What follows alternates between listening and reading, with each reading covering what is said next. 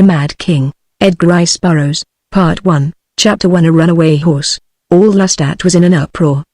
The Mad King had escaped.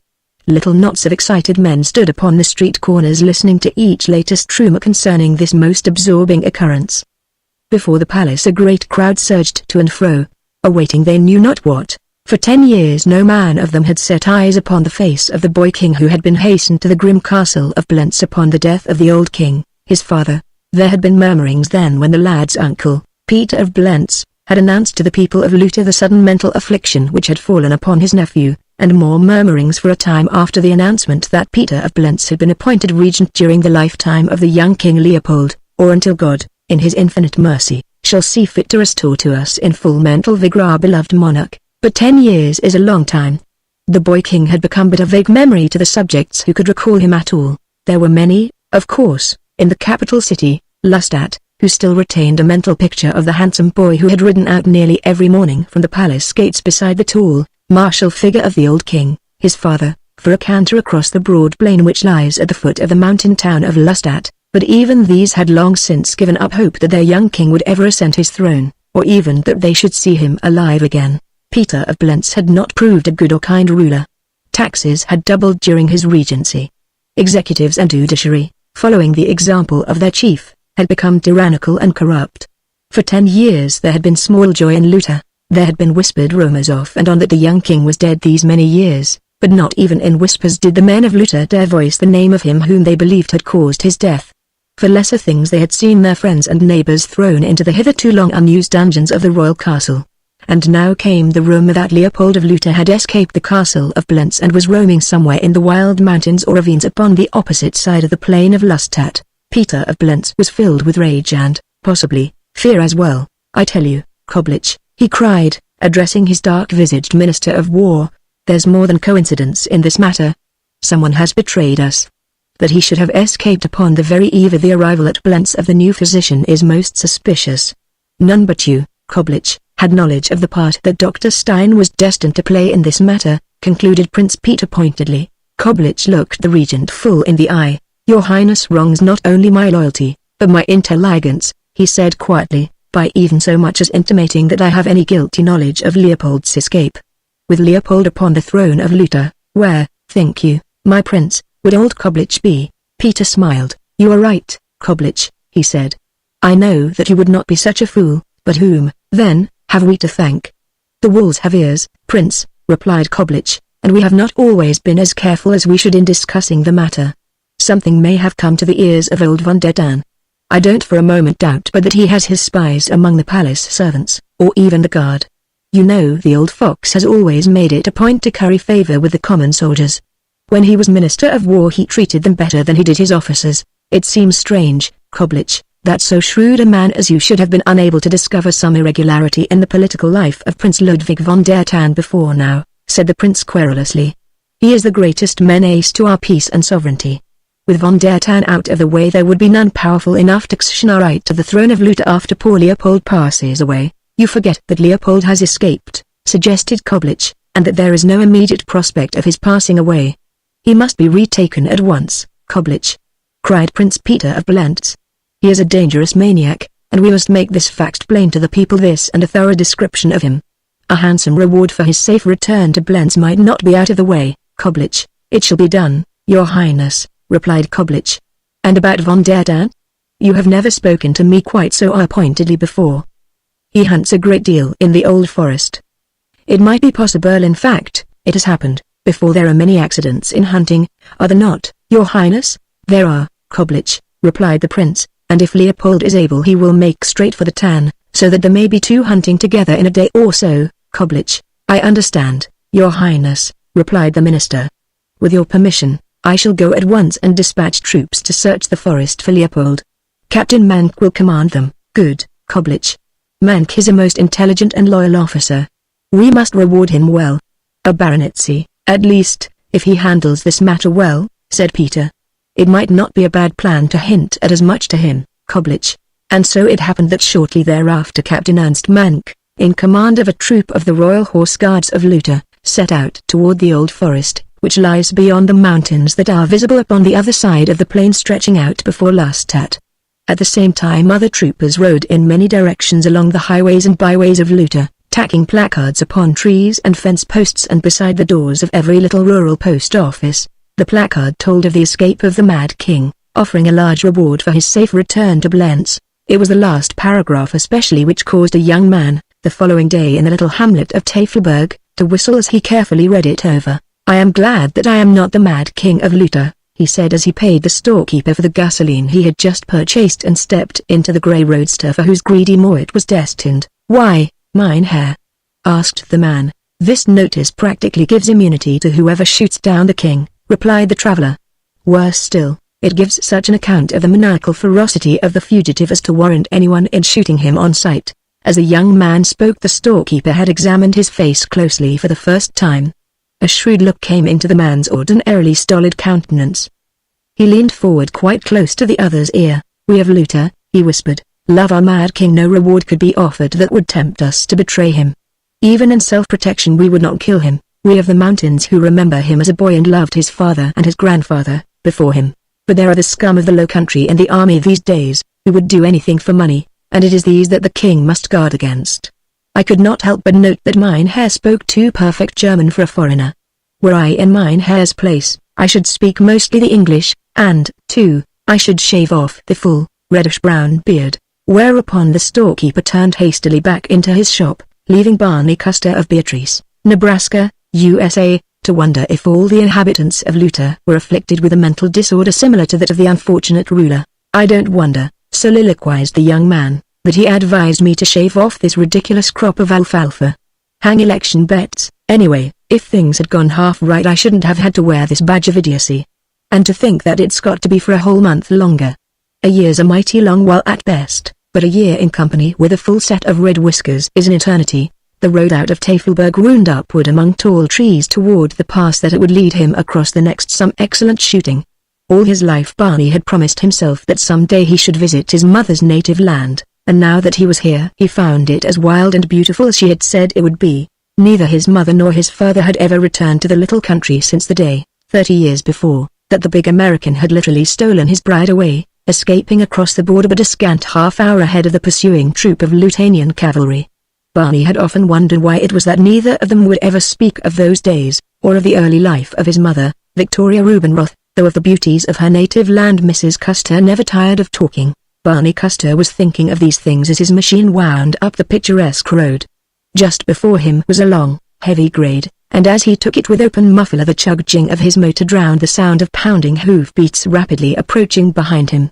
It was not until he topped the grade that he heard anything unusual, and at the same instant a girl on horseback tore past him.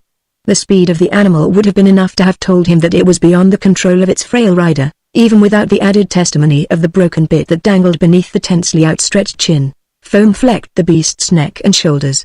It was evident that the horse had been running for some distance, yet its speed was still that of the thoroughly frightened runaway. The road at the point where the animal had passed Custer was cut from the hillside. At the left an embankment rose steeply to a height of 10 or 15 feet. On the right there was a drop of 100 feet or more into a wooded ravine. Ahead, the road apparently ran quite straight and smooth for a considerable distance. Barney Custer knew that so long as the road ran straight the girl might be safe enough, for she was evidently an excellent horsewoman. But he also knew that if there should be a sharp turn to the left ahead, the horse in his blind fright would in all probability dash headlong into the ravine below him. There was but a single thing that the man might attempt if he were to save the girl from the almost certain death which seemed in store for her, since he knew that sooner or later the road would turn, as all mountain roads do. The chances that he must take, if he failed, could only hasten the girl's end.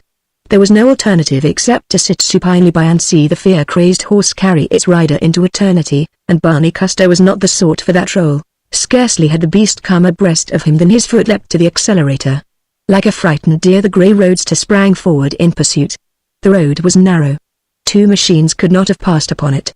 Barney took the outside that he might hold the horse away from the dangerous ravine. At the sound of the whirring thing behind him the animal cast an affrighted glance in its direction, and with a little squeal of terror redoubled its frantic efforts to escape. The girl, too, looked back over her shoulder. Her face was very white, but her eyes were steady and brave. Barney Custer smiled up at her in encouragement, and the girl smiled back at him. She's sure a game one, thought Barney. Now she was calling to him. At first he could not catch her words above the pounding of the horse's hooves and the noise of his motor. Presently he understood. "Stop!" she cried. "Stop or you will be killed. The road turns to the left just ahead. You'll go into the ravine at that speed." The front wheel of the roadster was at the horse's right flank. Barney stepped upon the accelerator a little harder. There was barely room between the horse and the edge of the road for the four wheels of the roadster, and Barney must be very careful not to touch the horse. The thought of that and what it would mean to the girl sent a cold shudder through Barney Custer's athletic frame. The man cast a glance to his right. His machine drove from the left side, and he could not see the road at all over the right-hand door. The sight of treetops waving beneath him was all that was visible. Just ahead the road's edge rushed swiftly beneath the right-hand fender. The wheels on that side must have been on the very verge of the embankment. Now he was abreast the girl. Just ahead he could see where the road disappeared around a corner of the bluff at the dangerous curve the girl had warned him against. Custer leaned far out over the side of his car. The lunging of the horse in his stride, and the swaying of the leaping car carried him first close to the girl and then away again. With his right hand he held the car between the frantic horse and the edge of the embankment. His left hand, outstretched, was almost at the girl's waist. The turn was just before them. "Jump!" cried Barney. The girl fell backward from her mount, turning to grasp Custer's arm as it closed about her. At the same instant Barney closed the throttle, and threw all the weight of his body upon the foot brake. The grey roadster swerved toward the embankment as the hind wheels skidded on the loose surface gravel. They were at the turn. The horse was just abreast the bumper. There was one chance in 1,000 of making the turn were the running beast out of the way. There was still a chance if he turned ahead of them. If he did not turn, Barney hated to think of what must follow. But it was all over in a second. The horse bolted straight ahead. Barney swerved the roadster to the turn. It caught the animal full in the side. There was a sickening lurch as the hind wheels slid over the embankment, and then the man shoved the girl from the running board to the road, and horse, man and roadster went over into the ravine.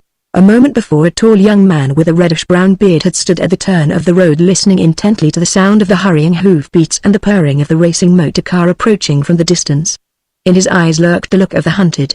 For a moment he stood in evident indecision, but just before the runaway horse and the pursuing machine came into view he slipped over the edge of the road to slink into the underbrush far down toward the bottom of the ravine. When Barney pushed the girl from the running board she fell heavily to the road, rolling over several times. But in an instant she scrambled to her feet, hardly the worse for the tumble other than a few scratches. Quickly she ran to the edge of the embankment, a look of immense relief coming to her soft, brown eyes as she saw her rescuer scrambling up the precipitous side of the ravine toward her. "You are not killed?" she cried in German. "It is a miracle, not even bruised," reassured Barney. "But you? You must have had a nasty fall." "I'm not hurt at all," she replied. "But for you I should be lying dead, or terribly maimed down there at the bottom of that awful ravine at this very moment. It's awful." She drew her shoulders upward in a little shudder of horror. "But how did you escape? Even now I can scarce believe it possible." "I'm quite sure I don't know how I did escape," said Barney, clambering over the rim of the road to her side. "That I had nothing to do with it, I am positive. It was just luck. I simply dropped out onto that bush down there." They were standing side by side, now peering down into the ravine where the car was visible. Bottom side up against a tree, near the base of the declivity. The horse's head could be seen protruding from beneath the wreckage. "I'd better go down and put him out of his misery," said Barney. "If he is not already dead." "I think he is quite dead," said the girl. "I have not seen him move." Just then a little puff of smoke arose from the machine, followed by a tongue of yellow flame. Barney had already started toward the horse. "Please don't go," begged the girl. "I am sure that he is quite dead, and it wouldn't be safe for you down there now. The gasoline tank may explode any minute." Barney stopped. "Yes, he is dead all right," he said, "but all my belongings are down there. My guns, 6-shooters and all my ammunition. And," he added ruefully, "I've heard so much about the brigands that infest these mountains." The girl laughed. "Those stories are really exaggerated," she said. "I was born in Luta, and except for a few months each year have always lived here, and though I ride much I have never seen a brigand." "You need not be afraid." Barney Custer looked up at her quickly, and then he grinned. His only fear had been that he would not meet brigands, for Mr. Bernard Custer, Jr., was young and the spirit of romance and adventure breathed strong within him. "Why do you smile?" asked the girl. "At our dilemma," evaded Barney. "Have you paused to consider our situation?" The girl smiled, too. "It is most unconventional," she said. "On foot and alone in the mountains, far from home, and we do not even know each other's name." "Pardon me," cried Barney, bowing low. "Permit me to introduce myself. I am," and then to the spirits of romance and adventure was added a third, the spirit of deviltry. "I am the Mad King of Luta." Chapter 2 Over the Precipice. The effect of his words upon the girl were quite different from what he had expected. An American girl would have laughed, knowing that he but joked. This girl did not laugh. Instead her face went white, and she clutched her bosom with her two hands. Her brown eyes peered searchingly into the face of the man. "Leopold!" she cried in a suppressed voice. "Oh, Your Majesty, thank God that you are free and sane." Before he could prevent it, the girl had seized his hand and pressed it to her lips. Here was a pretty muddle. Barney Custer swore at himself inwardly for a boorish fool. What in the world had ever prompted him to speak those ridiculous words? And now how was he to unsay them without mortifying this beautiful girl who had just kissed his hand? She would never forgive that, he was sure of it. There was but one thing to do, however, and that was to make a clean breast of it. Somehow, he managed to stumble through his explanation of what had prompted him, and when he had finished he saw that the girl was smiling indulgently at him. "It shall be Mr. Bernard Custer if you wish it so," she said. "But Your Majesty need fear nothing from Emma von der Tann. Your secret is as safe with me as with yourself, as the name of von der Tann must assure you." She looked to see the expression of relief and pleasure that her father's name should have brought to the face of Leopold of Luta, but when he gave no indication that he had ever before heard the name, she sighed and looked puzzled. "Perhaps," she thought, "he doubts me. Or can it be possible that, after all, his poor mind is gone?" "I wish," said Barney in a tone of entreaty, "that you would forgive and forget my foolish words, and then let me accompany you to the end of your journey." "Whither were you bound when I became the means of wrecking your motor car?" asked the girl. "To the Old Forest," replied Barney. Now she was positive that she was indeed with the Mad King of Luta, but she had no fear of him, for since childhood she had heard her father scout the idea that Leopold was mad. For what other purpose would he hasten toward the Old Forest than to take refuge in her father's castle upon the banks of the Tann at the forest's verge? "Thither was I bound also," she said, "and if you would come there quickly and in safety I can show you a short path across the mountains that my father taught me years ago. It touches the main road but once or twice, and much of the way passes through dense woods and undergrowth where an army might hide." "Hadn't we better find the nearest town," suggested Barney, "where I can obtain some sort of conveyance to take you home?" "It would not be safe," said the girl. "Peter of Blentz will have troops out scouring all Luta about Blentz and the Old Forest until the king is captured." Barney Custer shook his head despairingly. "Won't you please believe that I am but a plain American?" he begged. Upon the bole of a large wayside tree a fresh, new placard stared them in the face. Emma von der Tann pointed at one of the paragraphs. "Grey eyes, brown hair, and a full reddish-brown beard," she read. "No matter who you may be," she said, "you are safer off the highways of Luta than on them until you can find and use a razor." "But I cannot shave until the 5th of November, said Barney. Again the girl looked quickly into his eyes, and again in her mind rose the question that had hovered there once before. Was he indeed, after all, quite sane? "Then please come with me the safest way to my father's," she urged. "He will know what is best to do." "He cannot make me shave," insisted Barney. "Why do you wish not to shave?" asked the girl. "It is a matter of my honor," he replied. "I had my choice of wearing a green wastebasket bonnet trimmed with red roses for 6 months, or a beard for 12. If I shave off the beard before the 5th of November I shall be without honor in the sight of all men, or else I shall have to wear the green bonnet.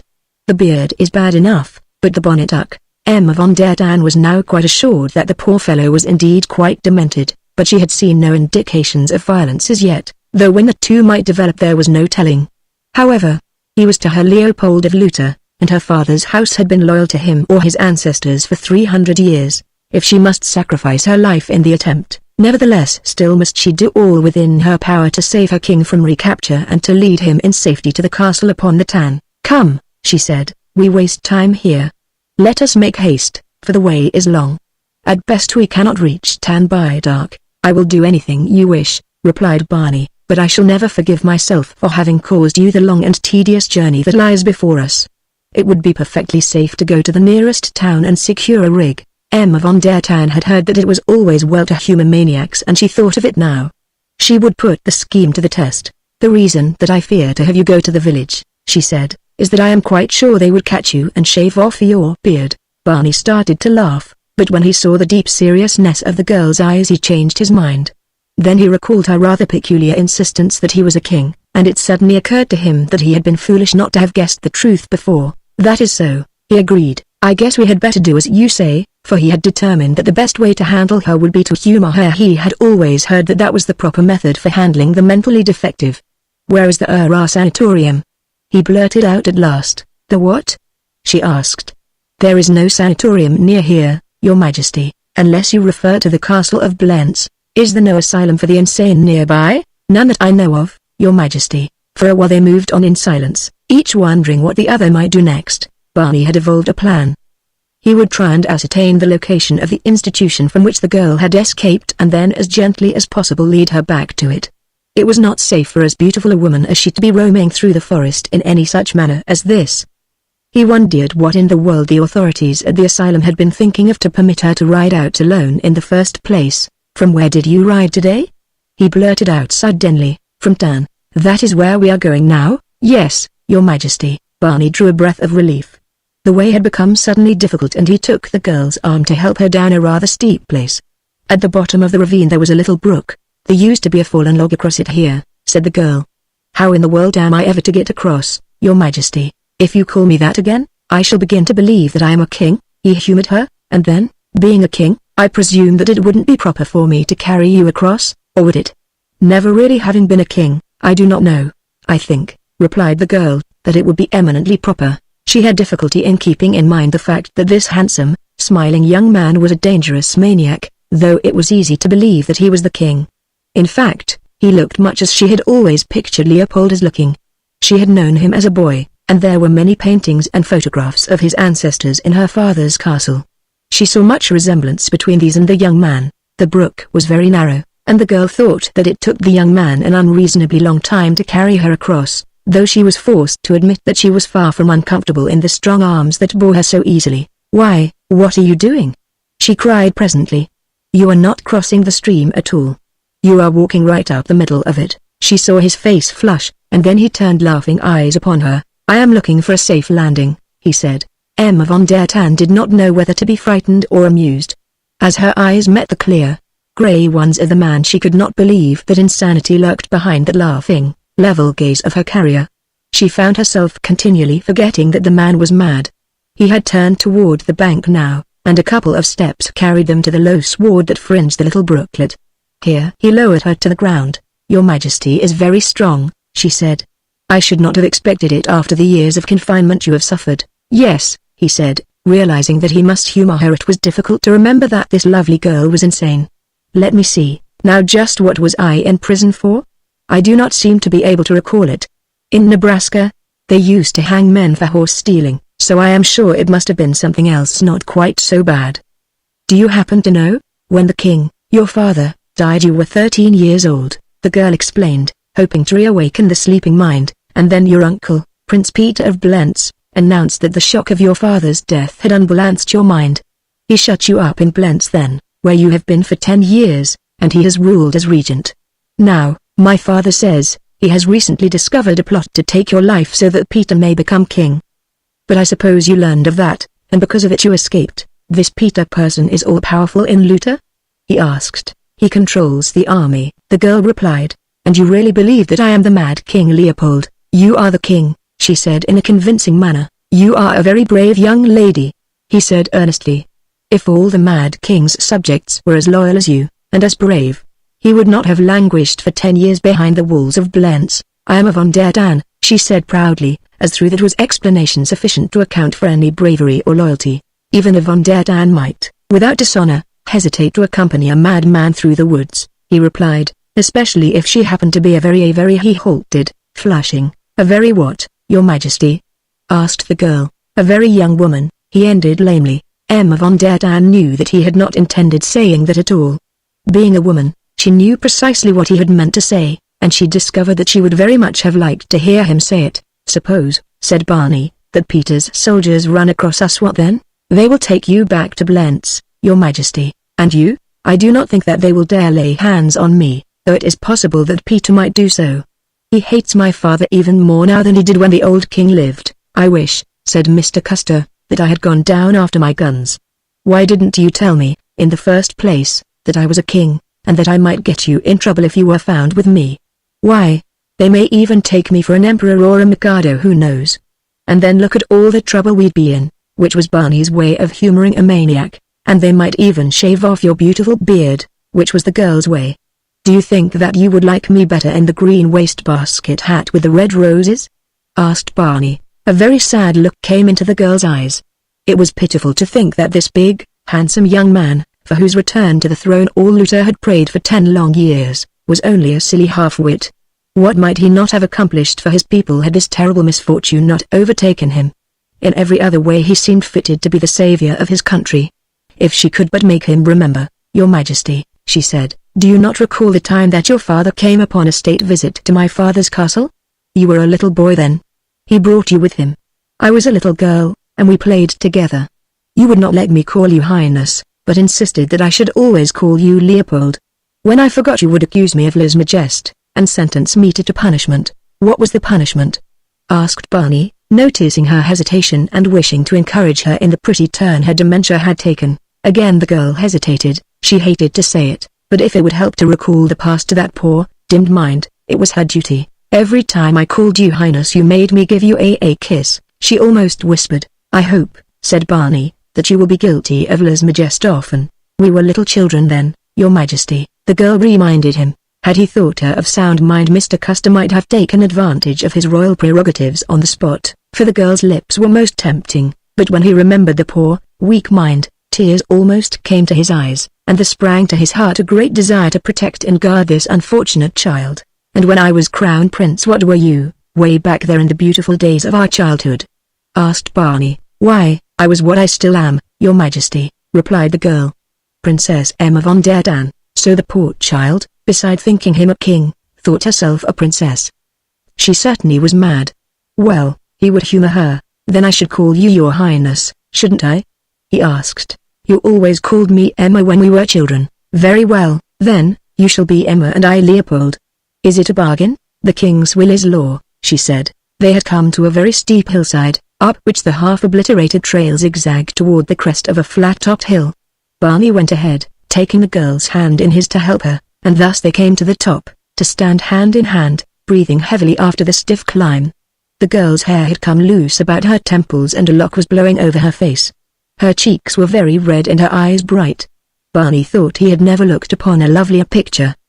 He smiled down into her eyes and she smiled back at him. "I wished, back there away," he said, "that little brook had been as wide as the ocean. Now I wish that this little hill had been as high as Montana Blanc." "You like to climb?" she asked. "I should like to climb forever with you," he said seriously. She looked up at him quickly. A reply was on her lips, but she never uttered it. For at that moment a ruffian in picturesque rags leapt out from behind a nearby bush, confronting them with a leveled revolver. He was so close that the muzzle of the weapon almost touched Barney's face. In that the fellow made his mistake. "You see," said Barney unexcitedly, "that I was right about the brigands after all. What do you want, my man?" The man's eyes had suddenly gone wide.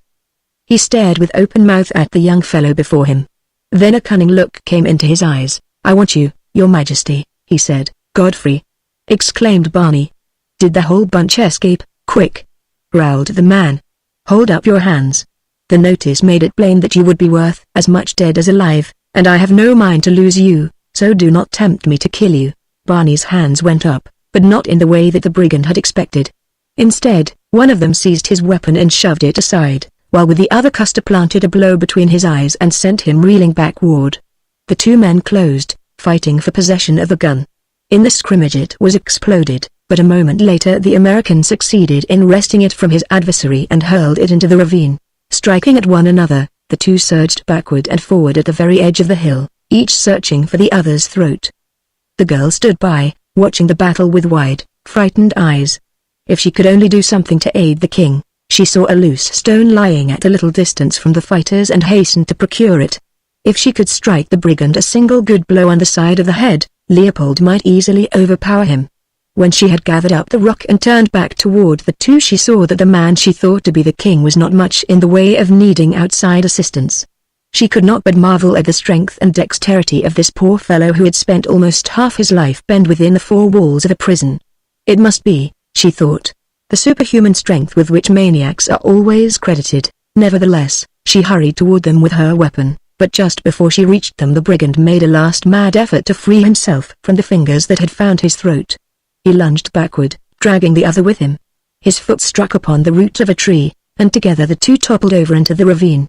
As the girl hastened toward the spot where the two had disappeared, she was startled to see 3 troopers of the palace cavalry headed by an officer break through the trees at a short distance from where the battle had waged. The 4 men ran rapidly toward her. "What has happened here?" shouted the officer to Emma von der Dan, and then, as he came closer, "God! Can it be possible that it is your highness?" The girl paid no attention to the officer. Instead, she hurried down the steep embankment toward the underbrush into which the 2 men had fallen. There was no sound from below, and no movement in the bushes to indicate that a moment before 2 desperately battling human beings had dropped among them. The soldiers were close upon the girl's heels, but it was she who first reached the 2 quiet figures that lay side by side upon the stony ground halfway down the hillside. When the officer stopped beside her, she was sitting on the ground holding the head of one of the combatants in her lap. A little stream of blood trickled from a wound in the forehead. The officer stooped closer. "He is dead?" he asked. "The king is dead," replied the Princess Emma von der Dan, a little sob in her voice. "The king!" exclaimed the officer, and then, as he bent lower over the white face, "Leopold." The girl nodded. "We were searching for him," said the officer, "when we heard the shot." Then, arising, he removed his cap, saying in a very low voice, "The king is dead. Long live the king." Chapter 3 An angry king. The soldiers stood behind their officer. None of them had ever seen Leopold of Lutha. He had been but a name to them. They cared nothing for him, but in the presence of death they were awed by the majesty of the king they had never known. The hands of Emma von der Dan were chafing the wrists of the man whose head rested in her lap. "Leopold," she whispered. "Leopold, come back. Mad king you may have been, but still you were king of Lutha, my father's king, my king." The girl nearly cried out in shocked astonishment as she saw the eyes of the dead king open. But Emma von der Dan was quick-witted. She knew for what purpose the soldiers from the palace were scouring the country. Had she not thought the king dead, she would have cut out her tongue rather than reveal his identity to these soldiers of his great enemy. Now she saw that Leopold lived, and she must undo the harm she had innocently wrought. She bent lower over Barney's face, trying to hide it from the soldiers. "Go away, please," she called to them. "Leave me with my dead king. You are Peter's men. You do not care for Leopold, living or dead. Go back to your new king and tell him that this poor young man can never more stand between him and the throne." The officer hesitated. "We shall have to take the king's body with us, your highness," he said. The officer, evidently becoming suspicious, came closer, and as he did so Barney Custer sat up. "Go away," cried the girl, for she saw that the king was attempting to speak. "My father's people will carry Leopold of Lutha in state to the capital of his kingdom." "What's all this row about?" he asked. "Can't you let a dead king alone if the young lady asks you to? What kind of a short sport are you, anyway? Run along, now, and tie yourself outside." The officer smiled, a trifle maliciously perhaps. He said, "I am very glad indeed that you are not dead, your majesty." Barney Custer turned his incredulous eyes upon the lieutenant. "Tu, brute!"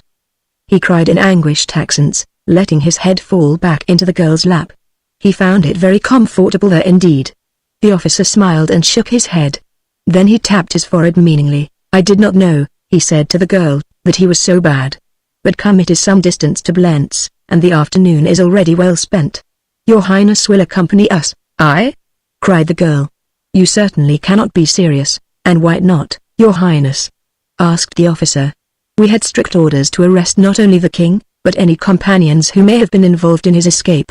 "I had nothing whatever to do with his escape," said the girl, "though I should have been only too glad to have aided him had the opportunity presented." "King Peter may think differently," replied the man. "The regent, you mean?"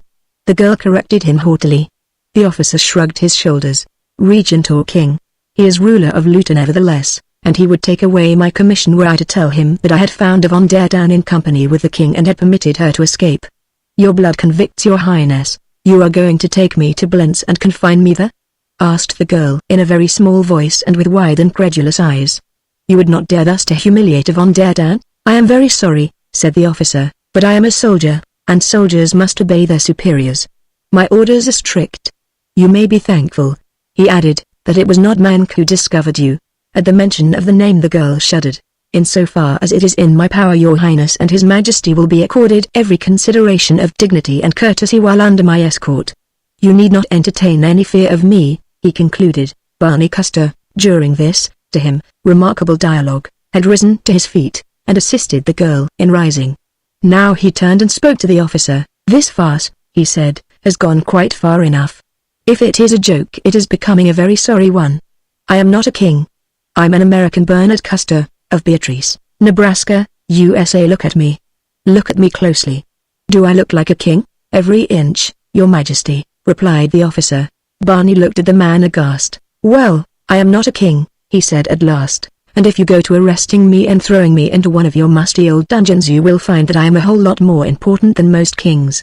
I'm an American citizen." "Yes, your majesty," replied the officer, a trifle impatiently. "But we waste time in idle discussion. Will your majesty be so good as to accompany me without resistance? If you will first escort this young lady to a place of safety," replied Barney. "She will be quite safe at Blentz," said the lieutenant. Barney turned to look at the girl, a question in his eyes. Before them stood the soldiers with drawn revolvers, and now at the summit of a hill a dozen more appeared in command of a sergeant. They were 2 against nearly a score, and Barney Custer was unarmed. The girl shook her head. "There is no alternative, I am afraid, your majesty," she said. Barney wheeled toward the officer. "Very well, lieutenant," he said, "we will accompany you." The party turned back up the hillside, leaving the dead bandit where he lay. The fellow's neck had been broken by the fall.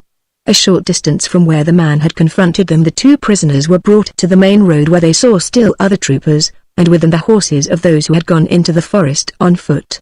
Barney and the girl were mounted on 2 of the animals, the soldiers who had ridden them clambering up behind 2 of their comrades. A moment later the troop set out along the road which leads to Blentz. The prisoners rode near the center of the column, surrounded by troopers. For a time they were both silent. Barney was wondering if he had accidentally tumbled into the private grounds of Luther's largest madhouse, or if, in reality, these people mistook him for the young king. It seemed incredible. It had commenced slowly to dawn upon him that perhaps the girl was not crazy after all. Had not the officer addressed her as Your Highness?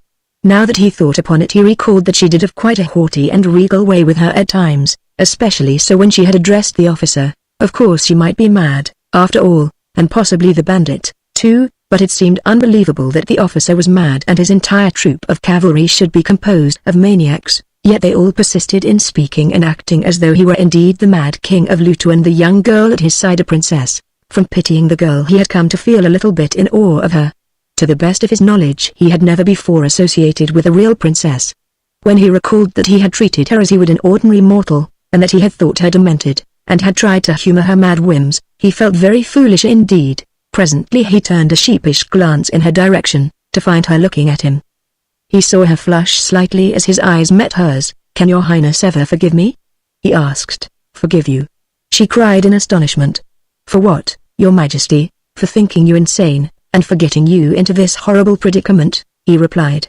"But especially for thinking you insane." "Did you think me mad?"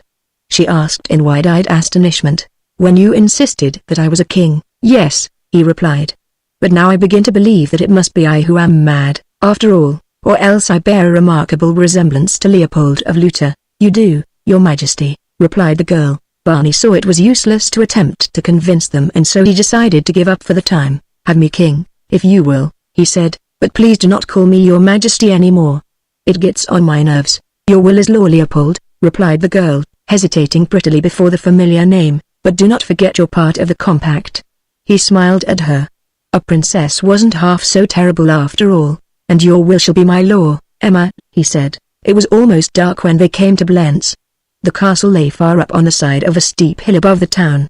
It was an ancient pile, but had been maintained in an excellent state of repair. As Barney Custer looked up at the grim towers and mighty, buttressed walls, his heart sank. It had taken the Mad King 10 years to make his escape from that gloomy and forbidding pile. "Poor child," he murmured, thinking of the girl. Before the barbican the party was halted by the guard. An officer with a lantern stepped out upon the lowered portcullis. The lieutenant who had captured them rode forward to meet him. "A detachment of the Royal Horse Guards escorting His Majesty the King, who is returning to Blentz," he said in reply to the officer's sharp challenge. "The King!" exclaimed the officer. "You have found him?" And he advanced with raised lantern searching for the monarch. At last, whispered Barney to the girl at his side, "I shall be vindicated. This man, at least, who is stationed at Blentz must know his king by sight." The officer came quite close, holding his lantern until the rays fell full in Barney's face. He scrutinized the young man for a moment. There was neither humility nor respect in his manner, so that the American was sure that the fellow had discovered the imposture. From the bottom of his heart he hoped so. Then the officer swung the lantern until its light shone upon the girl. "And who's the wench with him?" he asked the officer who had found them. The man was standing close beside Barney's horse, and the words were scarce out of his mouth when the American slipped from his saddle to the portcullis and struck the officer full in the face. "She is the Princess von der Dan, you boor," said Barney, "and let that help you remember it in future." The officer scrambled to his feet, white with rage. Whipping out his sword he rushed at Barney. "You shall die for that, you half-wit," he cried. Lieutenant Butzow, he of the Royal Horse, rushed forward to prevent the assault, and Emma von der Dan sprang from her saddle and threw herself in front of Barney. Butzow grasped the other officer's arm. "Are you mad, Sknow?" he cried. "Would you kill the king?" The fellow tugged to escape the grasp of Butzow. He was crazed with anger. "Why not?" he bellowed. "You were a fool not to have done it yourself. Mank will do it and get a baronetcy. It will mean a captaincy for me at least. Let me at him. No man can strike Karl Sknow and live." "The king is unarmed," cried Emma von der Dan. "Would you murder him in cold blood?" "He shall not murder him at all, your highness," said Lieutenant Butzow quietly. "Give me your sword, Lieutenant Sknow. I place you under arrest. What you have just said will not please the regent when it is reported to him. You should keep your head better when you are angry." "It is the truth," growled Sknow, regretting that his anger had led him into a disclosure of the plot against the king's life, but like most weak characters fearing to admit himself in error even more than he feared the consequences of his rash words. "Do you intend taking my sword?" asked Sknow suddenly, turning toward Lieutenant Butzow standing beside him. "We will forget the whole occurrence, Lieutenant," replied Butzow, "if you will promise not to harm His Majesty, or offer him or the Princess von der Dan further humiliation. Their position is sufficiently unpleasant without our adding to the degradation of it." "Very well," grumbled Sknow. "Pass on into the courtyard." Barney and the girl remounted and the little cavalcade moved forward through the ballium and the great gate into the court beyond. "Did you notice," said Barney to the princess, "that even he believes me to be the king? I cannot fathom it." Within the castle they were met by a number of servants and soldiers. An officer escorted them to the great hall, and presently a dark-visaged captain of cavalry entered and approached them. Butzow saluted. "His Majesty, the king," he announced, "has returned to Blentz. In accordance with the commands of the regent I deliver his august person into your safekeeping, Captain Mank." Mank nodded. He was looking at Barney with evident curiosity. "Where did you find him?" he asked Butzow. He made no pretense of according to Barney the faintest indication of the respect that is supposed to be due to those of royal blood. Barney commenced to hope that he had finally come upon one who would know that he was not king. Butzow recounted the details of the finding of the king. As he spoke, Mank's eyes, restless and furtive, seemed to be appraising the personal charms of the girl who stood just back of Barney. The American did not like the appearance of the officer, but he saw that he was evidently supreme at Blentz, and he determined to appeal to him in the hope that the man might believe his story and untangle the ridiculous muddle that a chance resemblance to a fugitive monarch had thrown him and the girl into. "Captain," said Barney, stepping closer to the officer, "there has been a mistake in identity here. I am not the king. I am an American traveling for pleasure in Luta. The fact that I have gray eyes and wear a full reddish-brown beard is my only offense. You are doubtless familiar with the king's appearance, and so you at least have already seen that I am not His Majesty. Not being the king, there is no cause to detain me longer, and as I am not a fugitive and never have been, this young lady has been guilty of no misdemeanor or crime in being in my company. Therefore she too should be released. In the name of justice and common decency I am sure that you will liberate us both at once and furnish the Princess von der Dan, at least, with a proper escort to her home." Mank listened in silence until Barney had finished, a half-smile upon his thick lips. "I am commencing to believe that you are not so crazy as we have all thought," he said. "Certainly," and he let his eyes rest upon Emma von der Dan, "you are not mentally deficient in so far as your judgment of a good-looking woman is concerned. I could not have made a better selection myself. As for my familiarity with your appearance, you know as well as I that I have never seen you before. But that is not necessary. You conform perfectly to the printed description of you with which the kingdom is flooded. Were that not enough, The fact that you were discovered with old von der Tann's daughter is sufficient to remove the least doubt as to your identity. You are governor of Blentz, cried Barney, and yet you say that you have never seen the king? Certainly, replied Mank. After you escaped, the entire personnel of the garrison here was changed, even the old servants to a man were withdrawn and others substituted. You will have difficulty in again escaping, for those who aided you before are no longer here. There is no man in the castle of Blentz who has ever seen the king? Asked Barney. None who has seen him before tonight, replied Mank. But were we in doubt, we have the word of the Princess Emma that you are Leopold. Did she not admit it to you, Butzow? When she thought His Majesty dead she admitted it, replied Butzow. We gain nothing by discussing the matter, said Mank shortly. You are Leopold of Lutter. Prince Peter says that you are mad. All that concerns me is that you do not escape again, and you may rest assured that while Ernst Mank is governor of Blentz you shall not escape and go at large again. Are the royal apartments in readiness for His Majesty, Dr. Stein? He concluded, turning toward a rat-faced little man with bushy whiskers, who stood just behind him. The query was propounded in an ironical tone, and with a manner that made no pretense of concealing the contempt of the speaker for the man he thought the king. The eyes of the Princess Emma were blazing as she caught the scant respect in Mank's manner. She looked quickly toward Barney to see if he intended rebuking the man for his impertinence. She saw that the king evidently intended overlooking Mank's attitude. But Emma von der Tann was of a different mind. She had seen Mank several times at social functions in the capital.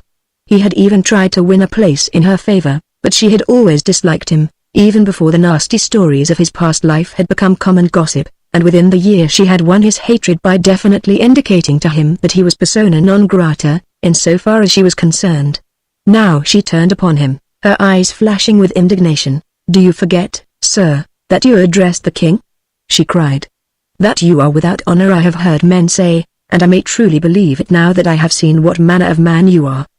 The most lowly bred boor in all Lutter would not be so ungenerous as to take advantage of his king's helplessness to heap indignities upon him. Leopold of Lutter shall come into his own some day, and my dearest hope is that his first act may be to mete out to such as you the punishment you deserve. Mank paled in anger. His fingers twitched nervously, but he controlled his temper remarkably well, biding his time for revenge. Take the king to his apartments, Stein. He commanded curtly, and you, Lieutenant Butzow, accompany them with a guard, nor leave until you see that he is safely confined. You may return here afterward for my further instructions. In the meantime I wish to examine the king's mistress. For a moment tense silence reigned in the apartment after Mank had delivered his wanton insult. Emma von der Tann, her little chin high in the air, stood straight and haughty, nor was there any sign in her expression to indicate that she had heard the man's words. Barney was the first to take cognizance of them. You cur! He cried, and took a step toward Mank. You're going to eat that, word for word. Mank stepped back, his hand upon his sword. Butzow laid a hand upon Barney's arm. Don't, your majesty, he implored, it will but make your position more unpleasant, nor will it add to the safety of the Princess von der Tann for you to strike him now. Barney shook himself free from Butzow, and before either Stein or the lieutenant could prevent had sprung upon Mank. The latter had not been quick enough with his sword, so that Barney had struck him twice, heavily in the face before the officer was able to draw. Butzow had sprung to the king's side, and was attempting to interpose himself between Mank and the American. In a moment more the sword of the infuriated captain would be in the king's heart.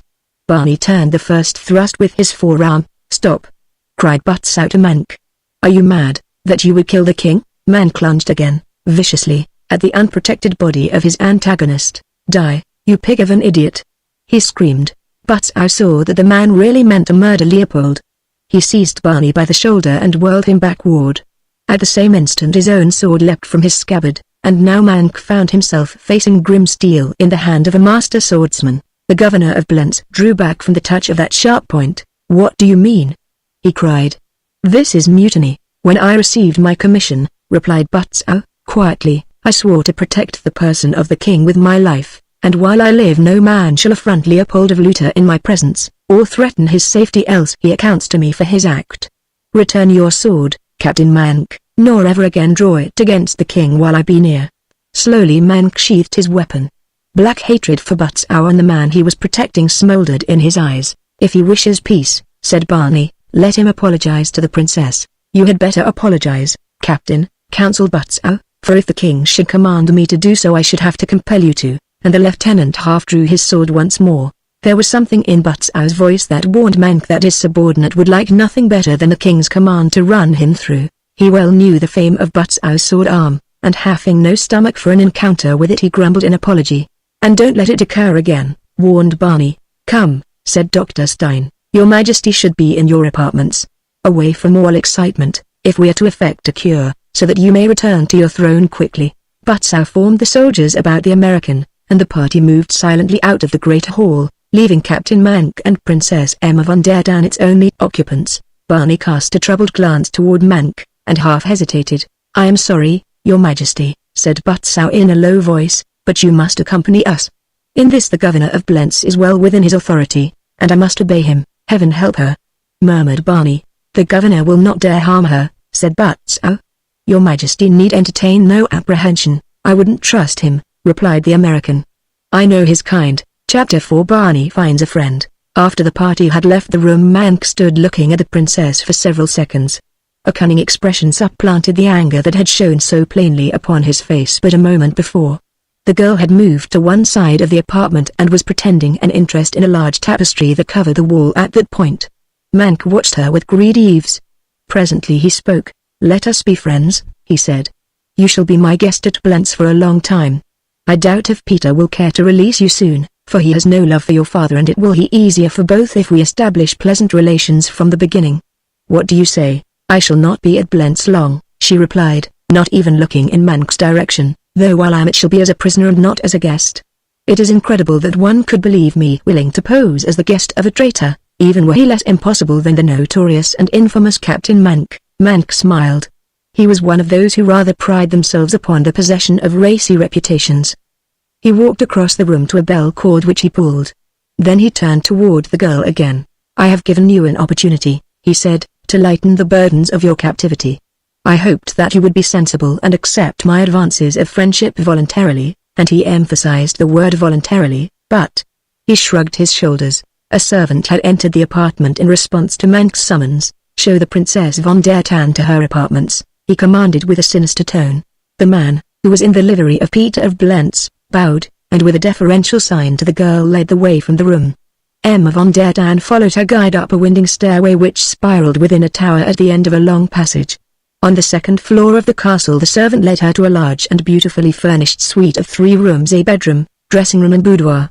After showing her the rooms that were to be hers, the servant left her alone. As soon as he had gone, the Princess von der Tan took another turn through the suite, looking to the doors and windows to ascertain how securely she might barricade herself against unwelcome visitors. She found that the 3 rooms lay in an angle of the old, moss-covered castle wall. The bedroom and dressing room were connected by a doorway, and each in turn had another door opening into the boudoir. The only connection with the corridor without it was through a single doorway from the boudoir. This door was equipped with a massive bolt, which, when she had shot it, gave her a feeling of immense relief and security. The windows were all too high above the court on one side and the moat upon the other to cause her the slightest apprehension of danger from the outside. The girl found the boudoir not only beautiful, but extremely comfortable and cozy. A huge log fire blazed upon the hearth, and, though it was summer, its warmth was most welcome, for the night was chill. Across the room from the fireplace a full-length oil of a former Blentz princess looked down in arrogance upon the unwilling occupant of the room. It seemed to the girl that there was an expression of annoyance upon the painted countenance that another, and an enemy of her house, should be making free with her belongings. She wondered a little, too, that this huge oil should have been bung in a lady's boudoir. It seemed singularly out of place. If she would but smile, thought Emma von der Tan, she would detract less from the otherwise pleasant surroundings, but I suppose she serves her purpose in some way, whatever it may be. There were papers, magazines and books upon the center table and more books upon a low tier of shelves on either side of the fireplace. The girl tried to amuse herself by reading, but she found her thoughts continually reverting to the unhappy situation of the king, and her eyes momentarily wandered to the cold and repellent face of the Blentz princess. Finally she wheeled a great armchair near the fireplace, and with her back toward the portrait made a final attempt to submerge her unhappy thoughts in a current periodical. When Barney and his escort reached the apartments that had been occupied by the King of Luta before his escape, Butsow and the soldiers left him in company with Dr. Stein and an old servant, whom the doctor introduced as his new personal attendant. "Your Majesty will find him a very attentive and faithful servant," said Stein. He will remain with you and administer your medicine at proper intervals." "Medicine?" ejaculated Barney. "What in the world do I need of medicine? There is nothing the matter with me." Stein smiled indulgently. "Ah, Your Majesty," he said, "if you could but realize the sad affliction that clouds your life. You may never sit upon your throne until the last trace of this sinister mental disorder is eradicated, so take your medicine voluntarily, or otherwise Joseph will be compelled to administer it by force. Remember, sire, that only through this treatment will you be able to leave Blentz." After Stein had left the room, Joseph bolted the door behind him. Then he came to where Barney stood in the center of the apartment, and dropping to his knees took the young man's hand in his and kissed it. "God has been good indeed, Your Majesty," he whispered. "It was he who made it possible for old Joseph to deceive them and find his way to your side." "Who are you, my man?" asked Barney. "I am from Dan," whispered the old man, in a very low voice. "His Highness, the Prince, found the means to obtain service for me with the new retinue that has replaced the old which permitted Your Majesty's escape. There was another from Dan among the former servants here. It was through his efforts that you escaped before, you will recall. I have seen Fritz and learned from him the way, so that if Your Majesty does not recall it, it will make no difference, for I know it well, having been over it 3 times already since I came here, to be sure that when the time came that they should recapture you I might lead you out quickly before they could slay you." "You really think that they intend murdering me?" "There is no doubt about it, Your Majesty," replied the old man. "This very bottle," Joseph touched the phial which Stein had left upon the table, "contains the means whereby, through my hands, you are to be slowly poisoned. Do you know what it is? Bichloride of mercury, Your Majesty. 1 dose would have been sufficient, and after a few days, perhaps a week, you would have died in great agony." Barney shuddered. "But I am not the king, Joseph," said the young man, "so even had they succeeded in killing me it would have profited them nothing." Joseph shook his head sadly. "Your Majesty will pardon the presumption of one who loves him," he said, "if he makes so bold as to suggest that Your Majesty must not again deny that he is king. That only tends to corroborate the contention of Prince Peter that Your Majesty is not just sane, and so, incompetent to rule Luther. But we at Tann know differently, and with the help of the good God we will place Your Majesty upon the throne which Peter has kept from you all these years." Barney sighed. They were determined that he should be king whether he would or no. He had often thought he would like to be a king, but now the realization of his boyish dreaming which seemed so imminent bade fair to be almost anything than pleasant. Barney suddenly realized that the old fellow was talking. He was explaining how they might escape. It seemed that a secret passage led from this very chamber to the vaults beneath the castle and from through a narrow tunnel below the moat to a cave in the hillside far beyond the structure. "They will not return again tonight to see Your Majesty," said Joseph, "and so we had best make haste to leave at once. I have a rope and swords in readiness. We shall need the rope to make our way down the hillside, but let us hope that we shall not need the swords." "I cannot leave Blentz," said Barney, "unless the Princess Emma goes with us." "The Princess Emma?" cried the old man. "What Princess Emma?" "Princess von der Dan," replied Barney. "Did you not know that she was captured with me?" The old man was visibly affected by the knowledge that his young mistress was a prisoner within the walls of Blentz. He seemed torn by conflicting emotions, his duty toward his king and his love for the daughter of his old master.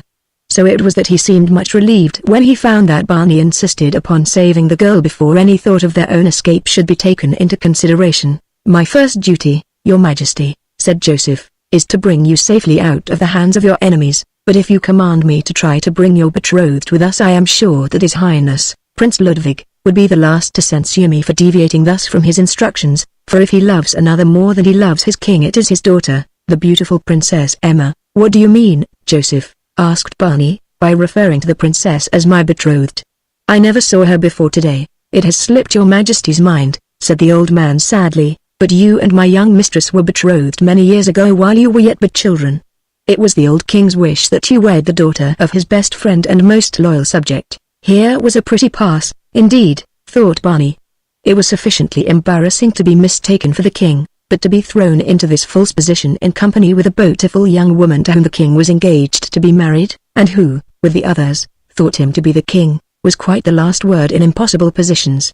Following this knowledge there came to Barney the first pangs of regret that he was not really the king, and then the realization, so sudden that it almost took his breath away, that the girl was very beautiful and very much to be desired. He had not thought about the matter until her utter impossibility was forced upon him. It was decided that Joseph should leave the king's apartment at once and discover in what part of the castle Emma von der Tan was imprisoned. Their further plans were to depend upon the information gained by the old man during his tour of investigation of the castle. In the interval of his absence, Barney paced the length of his prison time and time again. He thought the fellow would never return. Perhaps he had been detected in the act of spying, and was himself a prisoner in some other part of the castle. The thought came to Barney like a blow in the face, for he realized that then he would be entirely at the mercy of his captors, and that there would be none to champion the cause of the Princess von der Tan. When his nervous tension had about reached the breaking point, there came a sound of stealthy movement just outside the door of his room. Barney halted close to the massive panels. He heard a key fitted quietly and then the lock grated as it turned. Barney thought that they had surely detected Joseph's duplicity and had come to make short work of the king before other traitors arose in their midst entirely to frustrate their plans. The young American stepped to the wall behind the door that he might be out of sight of whoever entered. Should it prove other than Joseph, might the Lord help them. The clenched fists, square-set chin, and gleaming grey eyes of the prisoner presaged no good for any incoming enemy. Slowly the door swung open and a man entered the room. Barney breathed a deep sigh of relief. It was Joseph. "Well?" cried the young man from behind him. And Joseph started as though Peter of Blentz himself had laid an accusing finger upon his shoulder. "What news, Your Majesty?" gasped Joseph. "How you did startle me. I found the apartments of the princess, sire. There is a bare chance that we may succeed in rescuing her, but a very bare one, indeed. We must traverse a main corridor of the castle to reach her suite, and then return by the same way. It will be a miracle if we are not discovered, but the worst of it is that next to her apartments, and between them and Your Majesty's, are the apartments of Captain Mank. He is sure to be there, and officers and servants may be coming and going throughout the entire night, for the man is a convivial fellow, sitting at cards and drink until sunrise nearly every day. And when we have brought the princess in safety to my quarters," asked Barney, "what then? How shall we conduct her from the castle?" "You have not told me that as yet," the old man explained. Then the plan of escape. It seemed that one of the two huge tile panels that flanked the fireplace on either side was in reality a door hiding the entrance to a shaft that rose from the vaults beneath the castle to the roof. At each floor there was a similar secret door concealing the mouth of the passage. From the vaults a corridor led through another secret panel to the tunnel that wound downward to the cave in the hillside. "Beyond that we shall find horses, Your Majesty," concluded the old man. "They have been hidden in the woods since I came to Blentz. Each day I go there to water and feed them." During the servant's explanation, Barney had been casting about in his mind for some means of rescuing the princess without so great risk of detection, and as the plan of the secret passageway became clear to him, he thought that he saw a way to accomplish the thing with comparative safety in so far as detection was concerned. "Who occupies the floor above us, Joseph?" he asked. "It is vacant," replied the old man. "Good. Come, show me the entrance to the shaft," directed Barney. "You will go without attempting to succor the Princess Emma?"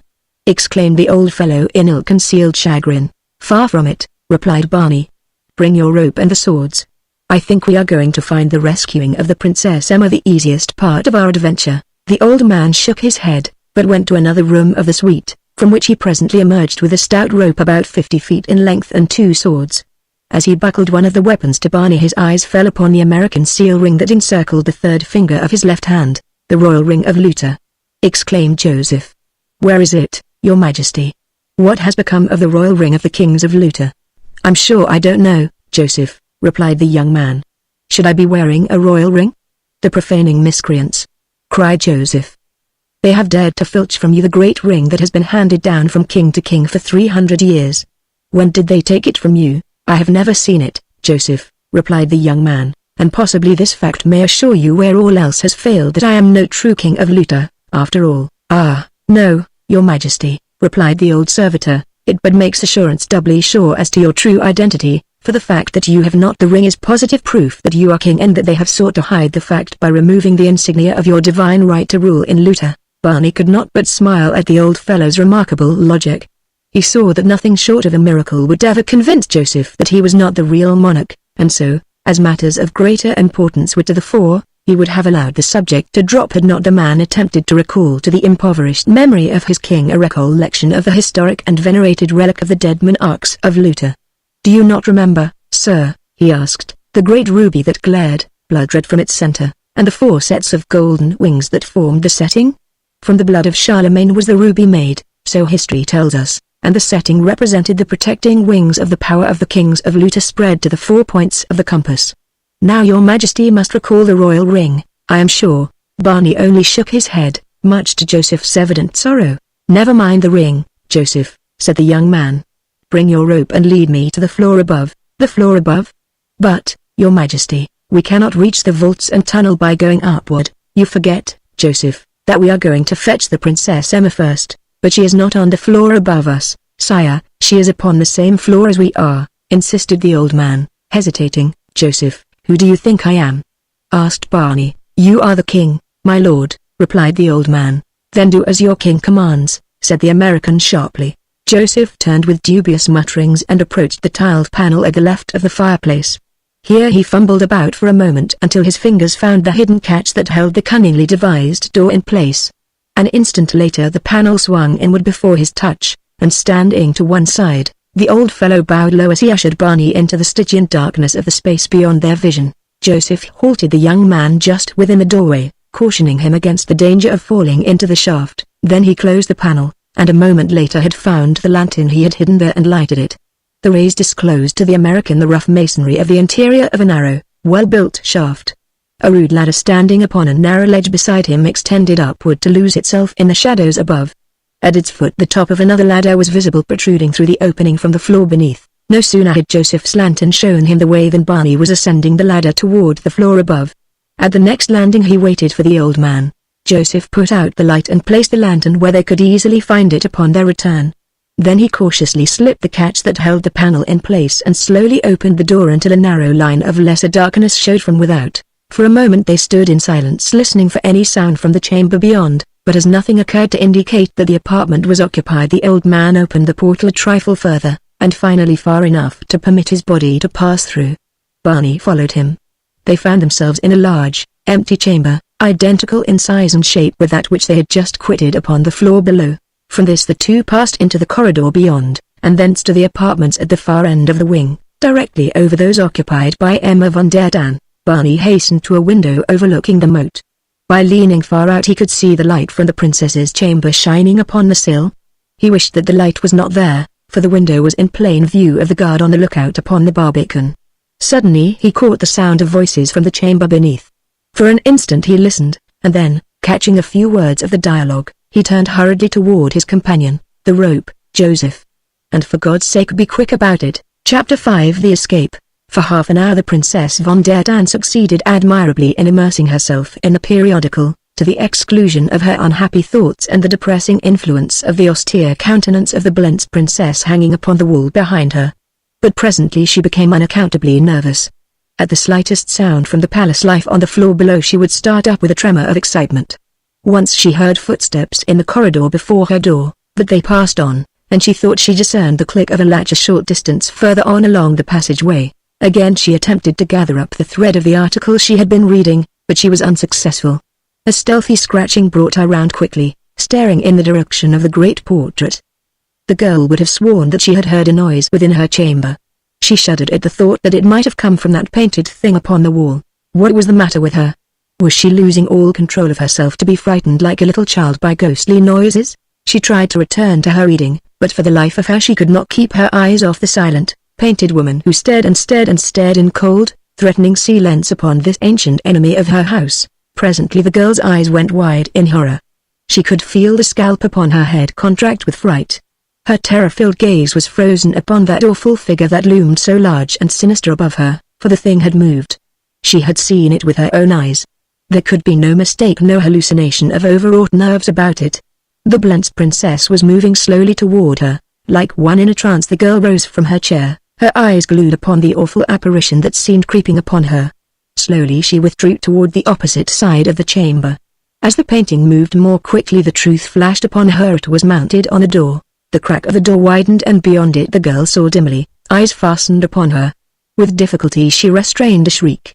The portal swung wide and a man in uniform stepped into the room. It was Monk. Emma von der Tan gazed in unveiled abhorrence upon the leering face of the governor of Blentz. "What means this intrusion?"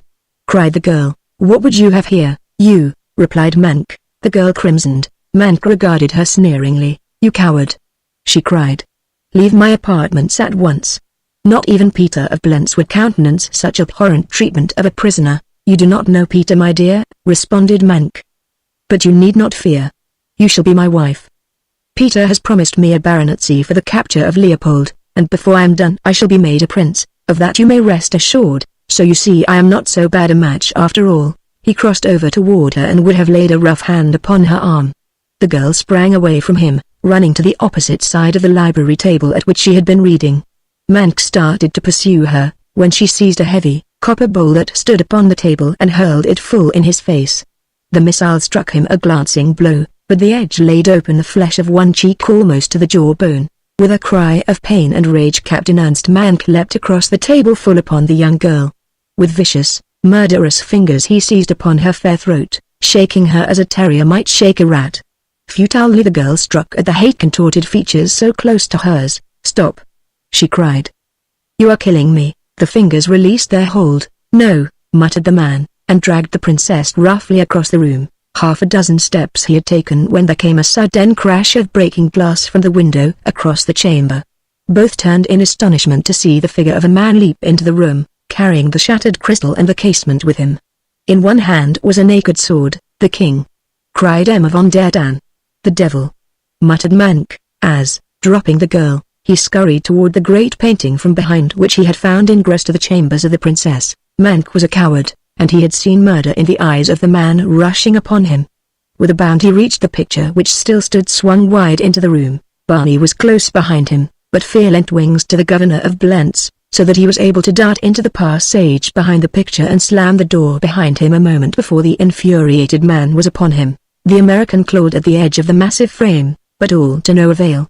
Then he raised his sword and slashed the canvas, hoping to find a way into the place beyond, but mighty oaken panels barred his further progress. With a whispered oath he turned back toward the girl. "Thank heaven that I was in time, Emma," he cried. "Oh, Leopold, my king, but at what a price," replied the girl. "He will return now with others and kill you. He is furious, so furious that he scarce knows what he does." "He seemed to know what he was doing when he ran for the hole in the wall," replied Barney with a grin. "But come, it won't pay to let them find us should they return." Together they hastened to the window beyond which the girl could see a rope dangling from above. The sight of it partially solved the riddle of the king's almost uncanny presence upon her window sill in the very nick of time. Below, the lights in the watchtower at the outer gate were plainly visible, and the twinkling of them reminded Barney of the danger of detection from that quarter. Quickly he recrossed the apartment to the wall switch that operated the recently installed electric lights, and an instant later the chamber was in total darkness. Once more at the girl's side Barney drew in one end of the rope and made it fast about her body below her arms, leaving a sufficient length terminating in a small loop to permit her to support herself more comfortably with one foot within the noose. Then he stepped to the outer sill, and reaching down assisted her to his side. Far below them the moonlight played upon the sluggish waters of the moat. In the distance twinkled the lights of the village of Blentz. From the courtyard and the palace came faintly the sound of voices, and the movement of men. A horse whinnied from the stables. Barney turned his eyes upward. He could see the head and shoulders of Joseph leaning from the window of the chamber directly above them. "Hoist away, Joseph," whispered the American, and to the girl, "Be brave. Shut your eyes and trust to Joseph and my king," finished the girl for him. His arm was about her shoulders, supporting her upon the narrow sill. His cheek so close to hers that once he felt the soft velvet of it brush his own.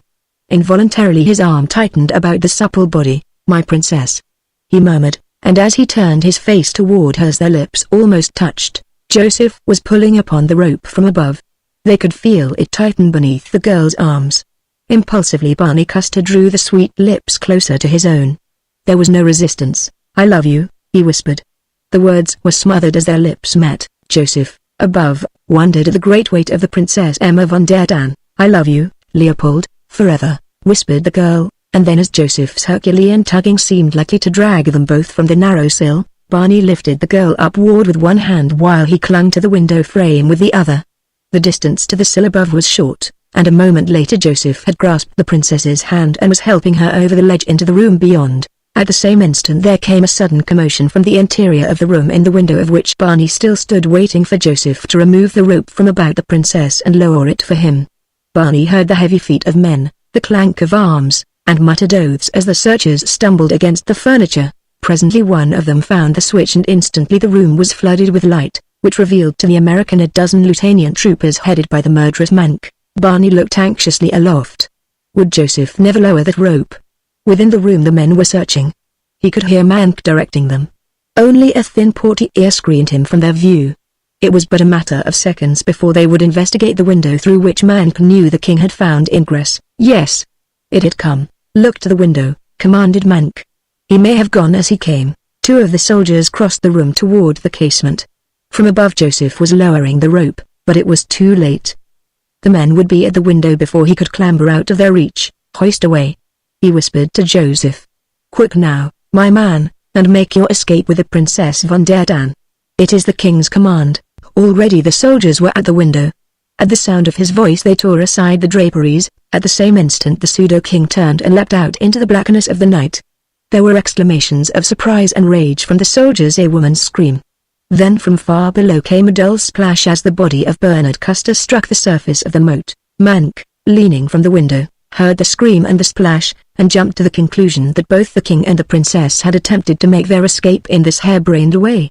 Immediately all the resources at his command were put to the task of searching the moat and the adjacent woods. He was sure that one or both of the prisoners would be stunned by impact with the surface of the water, and then drowned before they regained consciousness, but he did not know Bernard Custer, nor the facility and almost uncanny ease with which that young man could negotiate a high dive into shallow water. Nor did he know that upon the floor above him one Joseph was hastening along a dark corridor toward a secret panel in another apartment, and that with him was the Princess Emma bound for liberty and safety far from the frowning walls of Blentz. As Barney's head emerged above the surface of the moat he shook it vigorously to free his eyes from water, and then struck out for the further bank. Long before his pursuers had reached the courtyard and alarmed the watch at the Barbican, the American had crawled out upon dry land and hastened across the broad clearing to the patch of stunted trees that grew lower down upon the steep hillside before the castle. He shrank from the thought of leaving Blentz without knowing positively that Joseph had made good the escape of himself and the princess, but he finally argued that even if they had been retaken, he could serve her best by hastening to her father and fetching the only succor that might prevail against the strength of Blentz's armed men in sufficient force to storm the ancient fortress. He had scarcely entered the wood when he heard the sound of the searchers at the moat, and saw the rays of their lanterns flitting hither and thither as they moved back and forth along the bank. Then the young man turned his face from the castle and set forth across the unfamiliar country in the direction of the old forest and the castle von der Dan. The memory of the warm lips that had so recently been pressed to his urged him on in the service of the wondrous girl who had come so suddenly into his life, bringing to him the realization of a love that he knew must alter, for happiness or for sorrow, all the balance of his existence, even unto death. He dreaded the day of reckoning when, at last, she must learn that he was no king. He did not have the temerity to hope that her courage would be equal to the great sacrifice which the acknowledgement of her love for one not of noble blood must entail, but he could not believe that she would cease to love him when she learned the truth. So the future looked black and cheerless to Barney Custer as he trudged along the rocky, moonlit way. The only bright spot was the realization that for a while at least he might be serving the one woman in all the world. All the balance of the long night the young man traversed valley and mountain, holding due south in the direction he supposed the old forest to lie. He passed many a little farm tucked away in the hollow of a hillside, and quaint hamlets, and now and then the ruins of an ancient feudal stronghold, but no great forest of black oaks loomed before him to apprise him of the nearness of his goal, nor did he dare to ask the correct route at any of the homes he passed. His fatal likeness to the description of the mad king of Luta warned him from intercourse with the men of Luta until he might know which were friends and which enemies of the hapless monarch. Dawn found him still upon his way, but with a determination fully crystallized to hail the first man he met and ask the way to Tann. He still avoided the main traveled roads, but from time to time he paralleled them close enough that he might have ample opportunity to hail the first passer-by. The road was becoming more and more mountainous and difficult. There were fewer homes and no hamlets, and now he began to despair entirely of meeting any who could give him direction unless he turned and retraced his steps to the nearest farm. Directly before him the narrow trail he had been following for the past few miles wound sharply about the shoulder of a protruding cliff. He would see what lay beyond the turn. Perhaps he would find the old forest there, after all, but instead he found something very different, though in its way quite as interesting, for as he rounded the rugged bluff he came face to face with two evil-looking fellows astride stocky, rough-coated ponies. At sight of him they drew in their mounts and eyed him suspiciously. Nor was there great cause for wonderment in that, for the American presented aught but a respectable appearance. His khaki motoring suit, soaked from immersion in the moat, had but partially dried upon him. Mud from the banks of the stagnant pool caked his legs to the knees, almost hiding his one-stand puttees. More mud streaked his jacket front and stained its sleeves to the elbows. He was bareheaded, for his cap had remained in the moat at Blentz, and his disheveled hair was tousled upon his head, while his full beard had dried into a weird and tangled fringe about his face. At his side still hung the sword that Joseph had buckled there, and it was this that caused the two men the greatest suspicion of this strange-looking character. They continued to eye Barney in silence, every now and then casting apprehensive glances beyond him, as though expecting others of his kind to appear in the trail at his back. And that is precisely what they did fear, for the sword at Barney's side had convinced them that he must be an officer of the army, and they looked to see his command following in his wake.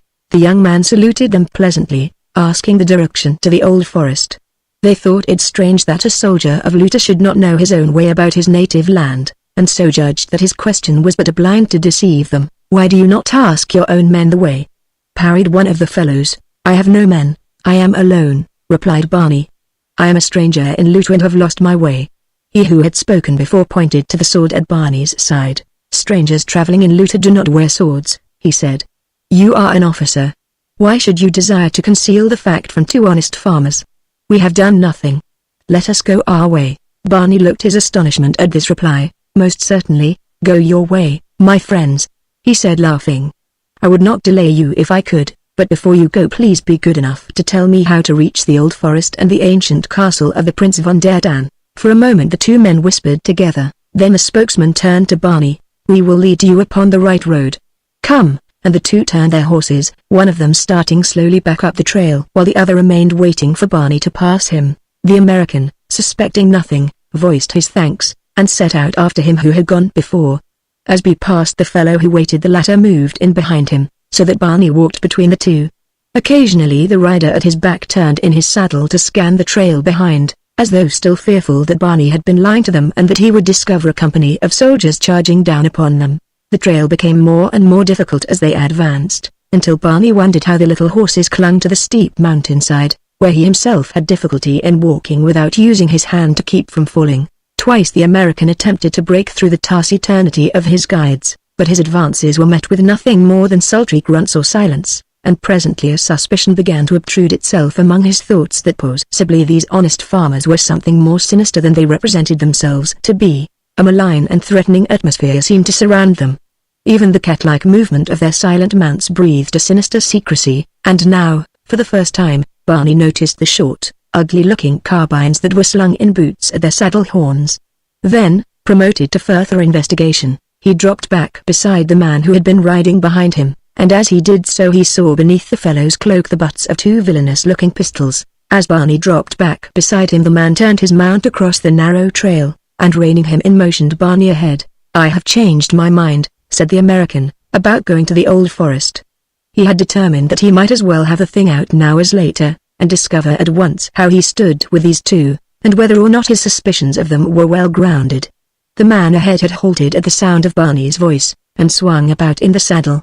"What's the trouble?" he asked. "He don't want to go to the old forest," explained his companion, and for the first time Barney saw one of them grin. It was not at all a pleasant grin, nor reassuring. "He don't, eh?" growled the other. "Well, he ain't going, is he? Whoever said he was?" And then he, too, laughed. "I'm going back the way I came," said Barney, starting around the horse that blocked his way. "No, you ain't," said the horseman. "You're going with us," and Barney found himself gazing down the muzzle of one of the wicked-looking pistols. For a moment he stood in silence, debating mentally the wisdom of attempting to rush the fellow, and then, with a shake of his head, he turned back up the trail between his captors. "Yes," he said, "on second thought I have decided to go with you. Your logic is most convincing." Chapter 6 A King's Ransom. For another mile the two brigands conducted their captor along the mountainside, then they turned into a narrow ravine near the summit of the hills, a deep, rocky, wooded ravine into whose black shadows it seemed the sun might never penetrate. A winding path led crookedly among the pines that grew thickly in this sheltered hollow, until presently, after half an hour of rough going, they came upon a small natural clearing, rock-bound and impregnable. As they filed from the wood Barney saw a score of villainous fellows clustered about a campfire where they seemed engaged in cooking their noonday meal. Bits of meat were roasting upon iron skewers, and a great iron pot boiled vigorously at one side of the blaze. At the sound of their approach the men sprang to their feet in alarm, and as many weapons as there were men leapt to view, but when they saw Barney's companions they returned their pistols to their holsters, and at sight of Barney they pressed forward to inspect the prisoner. "Who have we here?" shouted a big blond giant, who affected extremely gaudy colors in his selection of wearing apparel, and whose pistols and knife had their grips heavily ornamented with pearl and silver. "A stranger in Luther he calls himself," replied one of Barney's captors. "But from the sword I take it he is one of old Peter's wolfhounds." "Well, he's found the wolves at any rate," replied the giant, with a wide grin at his witticism. "And if Yellow France is the particular wolf you're after, my friend, why here I am," he concluded, addressing the American with a leer. "I'm after no one," replied Barney. "I tell you I'm a stranger, and I lost my way in your infernal mountains. All I wish is to be set upon the right road to Tann, and if you will do that for me you shall be well paid for your trouble." The giant, Yellow France, had come quite close to Barney and was inspecting him with an expression of considerable interest. Presently he drew a soiled and much folded paper from his breast. Upon one side was a printed notice, and at the corners bits were torn away as though the paper had once been tacked upon wood, and then torn down without removing the tacks. At sight of it Barney's heart sank. The look of the thing was all too familiar. Before the yellow one had commenced to read aloud from it Barney had repeated to himself the words he knew were coming: grey eyes, read the brigand, brown hair, and a full, reddish-brown beard. Herman and Friedrich, my dear children, you have stumbled upon the richest haul in all Luther. Down upon your marrow bones, you swine, and rub your low-born noses in the dirt before your king. The others looked their surprise. The king? One cried. Behold! Cried Yellow France. Leopold of Luther. He waved a hammer-like hand toward Barney. Among the rough men was a young smooth-faced boy, and now with wide eyes he pressed forward to get a nearer view of the wonderful person of a king. Take a good look at him, Rudolph, cried Yellow France. It is the first and will probably be the last time you will ever see a king. Kings seldom visit the court of their fellow monarch, Yellow France of the Black Mountains. Come, my children, remove His Majesty's sword, lest he fall and stake himself upon it, and then prepare the royal chamber, seeing to it that it be made so comfortable that Leopold will remain with us a long time. Rudolph, fetch food and water for His Majesty, and see to it that the silver plates and the golden goblets are well scoured and polished up. They conducted Barney to a miserable lean-to shack at one side of the clearing, and for a while the motley crew loitered about bandying coarse jests at the expense of the king. The boy, Rudolph, brought food and water, he alone of them all evincing the slightest respect or awe for the royalty of their unwilling guest. After a time the men tired of the sport of king-baiting, for Barney showed neither rancour nor outraged majesty at their keenest thrusts, instead, often joining in the laugh with them at his own expense. They thought it odd that the king should hold his dignity in so low esteem, but that he was king they never doubted, attributing his denials to a disposition to deceive them, and rob them of the king's ransom they had already commenced to consider as their own. Shortly after Barney arrived at the rendezvous he saw a messenger dispatched by Yellow France, and from the repeated gestures toward himself that had accompanied the giant's instructions to his emissary, Barney was positive that the man's errand had to do with him. After the men had left his prison, leaving the boy standing awkwardly in wide-eyed contemplation of his august charge, the American ventured to open a conversation with his youthful keeper. "Aren't you rather young to be starting in the bandit business, Rudolph?" asked Barney, who had taken a fancy to the youth. "I do not want to be a bandit, your majesty," whispered the lad, "but my father owes Yellow France a great sum of money, and as he could not pay the debt Yellow France stole me from my home and says that he will keep me until my father pays him, and that if he does not pay he will make a bandit of me. And that then someday I shall be caught and hanged until I am dead. Can't you escape?" asked the young man. "It would seem to me that there would be many opportunities for you to get away undetected." "There are, but I dare not. Yellow France says that if I run away he will be sure to come across me some day again and that then he will kill me." Barney laughed. "He is just talking, my boy," he said. "He thinks that by frightening you he will be able to keep you from running away." "Your Majesty does not know him," whispered the youth, shuddering. "He is the wickedest man in all the world. Nothing would please him more than killing me, and he would have done it long since but for two things. One is that I have made myself useful about his camp, doing chores and the like, and the other is that were he to kill me he knows that my father would never pay him." "How much does your father owe him?" 500 marks, your Majesty," replied Rudolph. 200 of this amount is the original debt, and the balance Yellow France has added since he captured me, so that it is really ransom money.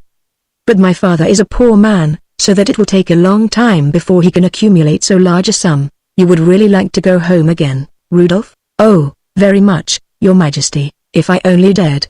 Barney was silent for some time, thinking. Possibly he could effect his own escape with the connivance of Rudolph, and at the same time free the boy. The paltry ransom he could pay out of his own pocket and send to Yellow Franz later, so that the youth need not fear the brigands' revenge. It was worth thinking about. At any rate, how long do you imagine they will keep me, Rudolph? He asked after a time. Yellow Franz has already sent Hermann to Lustadt with a message for Prince Peter, telling him that you are being held for ransom, and demanding the payment of a huge sum for your release. Day after tomorrow or the next day he should return with Prince Peter's reply. If it is favorable, arrangements will be made to turn you over to Prince Peter's agents, who will have to come to some distant meeting place with the money. A week, perhaps, it will take, maybe longer. It was the second day before Hermann returned from Lustadt. He rode in just at dark. His pony lathered from hard going. Barney and the boy saw him coming, and the youth ran forward with the others to learn the news that he had brought, but Yellow Franz and his messenger withdrew to a hut which the brigand chief reserved for his own use, nor would he permit any beside the messenger to accompany him to hear the report. For half an hour Barney sat alone waiting for word from Yellow Franz that arrangements had been consummated for his release, and then out of the darkness came Rudolph, wide-eyed and trembling. "Oh, my king?" he whispered. "What shall we do? Peter has refused to ransom you alive, but he has offered a great sum for unquestioned proof of your death. Already he has caused a proclamation to be issued stating that you have been killed by bandits after escaping from Blentz, and ordering a period of national mourning. In 3 weeks he is to be crowned King of Luta. When do they intend terminating my existence?" queried Barney.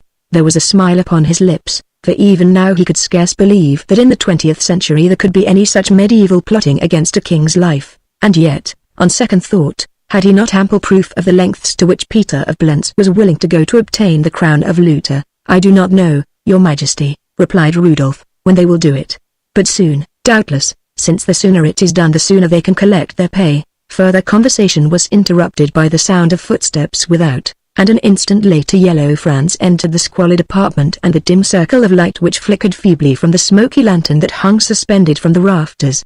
He stopped just within the doorway and stood eyeing the American with an ugly grin upon his vicious face. Then his eyes fell upon the trembling Rudolph. "Get out of here, you!" he growled. "I've got private business with this king. And see that you don't come nosing round either, or I'll slit that soft throat for you." Rudolph slipped past the burly ruffian, barely dodging a brutal blow aimed at him by the giant, and escaped into the darkness without. "And now for you, my fine fellow," said the brigand, turning toward Barney. "Peter says you ain't worth nothing to him alive, but that your dead body will fetch us 100,000 marks. Rather cheap for a king, isn't it?" was Barney's only comment. "That's what Hermann tells him," replied Yellow Franz. "But he's a close one, Peter is, and so it was that or nothing. When are you going to pull off this little our royal demise?" asked Barney. "If you mean when am I going to kill you," replied the bandit, "why, there ain't no particular rush about it. I'm a tender-hearted chap, I am. I never should have been in this business at all. But here I be, and as there ain't nobody that can do a better job of the kind than me, or do it so painlessly, why I just got to do it myself, and that's all there is to it. But, as I says, there ain't no great rush. If you want to pray, why, go ahead and pray. I'll wait for you." "I don't remember," said Barney, "when I have met so generous a party as you, my friend. Your self-sacrificing magnanimity quite overpowers me. It reminds me of another unloved Robin Hood whom I once met.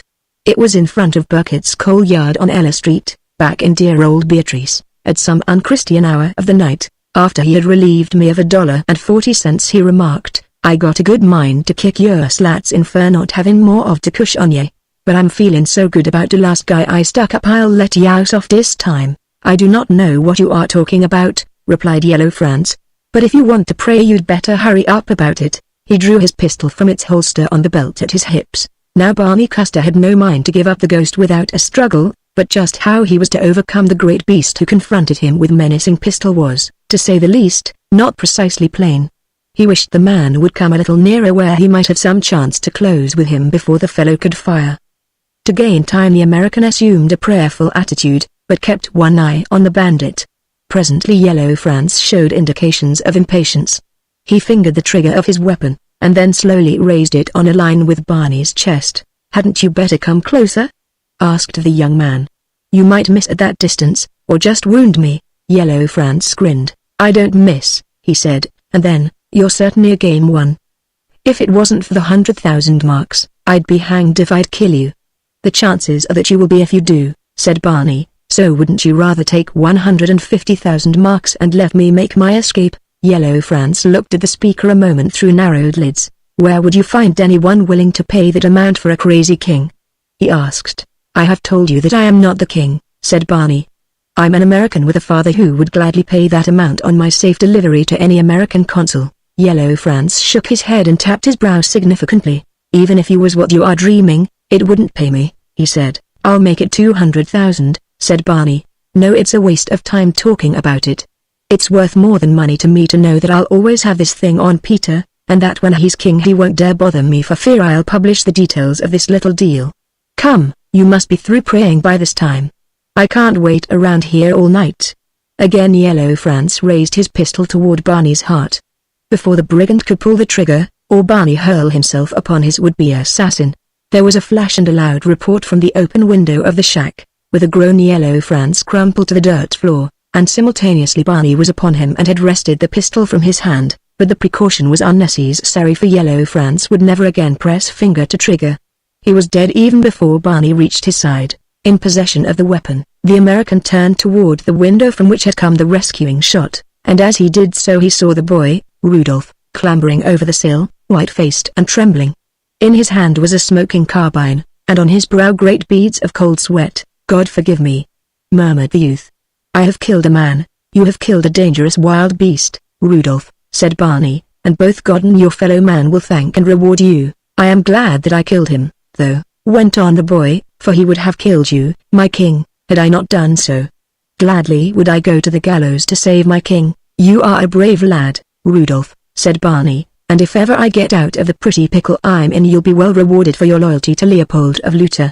After all, thought the young man, being a kind has its redeeming features, for if the boy had not thought me his monarch he would never have risked the vengeance of the bloodthirsty brigands in this attempt to save me. "Hasten, your majesty," whispered the boy, tugging at the sleeve of Barney's jacket. "There is no time to be lost. We must be far away from here when the others discover that Yellow Franz has been killed." Barney stooped above the dead man, and removing his belt and cartridges transferred them to his own person. Then blowing out the lantern the two slipped out into the darkness of the night. About the campfire of the brigands the entire pack was congregated. They were talking together in low voices, ever and anon glancing expectantly toward the shack to which their chief had gone to dispatch the king. It is not every day that a king is murdered, and even these hardened cutthroats felt the spell of awe at the thought of what they believed the sharp report they had heard from the shack portended. Keeping well to the far side of the clearing, Rudolph led Barney around the group of men and safely into the wood below them. From this point the boy followed the trail which Barney and his captors had traversed 2 days previously, until he came to a diverging ravine that led steeply up through the mountains upon their right hand. In the distance behind them they suddenly heard, faintly, the shouting of men. "They have discovered Yellow Franz," whispered the boy, shuddering.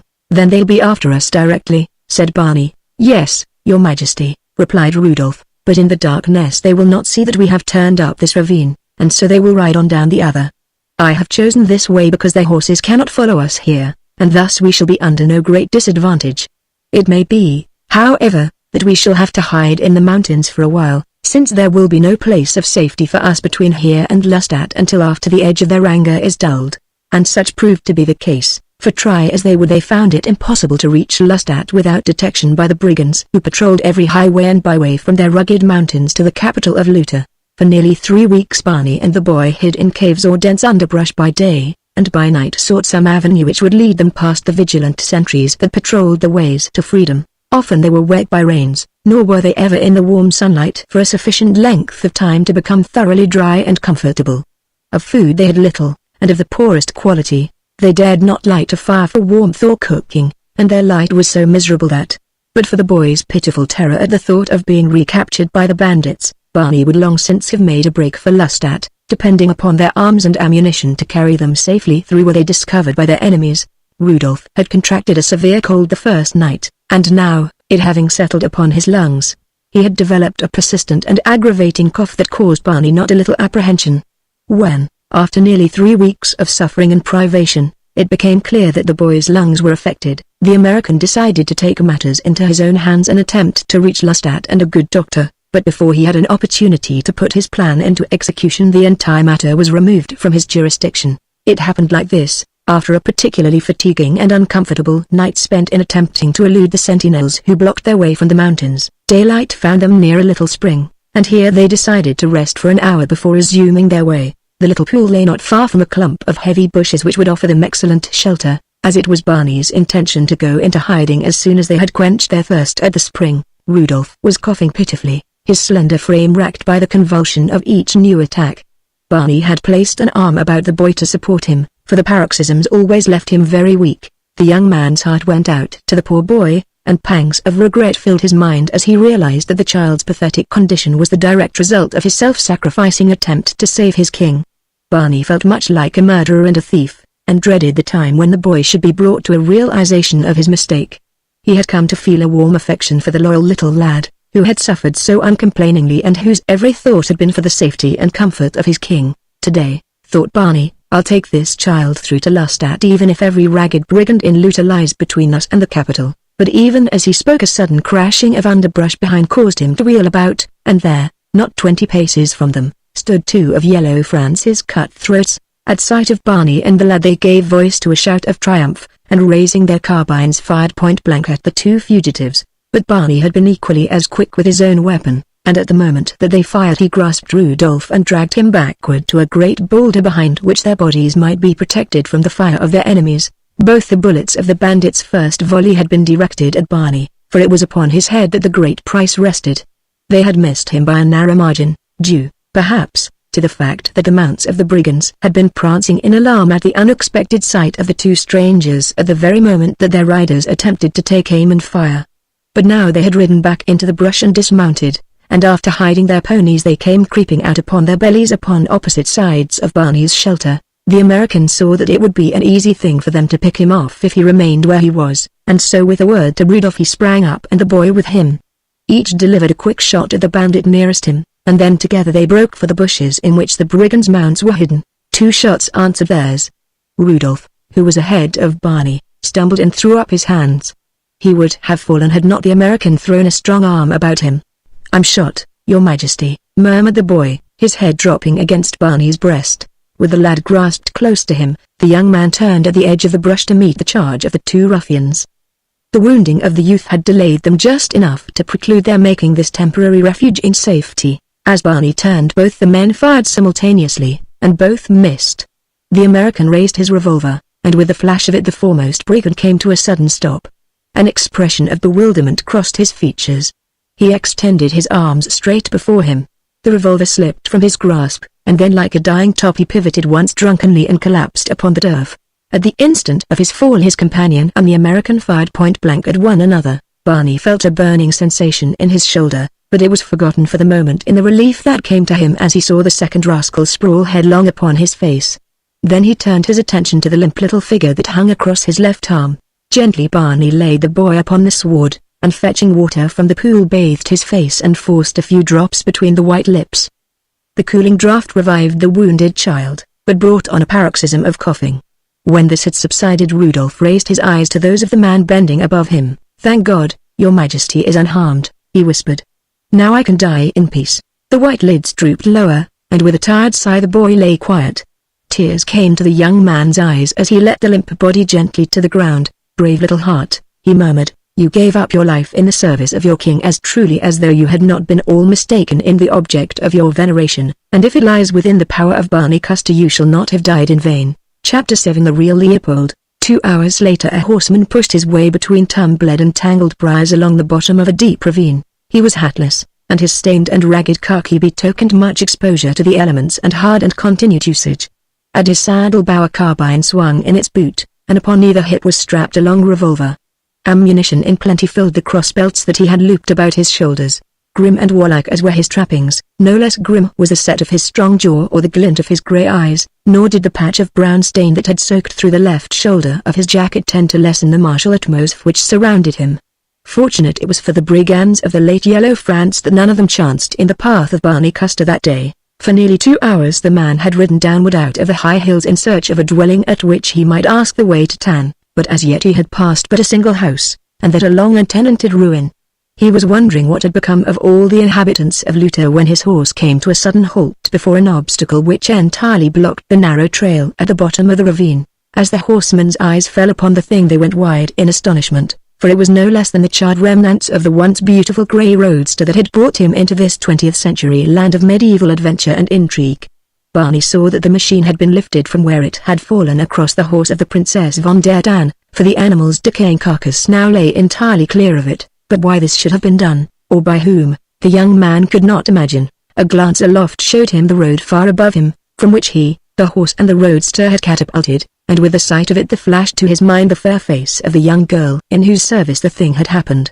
Barney wondered if Joseph had been successful in returning her to Tann, and he wondered, too, if she mourned for the man she had thought king, if she would be very angry should she ever learn the truth. Then there came to the American's mind the figure of the shopkeeper of Tafelberg, and the fellow's evident loyalty to the Mad King he had never seen. Here was one who might aid him, thought Barney. He would have the will, at least, and with the thought the young man turned his pony's head diagonally up the steep ravine side. It was a tough and dangerous struggle to the road above, but at last by dint of strenuous efforts on the part of the sturdy little beast the two finally scrambled over the edge of the road and stood once more upon level footing. After breathing his mount for a few minutes Barney swung himself into the saddle again and set off toward Tafelberg. He met no one upon the road, nor within the outskirts of the village, and so he came to the door of the shop he sought without attracting attention.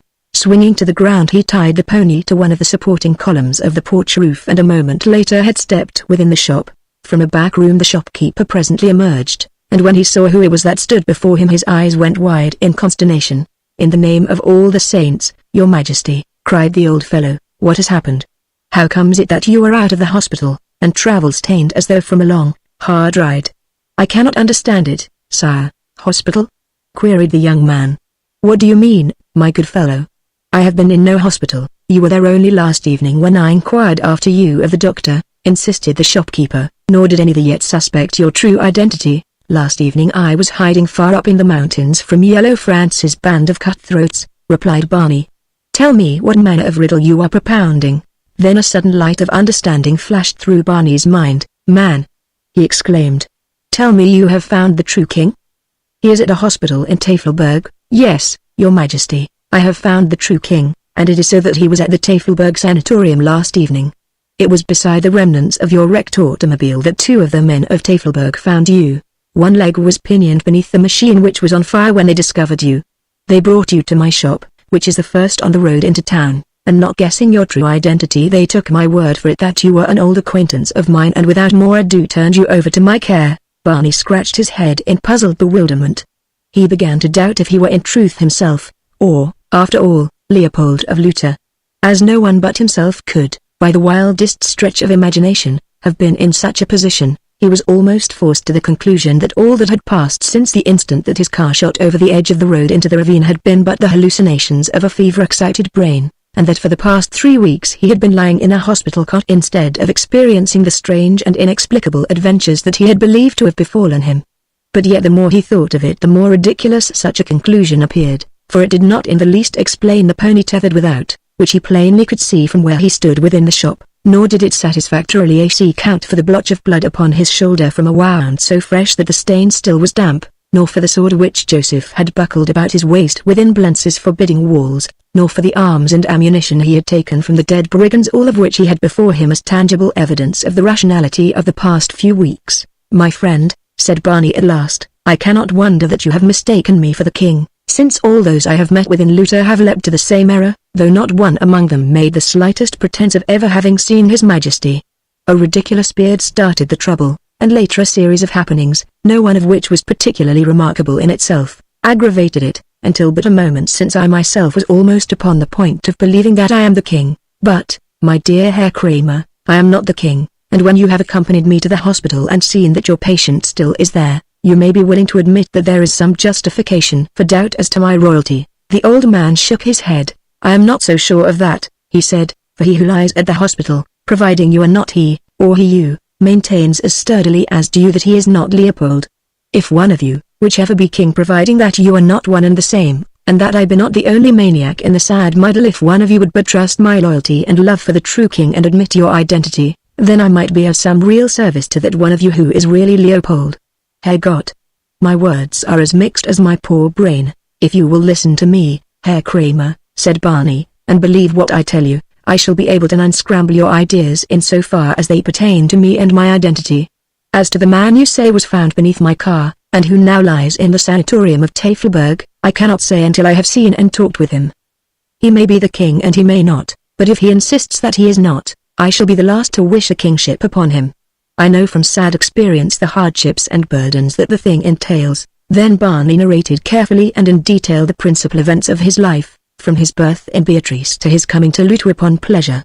He showed Herr Kramer his watch with his monogram upon it, his seal ring, and inside the pocket of his coat the label of his tailor, with his own name written beneath it and the date that the garment had been ordered. When he had completed his narrative the old man shook his head. I cannot understand it, he said, and yet I am almost forced to believe that you are not the king. Direct me to the sanatorium, suggested Barney, and if it be within the range of possibility I shall learn whether the man who lies there is Leopold or another, and if he be the king I shall serve him as loyally as you would have served me. Together we may assist him to gain the safety of Dan and the protection of old Prince Ludwig. If you are not the king, said Kramer suspiciously, why should you be so interested in aiding Leopold? You may even be an enemy. How can I know? You cannot know, my good friend, replied Barney. But had I been an enemy, how much more easily might I have encompassed my designs, whatever they might have been, had I encouraged you to believe that I was king. The fact that I did not, must assure you that I have no ulterior designs against Leopold. This line of reasoning proved quite convincing to the old shopkeeper, and at last he consented to lead Barney to the sanatorium. Together they traversed the quiet village streets to the outskirts of the town, where in large, park-like grounds the well-known sanatorium of Tafelberg is situated in quiet surroundings. It is an institution for the treatment of nervous diseases to which patients are brought from all parts of Europe, and is doubtless Luther's principal claim upon the attention of the outer world. As the two crossed the gardens which lay between the gate and the main entrance and mounted the broad steps leading to the veranda, an old servant opened the door, and recognizing Herr Kramer, nodded pleasantly to him. Your patient seems much brighter this morning, Herr Kramer, he said, and has been asking to be allowed to sit up. He is still here, then? Questioned the shopkeeper with a sigh that might have indicated either relief or resignation. Why, certainly. You did not expect that he had entirely recovered overnight, did you? No, replied Herr Kramer, not exactly. In fact, I did not know what I should expect. As the two passed him on their way to the room in which the patient lay, the servant eyed Herr Kramer in surprise, as though wondering what had occurred to his mentality since he had seen him the previous day.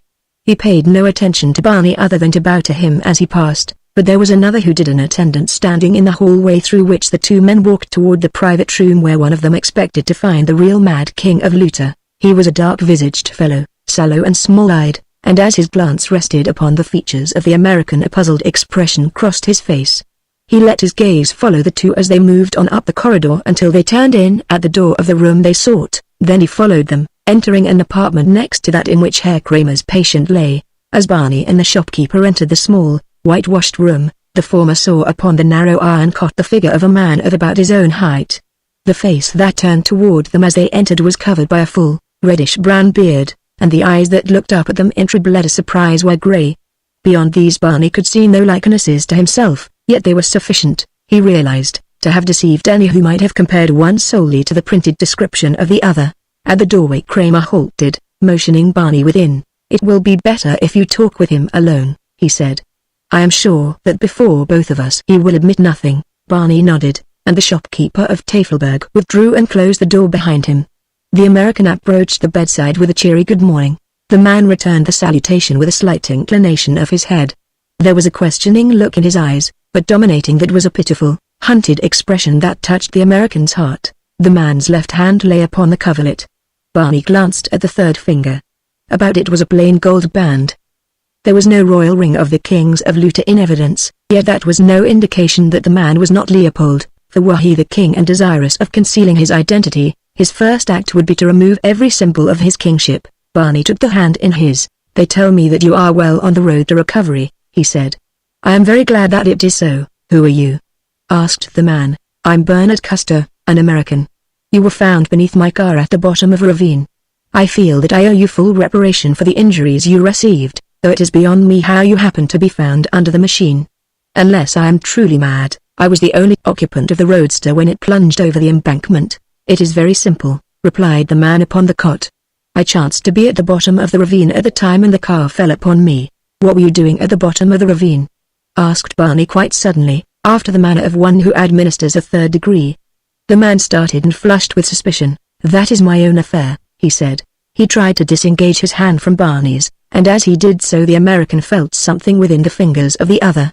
For an instant his own fingers tightened upon those that lay within them, so that as the others were withdrawn his index finger pressed close upon the thing that had aroused his curiosity. It was a large setting turned inward upon the third finger of the left hand. The gold band that Barney had seen was but the opposite side of the same ring. A quick look of comprehension came to Barney's eyes. The man upon the cot evidently noted it and rightly interpreted its cause, for, having freed his hand, he now slipped it quickly beneath the coverlet. "I have passed through a series of rather remarkable adventures since I came to Luther," said Barney apparently quite irrelevantly, after the two had remained silent for a moment. "Shortly after my car fell upon you I was mistaken for the fugitive King Leopold by the young lady whose horse fell into the ravine with my car. She is a most loyal supporter of the king, being none other than the Princess Emma von der Dan. From her I learned to espouse the cause of Leopold." Step by step Barney took the man through the adventures that had befallen him during the past 3 weeks, closing with the story of the death of the boy, Rudolph. "Above his dead body I swore to serve Leopold of Luther as loyally as the poor, mistaken child had served me, Your Majesty," and Barney looked straight into the eyes of him who lay upon the little iron cot. For a moment the man held his eyes upon those of the American, but finally, under the latter's steady gaze, they dropped and wandered. "Why do you address me as Your Majesty?" he asked irritably. "With my forefinger I felt the ruby and the 4 wings of the setting of the royal ring of the kings of Luther upon the 3rd finger of your left hand," replied Barney. The king started up upon his elbow, his eyes wild with apprehension. "It is not so," he cried. "It is a lie. I am not the king." "Hush!" admonished Barney. "You have nothing to fear from me. There are good friends and loyal subjects in plenty to serve and protect your Majesty, and place you upon the throne that has been stolen from you. I have sworn to serve you. The old shopkeeper, Herr Kramer, who brought me here, is an honest, loyal old soul. He would die for you, Your Majesty. Trust us. Let us help you. Tomorrow, Kramer tells me, Peter of Blentz is to have himself crowned as king in the cathedral at Lastat. Will you sit supinely by and see another abuse of your kingdom, and then continue to rob and throttle your subjects as he has been doing for the past 10 years? No, you will not. Even if you do not want the crown, you are born to the duties and obligations it entails, and for the sake of your people you must assume them now. How am I to know that you are not another of the creatures of that fiend of Blentz?" cried the king. "How am I to know that you will not drag me back to the terrors of that awful castle, and to the poisonous potions of the new physician Peter has employed to assassinate me? I can trust none. Go away and leave me. I do not want to be king. I wish only to go away as far from Luther as I can get and pass the balance of my life in peace and security. Peter may have the crown. He is welcome to it, for all of me. All I ask is my life and my liberty." Barney saw that while the king was evidently of sound mind, his was not one of those iron characters and courageous hearts that would willingly fight to the death for his own rights and the rights and happiness of his people. Perhaps the long years of bitter disappointment and misery, the tedious hours of imprisonment, and the constant haunting fears for his life had reduced him to this pitiable condition. Whatever the cause, Barney Custer was determined to overcome the man's aversion to assuming the duties which were rightly his, for in his memory were the words of Emma von der Dan, in which she had made plain to him the fate that would doubtless befall her father and his house were Peter of Blentz to become king of Luther. Then, too, there was the life of the little peasant boy. Was that to be given up uselessly for a king with so mean a spirit that he would not take a scepter when it was forced upon him? And the people of Luther? Were they to be further and continually robbed and downtrodden beneath the heel of Peter's scoundrelly officials because their true king chose to evade the responsibilities that were his by birth? For half an hour Barney pleaded and argued with the king, until he infused in the weak character of the young man a part of his own tireless enthusiasm and courage. Leopold commenced to take heart and see things in a brighter and more engaging light. Finally he became quite excited about the prospects, and at last Barney obtained a willing promise from him that he would consent to being placed upon his throne and would go to Lustrat at any time that Barney should come for him with a force from the retainers of Prince Ludwig von der Tan. "Let us hope," cried the king, "that the luck of the reigning house of Luther has been at last restored. Not since my aunt, the Princess Victoria, ran away with a foreigner has good fortune shone upon my house. It was when my father was still a young man before he had yet come to the throne, and though his reign was marked with great peace and prosperity for the people of Luther, his own private fortunes were most unhappy. My mother died at my birth, and the last days of my father's life were filled with suffering from the cancer that was slowly killing him. Let us pray, Herr Custer, that you have brought new life to the fortunes of my house." "Amen, your majesty," said Barney. "And now I'll be off for town. There must not be a moment lost if we are to bring you to Lustrat in time for the coronation. Herr Kramer will watch over you, but as none here guesses your true identity, you are safer here than anywhere else in Luther. Goodbye, your majesty. Be of good heart. We'll have you on the road to Lustrat and the throne tomorrow morning." After Barney Custer had closed the door of the king's chamber behind him and hurried down the corridor, the door of the room next the king's opened quietly, and a dark-visaged fellow, sallow and small-eyed, emerged. Upon his lips was a smile of cunning satisfaction, as he hastened to the office of the medical director and obtained a leave of absence for 24 hours. Chapter 8. The Coronation Day. Toward dusk of the day upon which the mad king of Luther had been found, a dust-covered horseman reined in before the great gate of the castle of Prince Ludwig von der Tan. The unsettled political conditions which overhung the little kingdom of Luther were evident in the return to medievalism which the raised portcullis and the armed guard upon the barbican of the ancient feudal fortress revealed. Not for 100 years before had these things been done other than as a part of the ceremonials of a fête day, or in honor of visiting royalty. At the challenge from the gate, Barney replied that he bore a message for the prince. Slowly the portcullis sank into position across the moat and an officer advanced to meet the rider. "The prince has ridden to Lustrat with a large retinue," he said, "to attend the coronation of Peter of Blentz tomorrow." "Prince Ludwig von der Tan has gone to attend the coronation of Peter?" cried Barney in amazement. "Has the Princess Emma returned from her captivity in the castle of Blentz?" "She is with her father now, having returned nearly 3 weeks ago," replied the officer, "and Peter has disclaimed responsibility for the outrage, promising that those responsible shall be punished. He has convinced Prince Ludwig that Leopold is dead, and for the sake of Luther, to save her from civil strife, my prince has patched a truce with Peter, though unless I mistake the character of the latter and the temper of the former it will be short-lived. To demonstrate to the people," continued the officer, "that Prince Ludwig and Peter are good friends, the great von der Tan will attend the coronation, but that he takes little stock in the sincerity of the Prince of Blentz would be apparent could the latter have a peep beneath the cloaks and look into the loyal hearts of the men of Tan who rode down to Lustrat today." Barney did not wait to hear more. He was glad that in the gathering dusk the officer had not seen his face plainly enough to mistake him for the king. With a parting, "Then I must ride to Lustrat with my message for the prince," he wheeled his tired mount and trotted down the steep trail from Tan toward the highway which leads to the capital. All night Barney rode. 3 times he wandered from the way and was forced to stop at farmhouses to inquire the proper direction, but darkness hid his features from the sleepy eyes of those who answered his summons, and daylight found him still forging ahead in the direction of the capital of Luther. The American was sunk in unhappy meditation as his weary little mount plodded slowly along the dusty road. For hours the man had not been able to urge the beast out of a walk.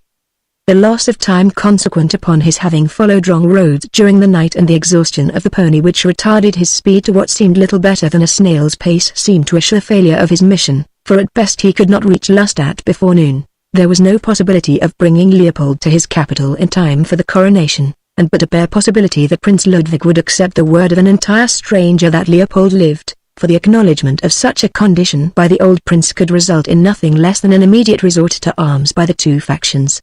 It was certain that Peter would be infinitely more anxious to proceed with his coronation should it be rumored that Leopold lived, and equally certain that Prince Ludwig would interpose every obstacle, even to armed resistance, to prevent the consummation of the ceremony. Yet there seemed to Barney no other alternative than to place before the king's one powerful friend the information that he had.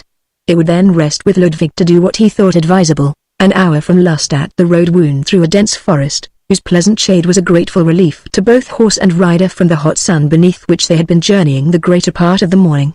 Barney was still lost in thought, his eyes bent forward, when at a sudden turning of the road he came face to face with a troop of horse that were entering the main highway at this point from an unfrequented byroad.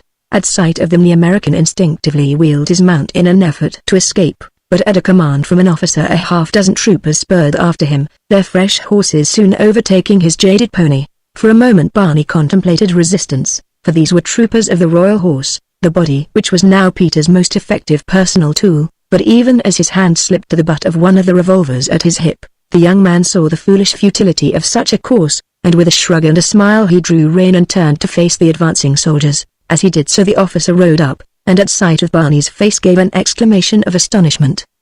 The officer was Butts-ow. "Well met, Your Majesty," he cried saluting. "We are heading to the coronation. We shall be just in time to see Peter of Blentz rob Leopold of a crown," said the American in a disgusted tone. "To see Leopold of Lutter come into his own, Your Majesty." "Long live the king!" cried the officer. Barney thought the man either poking fun at him because he was not the king, or, thinking he was Leopold, taking a mean advantage of his helplessness to bait him.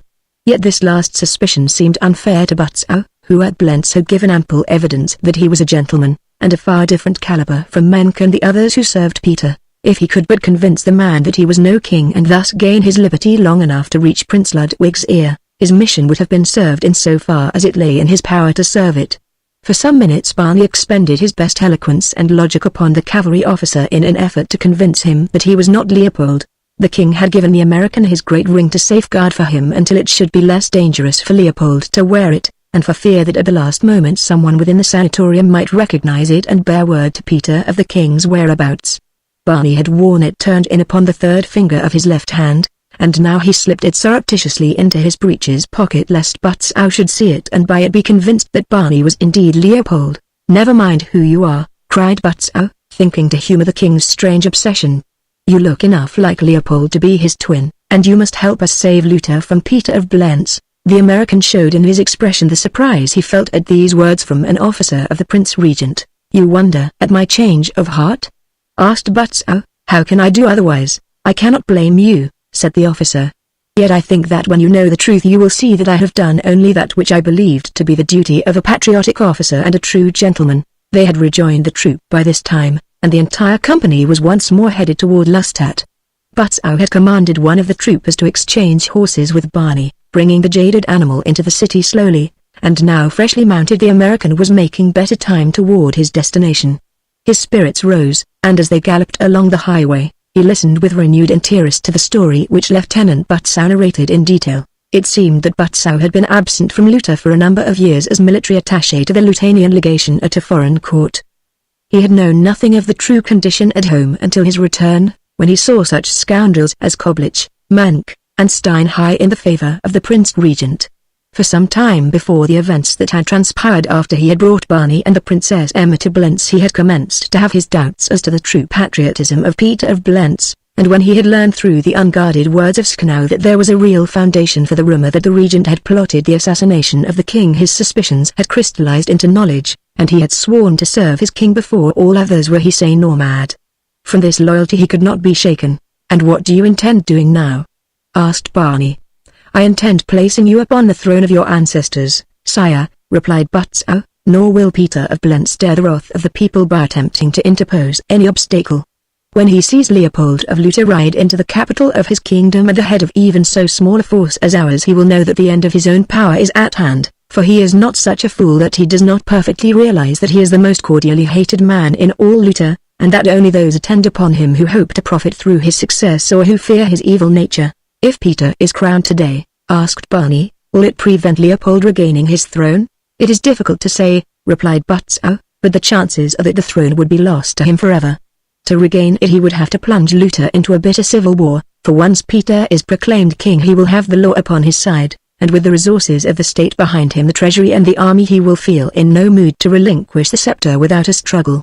I doubt much that you will ever sit upon your throne, sire, unless you do so within the very next hour." For some time Barney rode in silence.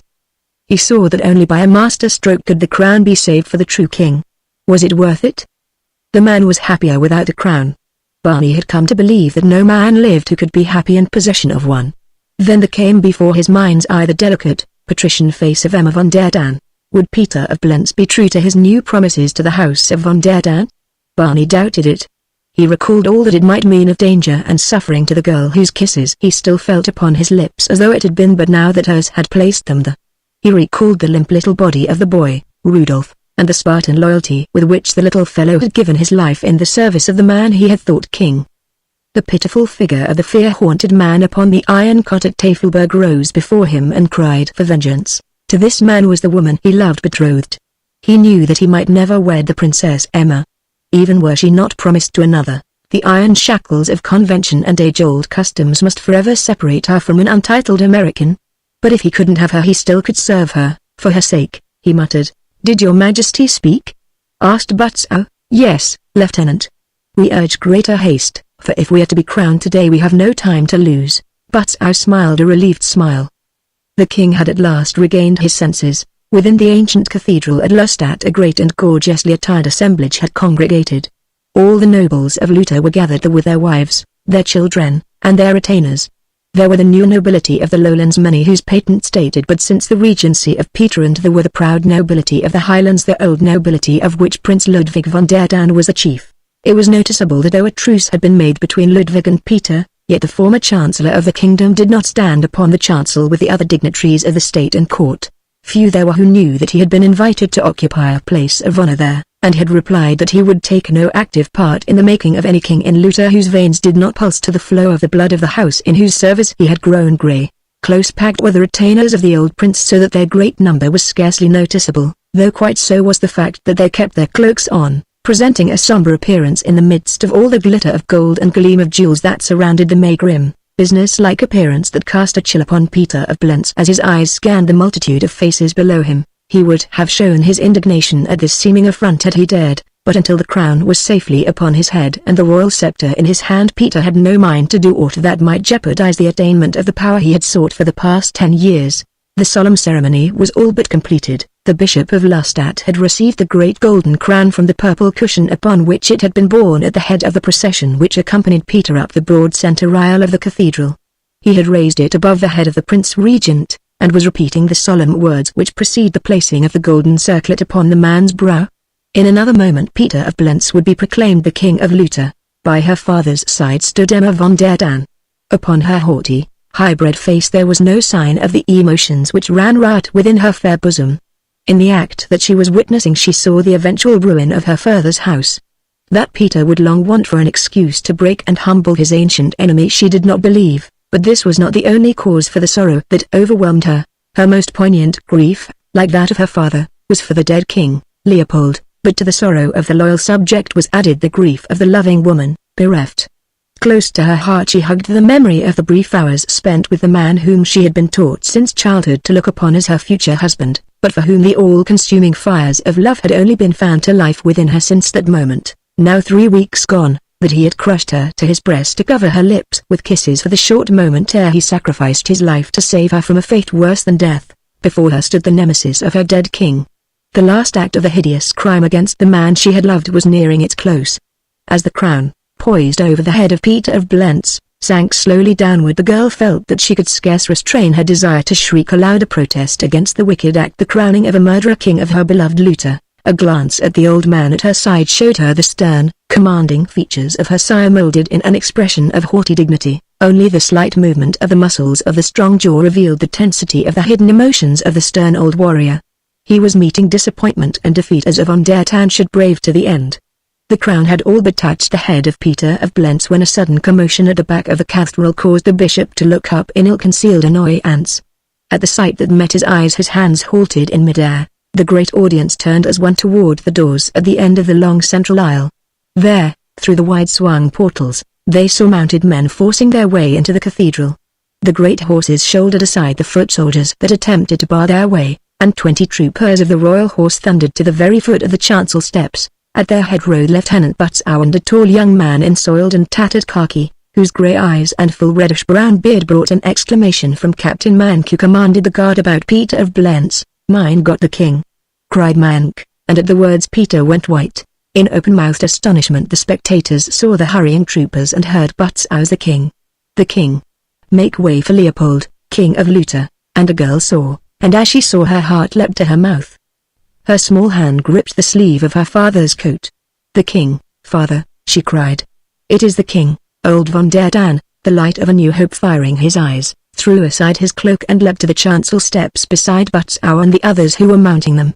Behind him 100 cloaks dropped from the shoulders of his fighting men, exposing not silks and satins and fine velvet, but the coarse down of khaki, and grim cartridge belts well filled, and stern revolvers slung to well-worn service belts. As Butzow and Barney stepped upon the chancel, Peter of Blentz leapt forward.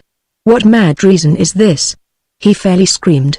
"The days of treason are now past, Prince," replied Butzow meaningly. "Here is not treason, but Leopold of Lutha come to claim his crown which he inherited from his father." "It is a plot," cried Peter, "to place an impostor upon the throne. This man is not the king." For a moment there was silence. The people had not taken sides as yet. They awaited a leader. Old von der Tann scrutinized the American closely. "How may we know that you are Leopold?" he asked. "For 10 years we have not seen our king. The governor of Blentz has already acknowledged his identity," cried Butzow. Menck was the first to proclaim the presence of the putative king. At that someone near the chancel cried, "Long live Leopold, king of Lutha." And at the words the whole assemblage raised their voices in a tumultuous, "Long live the king." Peter of Blentz turned toward Menck. "The guard," he cried. "Arrest those traitors, and restore order in the cathedral. Let the coronation proceed." Menck took a step toward Barney and Butzow, when old Prince von der Tann interposed his giant frame with grim resolve. "Hold." He spoke in a low, stern voice that brought the cowardly Menck to a sudden halt. The men of Tann had pressed eagerly forward until they stood, with bared swords, a solid rank of fighting men in grim semicircle behind their chief. There were cries from different parts of the cathedral of, "Crown Leopold, our true king." "Down with Peter. Down with the assassin." "Enough of this," cried Peter. "Clear the cathedral." He drew his own sword, and with 100 loyal retainers at his back pressed forward to clear the chancel. There was a brief fight, from which Barney, much to his disgust, was barred by the mighty figure of the old prince and the stalwart sword arm of Butzow. He did get one crack at Menck, and had the satisfaction of seeing blood spurt from a flesh wound across the fellow's cheek, that for the Princess Emma. He called to the governor of Blentz, and then men crowded between them and he did not see the captain again during the battle. When Peter saw that more than half of the palace guard were shouting for Leopold, and fighting side by side with the men of Tann, he realized the futility of further armed resistance at this time. Slowly he withdrew, and at last the fighting ceased and some semblance of order was restored within the cathedral. Fearfully, the bishop emerged from hiding, his robes disheveled and his mitre askew. Butzow grasped him none too reverently by the arm and dragged him before Barney. The crown of Lutha dangled in the priest's palsied hands. "Crown the king!" cried the lieutenant. "Crown Leopold, king of Lutha!" A mad roar of acclaim greeted this demand, and again from all parts of the cathedral rose the same wild cry. But in the lull that followed there were some who demanded proof of the tattered young man who stood before them and claimed that he was king. "Let Prince Ludwig speak!" cried a dozen voices. "Yes, Prince Ludwig! Prince Ludwig!" took up the throng. Prince Ludwig von der Tann turned toward the bearded young man. Silence fell upon the crowded cathedral. Peter of Blentz stood awaiting the outcome, ready to demand the crown upon the first indication of wavering belief in the man he knew was not Leopold. "How may we know that you are really Leopold?" again asked Ludwig of Barney. The American raised his left hand, upon the third finger of which gleamed the great ruby of the royal ring of the kings of Lutha. Even Peter of Blentz started back in surprise as his eyes fell upon the ring. Where had the man come upon it? Prince von der Tann dropped to one knee before Mr. Bernard Custer of Beatrice, Nebraska, USA, and lifted that gentleman's hand to his lips, and as the people of Lutha saw the act they went mad with joy. Slowly Prince Ludwig rose and addressed the bishop. "Leopold, the rightful heir to the throne of Lutha, is here. Let the coronation proceed." The quiet of the sepulchre fell upon the assemblage as the holy man raised the crown above the head of the king. Barney saw from the corner of his eye the sea of faces upturned toward him. He saw the relief and happiness upon the stern countenance of the old prince. He hated to dash all their newfound joy by the announcement that he was not the king. He could not do that, for the moment he did Peter would step forward and demand that his own coronation continue. How was he to save the throne for Leopold? Among the faces beneath him he suddenly descried that of a beautiful young girl whose eyes, filled with the tears of a great happiness and a greater love, were upturned to his. To reveal his true identity would lose him this girl forever. None save Peter knew that he was not the king. All save Peter would hail him gladly as Leopold of Lutha. How easily he might win a throne and the woman he loved by a moment of seeming passive compliance. The temptation was great, and then he recalled the boy, lying dead for his king in the desolate mountains, and the pathetic light in the eyes of the sorrowful man at Tafelberg, and the great trust and confidence in the heart of the woman who had shown that she loved him. Slowly Barney Custer raised his palm toward the bishop in a gesture of restraint. "There are those who doubt that I am king," he said. "In these circumstances there should be no coronation in Luther until all doubts are allayed and all may unite in accepting without question the royal right of the true Leopold to the crown of his father. Let the coronation wait, then, until another day, and all will be well. It must take place before noon of the 5th day of November, or not until a year later," said Prince Ludwig. "In the meantime the Prince Regent must continue to rule. For the sake of Luther the coronation must take place today, Your Majesty." "What is the date?" asked Barney. "The 3rd, sire." "Let the coronation wait until the 5th, but Your Majesty," interposed von der Dan, "all may be lost in 2 days." "It is the king's command," said Barney quietly. "But Peter of Blentz will rule for these 2 days, and in that time with the army at his command there is no telling what he may accomplish," insisted the old man. "Peter of Blentz shall not rule Luther for 2 days, or 2 minutes, replied Barney. "We shall rule. Lieutenant Butzow, you may place Prince Peter, Koblich, Mank, and Stein under arrest. We charge them with treason against their king, and conspiring to assassinate their rightful monarch."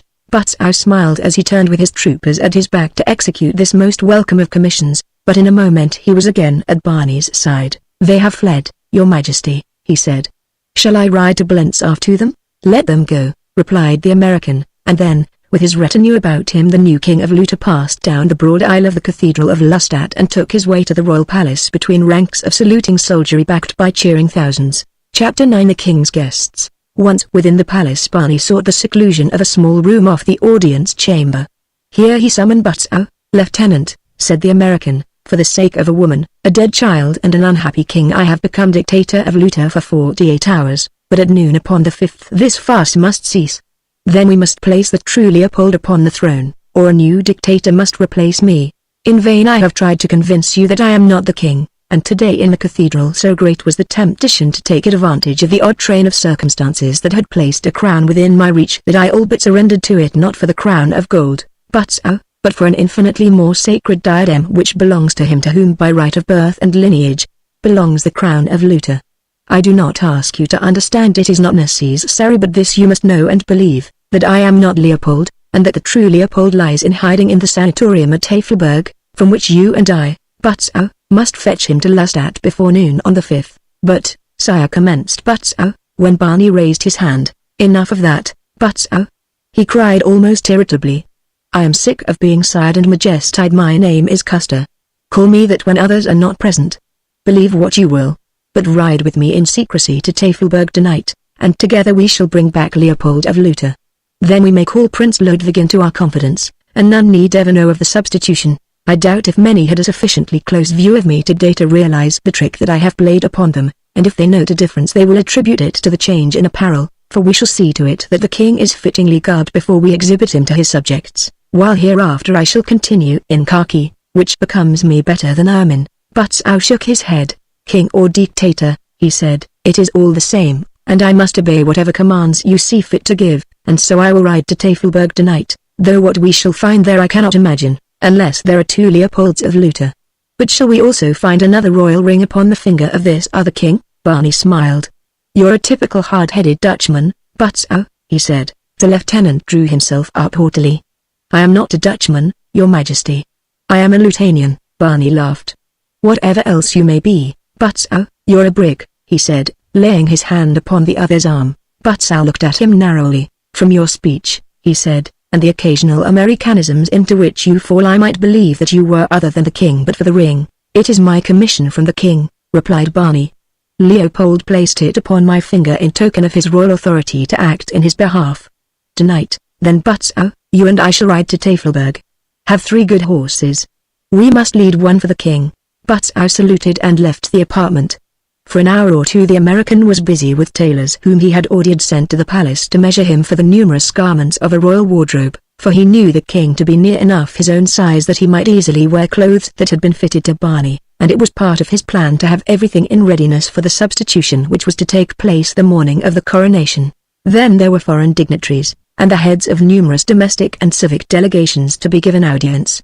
Old von der Dann stood close behind Barney, prompting him upon the royal duties that had fallen so suddenly upon his shoulders, and none thought it strange that he was unfamiliar with the craft of kingship, for was it not common knowledge that he had been kept a close prisoner in Blentz since boyhood, nor been given any coaching for the duties Peter of Blentz never intended he should perform? After it was all over, Prince Ludwig's grim and leathery face relaxed into a smile of satisfaction. "None who witnessed the conduct of your first audience, sire," he said, "could for a moment doubt your royal lineage. If ever a man was born to kingship, your majesty, it'd be you." Barney smiled, a bit ruefully, however, for in his mind's eye he saw a future moment when the proud old Prince von der Dann would know the truth of the imposture that had been played upon him, and the young man foresaw that he would have a rather unpleasant half-hour. At a little distance from them Barney saw Emma von der Dann surrounded by a group of officials and palace officers. Since he had come to Lustadt that day he had had no word with her, and now he crossed toward her, amused as the throng parted to form an aisle for him, the men saluting and the women curtsying low. He took both of the girls' hands in his, and, drawing one through his arm, took advantage of the prerogatives of kingship to lead her away from the throng of courtiers. "I thought that I should never be done with all the tiresome business which seems to devolve upon kings," he said, laughing. "All the while that I should have been bending my royal intellect to matters of state, I was wondering just how a king might find a way to see the woman he loves without interruptions from the horde that dogs his footsteps. You seem to have found a way, Leopold," she whispered, pressing his arm close to her. "Kings usually do. It is not because I am a king that I found a way, Emma," he replied.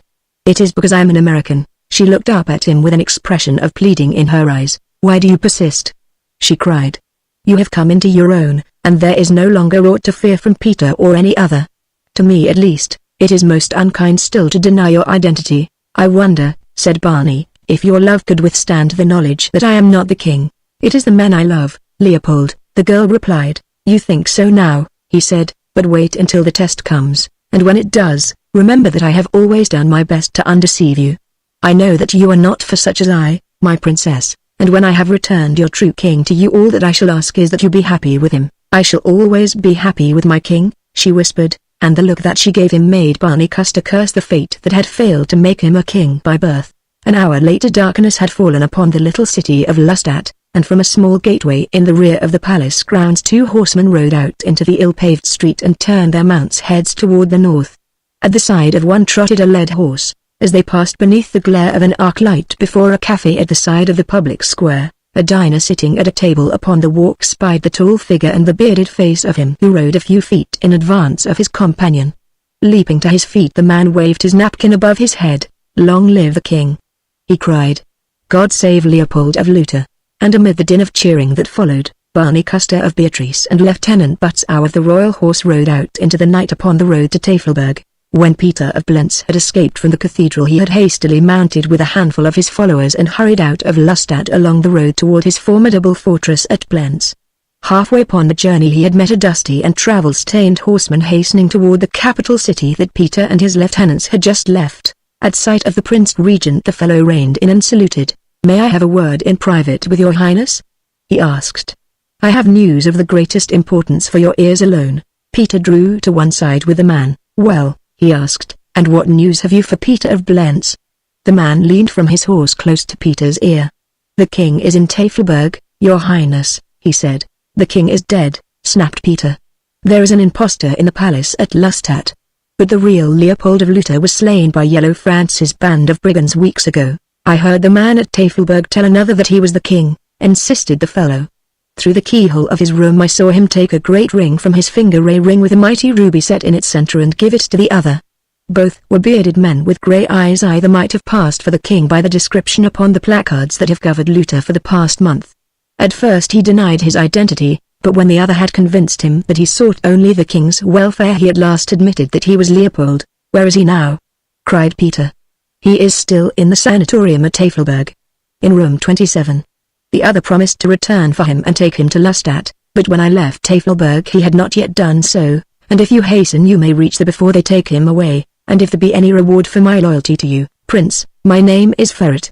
Ride with us, and if you have told the truth, fellow, there shall be a reward, and if not then there shall be deserts." And Peter of Blentz wheeled his horse and with his company galloped on toward Tafelberg. As he rode he talked with his lieutenants Koblich, Mank, and Stein. and among them it was decided that it would be best that Peter stop at Blentz for the night while the others rode on to Tafelberg.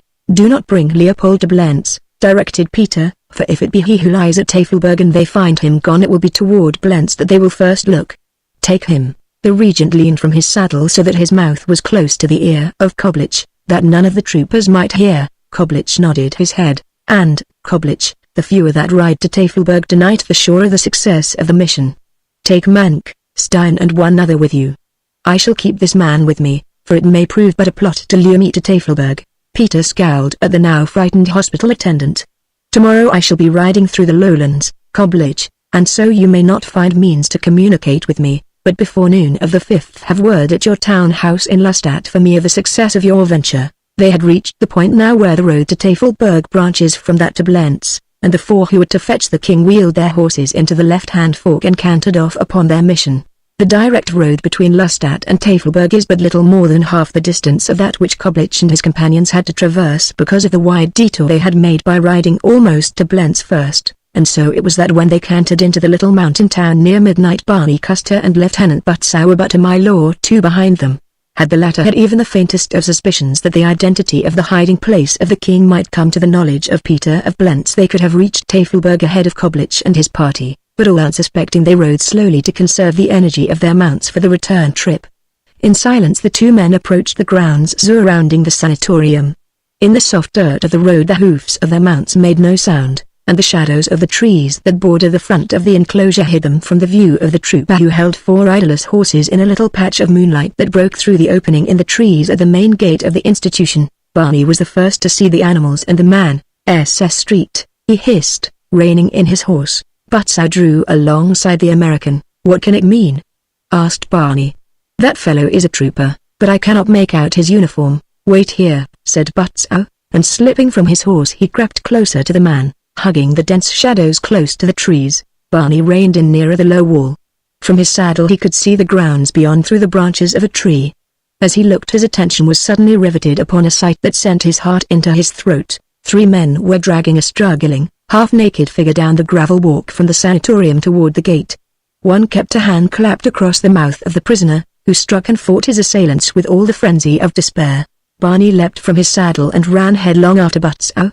The lieutenant had reached the gate but an instant ahead of him when the trooper, turning suddenly at some slight sound of the officer's foot upon the ground, detected the man creeping upon him. In an instant the fellow had whipped out a revolver, and raising it fired point-blank at Butzow's chest, but in the same instant a figure shot out of the shadows beside him, and with the report of the revolver a heavy fist caught the trooper on the side of the chin, crumpling him to the ground as if he were dead. The blow had been in time to deflect the muzzle of the firearm, and the bullet whistled harmlessly past the lieutenant. "Your Majesty!" exclaimed Butzow excitedly. "Go back. He might have killed you." Barney leapt to the other's side and grasping him by the shoulders wheeled him about so that he faced the gate. "There, Butzow," he cried, "there is your king, and from the looks of it he never needed a loyal subject more than he does this moment. Come." Without waiting to see if the other followed him, Barney Custer leapt through the gate full in the faces of the astonished trio that was dragging Leopold of Lutter from his sanctuary. At sight of the American the king gave a muffled cry of relief, and then Barney was upon those who held him. A stinging uppercut lifted Koblich clear of the ground to drop him, dazed and bewildered, at the foot of the monarch he had outraged. Mank drew a revolver only to have it struck from his hand by the sword of Butzow, who had followed closely upon the American's heels. Barney, seizing the king by the arm, started on a run for the gateway. In his wake came Butzow with a drawn sword beating back Stein, who was armed with a cavalry sabre, and Mank who had now drawn his own sword. The American saw that the two were pressing Butzow much too closely for safety and that Koblich had now recovered from the effects of the blow and was in pursuit, drawing his sabre as he ran. Barney thrust the king behind him and turned to face the enemy. At Butzow's side, the three men rushed upon the two who stood between them and their prey. The moonlight was now full in the faces of Butzow and the American. For the first time Mank and the others saw who it was that had interrupted them. "The impostor!" cried the governor of Blentz. The false king, imbued with temporary courage by the knowledge that his side had the advantage of superior numbers, he launched himself full upon the American. To his surprise he met a sword arm that none might have expected in an American, for Barney Custer had been a pupil of the redoubtable Colonel Monstery, who was, as Barney was wont to say, one of the Thanhomist fencing masters. Quickly Menk fell back to give place to Stein, but not before the Americans' point had found him twice to leave him streaming blood from 2 deep flesh wounds. Neither of those who fought in the service of the king saw the trembling, weak-kneed figure, which had stood behind them, turn and scurry through the gateway, leaving the men who battled for him to their fate. The trooper whom Barney had felled had regained consciousness, and as he came to his feet rubbing his swollen jaw, he saw a disheveled, half-dressed figure running toward him from the sanatorium grounds. The fellow was no fool, and knowing the purpose of the expedition as he did, he was quick to jump to the conclusion that this fleeing personification of abject terror was Leopold of Lucca, and so it was that as the king emerged from the gateway in search of freedom, he ran straight into the widespread arms of the trooper. Mank and Koblich had seen the king's break for liberty, and the latter maneuvered to get himself between Butzow and the open gate that he might follow after the fleeing monarch. At the same instant Mank, seeing that Stein was being worsted by the American, rushed in upon the latter, and thus relieved, the rat-faced doctor was enabled to swing a heavy cut at Barney, which struck him a glancing blow upon the head, sending him stunned and bleeding to the sward. Koblich and the governor of Blentz hastened toward the gate, pausing for an instant to overwhelm Butzow. In the fierce scrimmage that followed, the lieutenant was overthrown, though not before his sword had passed through the heart of the rat-faced one. Deserting their fallen comrade, the two dashed through the gate, where to their immense relief they found Leopold safe in the hands of the trooper. An instant later the precious trio, with Leopold upon the horse of the late Dr. Stein, were galloping swiftly into the darkness of the wood that lies at the outskirts of Tafelberg. When Barney regained consciousness, he found himself upon a cot within the sanatorium. Close beside him lay Butzow, and above them stood an intern and several nurses. No sooner had the American regained his scattered wits than he leapt to the floor. The intern and the nurses tried to force him back upon the cot, thinking that he was in the throes of a delirium, and it required his best efforts to convince them that he was quite rational.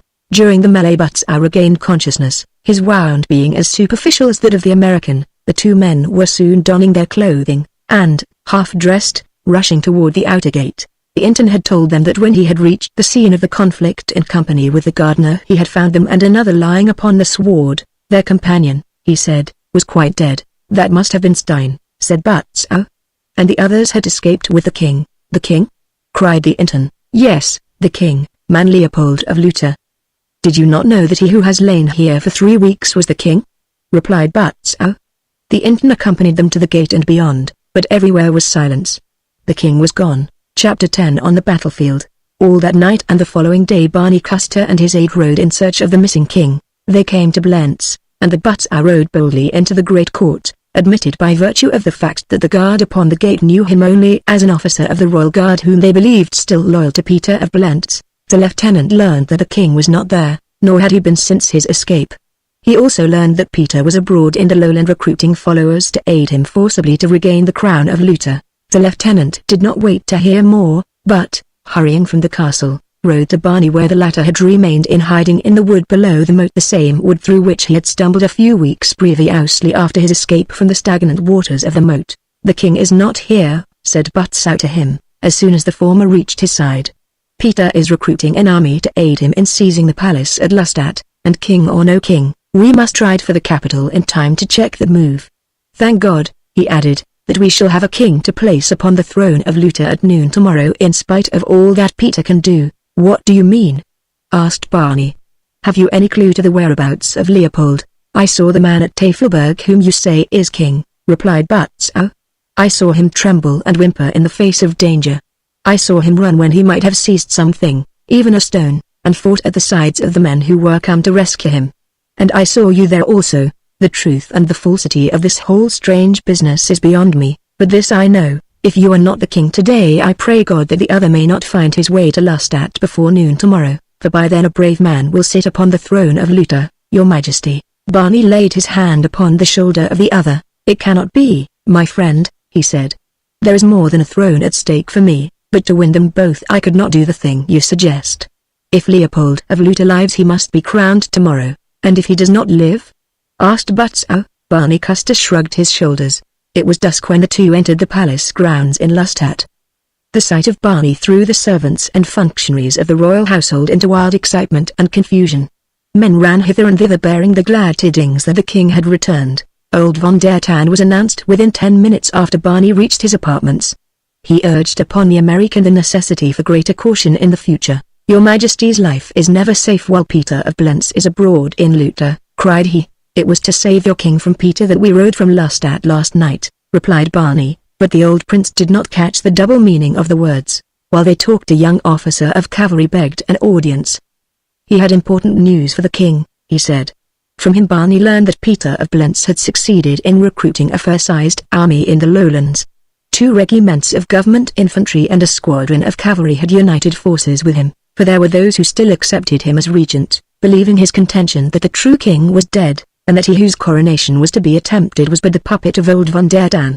The morning of November 5th broke clear and cold. The old town of Lustat was awakened with a start at daybreak by the booming of cannon. Mounted messengers galloped hither and thither through the steep, winding streets.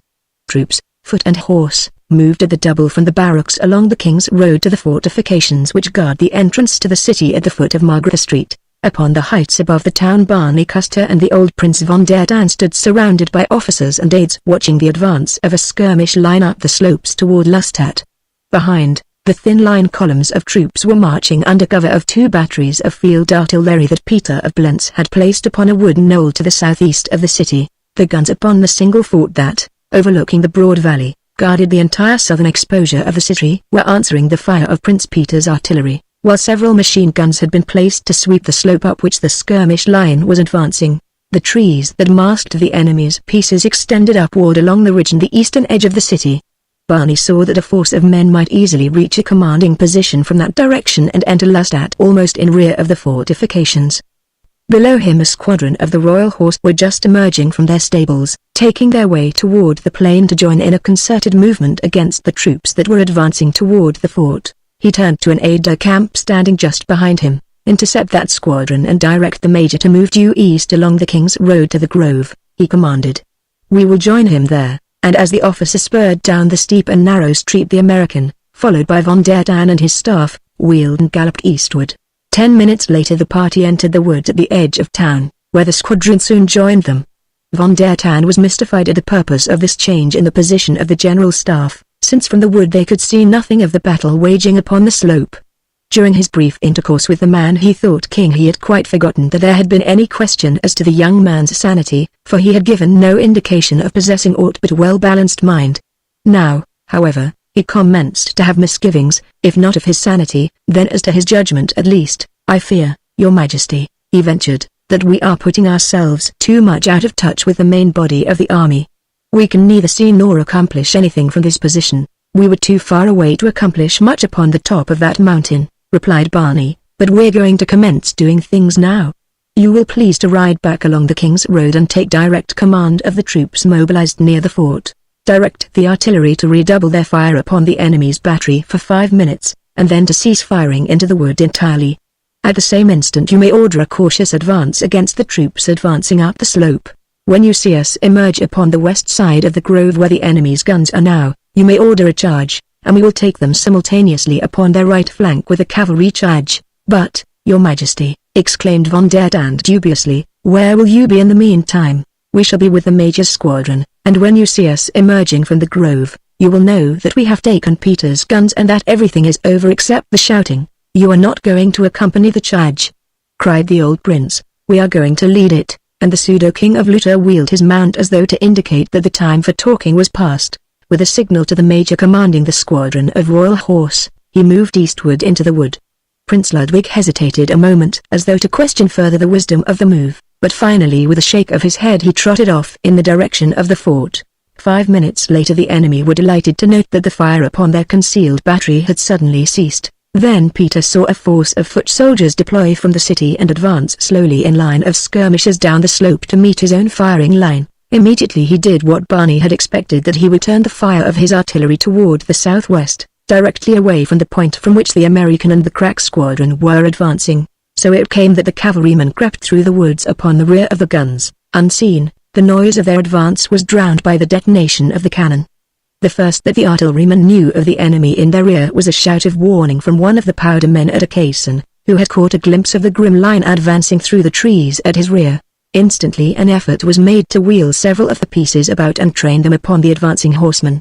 But even had there been time, a shout that rose from several of Peter's artillerymen as the Royal Horse broke into full view would doubtless have prevented the maneuver, for at sight of the tall, bearded, young man who galloped in front of the now charging cavalryman. There rose a shout of the king.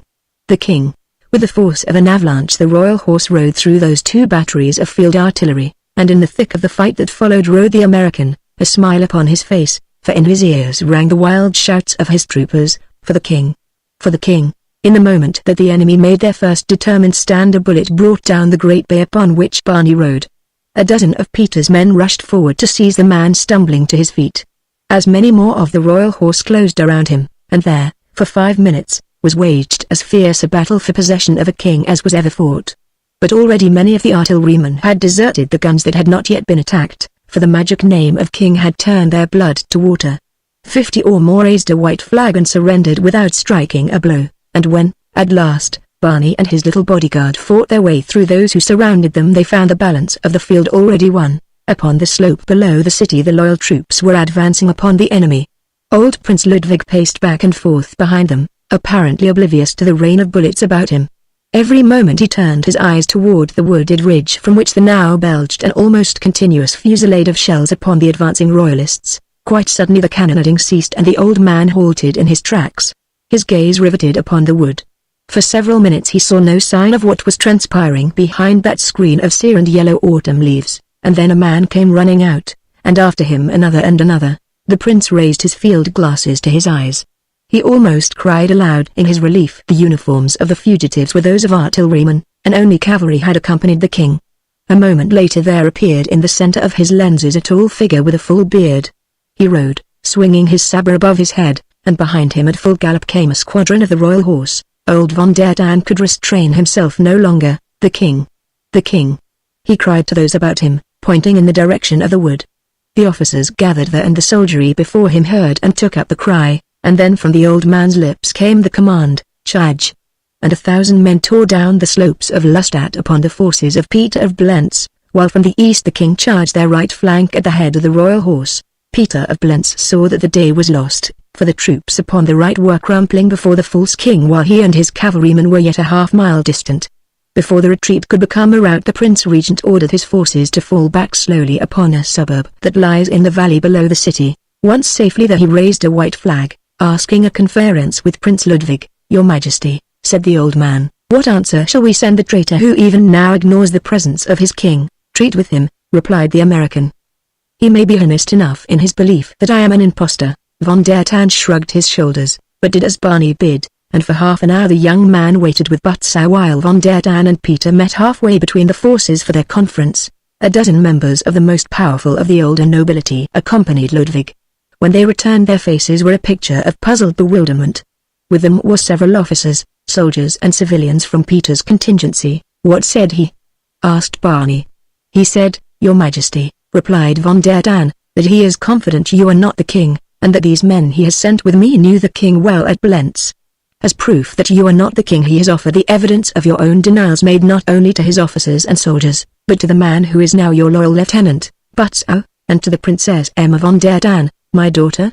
He insists that he is fighting for the welfare of Luther, while we are traitors, attempting to seat an impostor upon the throne of the dead Leopold.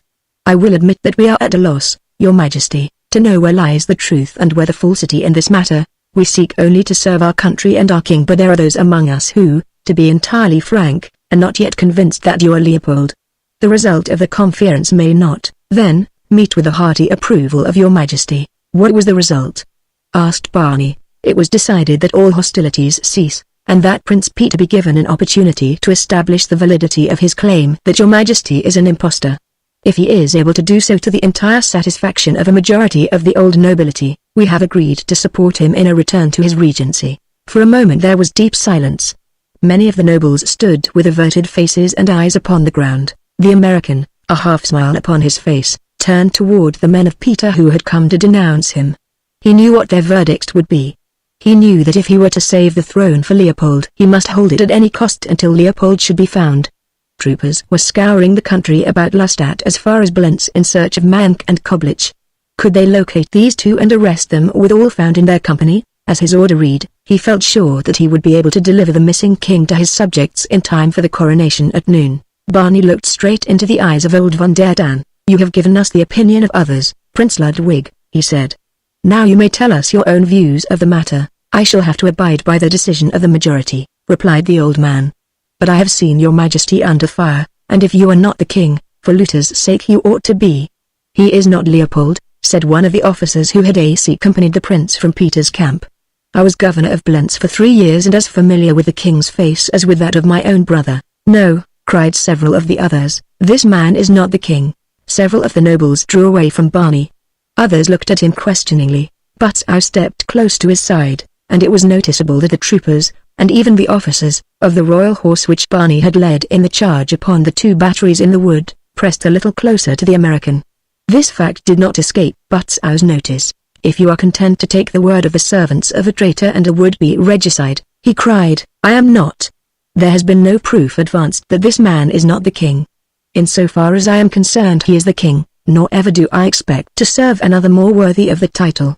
If Peter of Blentz has real proof, not the testimony of his own faction, that Leopold of Luther is dead, let him bring it forward before noon today, for at noon we shall crown a king in the cathedral at Lustadt, and I for one pray to God that it may be he who has led us in battle today." A shout of applause rose from the royal horse, and from the foot soldiers who had seen the king charge across the plain, scattering the enemy before him.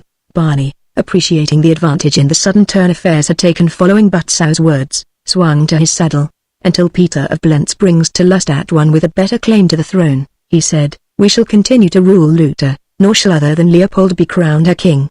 We approve of the amnesty you have granted, Prince Ludwig, and Peter of Blentz is free to enter Lustadt, as he will, so long as he does not plot against the true king. Major," he added, turning to the commander of the squadron at his back, "we are returning to the palace. Your squadron will escort us, remaining on guard there about the grounds.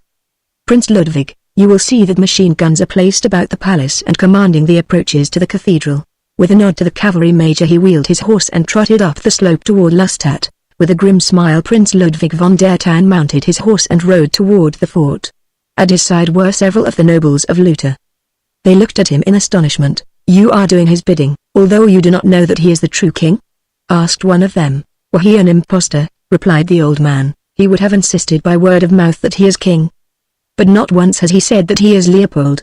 Instead, he has proved his kingship by his acts." Chapter 11 A timely intervention. 9 o'clock found Barney Custer pacing up and down his apartments in the palace. No clue as to the whereabouts of Koblich, Menk or the king had been discovered. One by one his troopers had returned to Butzow empty-handed, and as much at a loss as to the hiding place of their quarry as when they had set out upon their search. Peter of Blentz and his retainers had entered the city and already had commenced to gather at the cathedral. Peter, at the residence of Koblich, had succeeded in gathering about him many of the older nobility whom he pledged to support him in case he could prove to them that the man who occupied the royal palace was not Leopold of Luther. They agreed to support him in his regency if he produced proof that the true Leopold was dead, and Peter of Blentz waited with growing anxiety the coming of Koblich with word that he had the king in custody. Peter was staking all on a single daring move which he had decided to make in his game of intrigue. As Barney paced within the palace, waiting for word that Leopold had been found, Peter of Blentz was filled with equal apprehension as he, too, waited for the same tidings. At last he heard the pound of hoofs upon the pavement without, and a moment later Koblich, his clothing streaked with dirt, blood caked upon his face from a wound across the forehead, rushed into the presence of the Prince Regent. Peter drew him hurriedly into a small study on the first floor. "Well?" he whispered, as the two faced each other. "We have him," replied Koblich. "But we had the devil's own time getting him. Stein was killed and Menk and I both wounded, and all morning we have spent the time hiding from troopers who seem to be searching for us. Only 15 minutes since did we reach the hiding place that you instructed us to use. But we have him, Your Highness, and he is in such a state of cowardly terror that he is ready to agree to anything. If you will but spare his life and set him free across the border." "It is too late for that now, Koblich," replied Peter. "There is but one way that Leopold of Luther can serve me now, and that is dead. Were his corpse to be carried into the cathedral of Lustadt before noon today, and were those who fetched it to swear that the king was killed by the impostor after being dragged from the hospital at Tafelberg where you and Mank had located him, and from which you were attempting to rescue him, I believe that the people would tear our enemies to pieces. What say you, Koblich?" The other stared at Peter of Blentz for several seconds while the atrocity of his chief's plan filtered through his brain. "My God!" he exclaimed at last. "You mean that you wish me to murder Leopold with my own hands?" "You put it too crudely, my dear Koblich," replied the other. "I cannot do it, muttered Koblich. I have never killed a man in my life. I am getting old. No, I could never do it. I should not sleep nights, if it is not done, Koblich, and Leopold comes into his own, said Peter slowly, you will be caught and hanged higher than Haman. And if you do not do it, and the impostor is crowned today, then you will be either hanged officially or knifed unofficially, and without any choice in the matter whatsoever. Nothing, Koblich, but the dead body of the true Leopold can save your neck. You have your choice, therefore, of letting him live to prove your treason, or letting him die and becoming Chancellor of Luta. Slowly Koblich turned toward the door. You are right, he said, but may God have mercy on my soul. I never thought that I should have to do it with my own hands. So saying he left the room, and a moment later Peter of Blentz smiled as he heard the pounding of the horses' hooves upon the pavement without.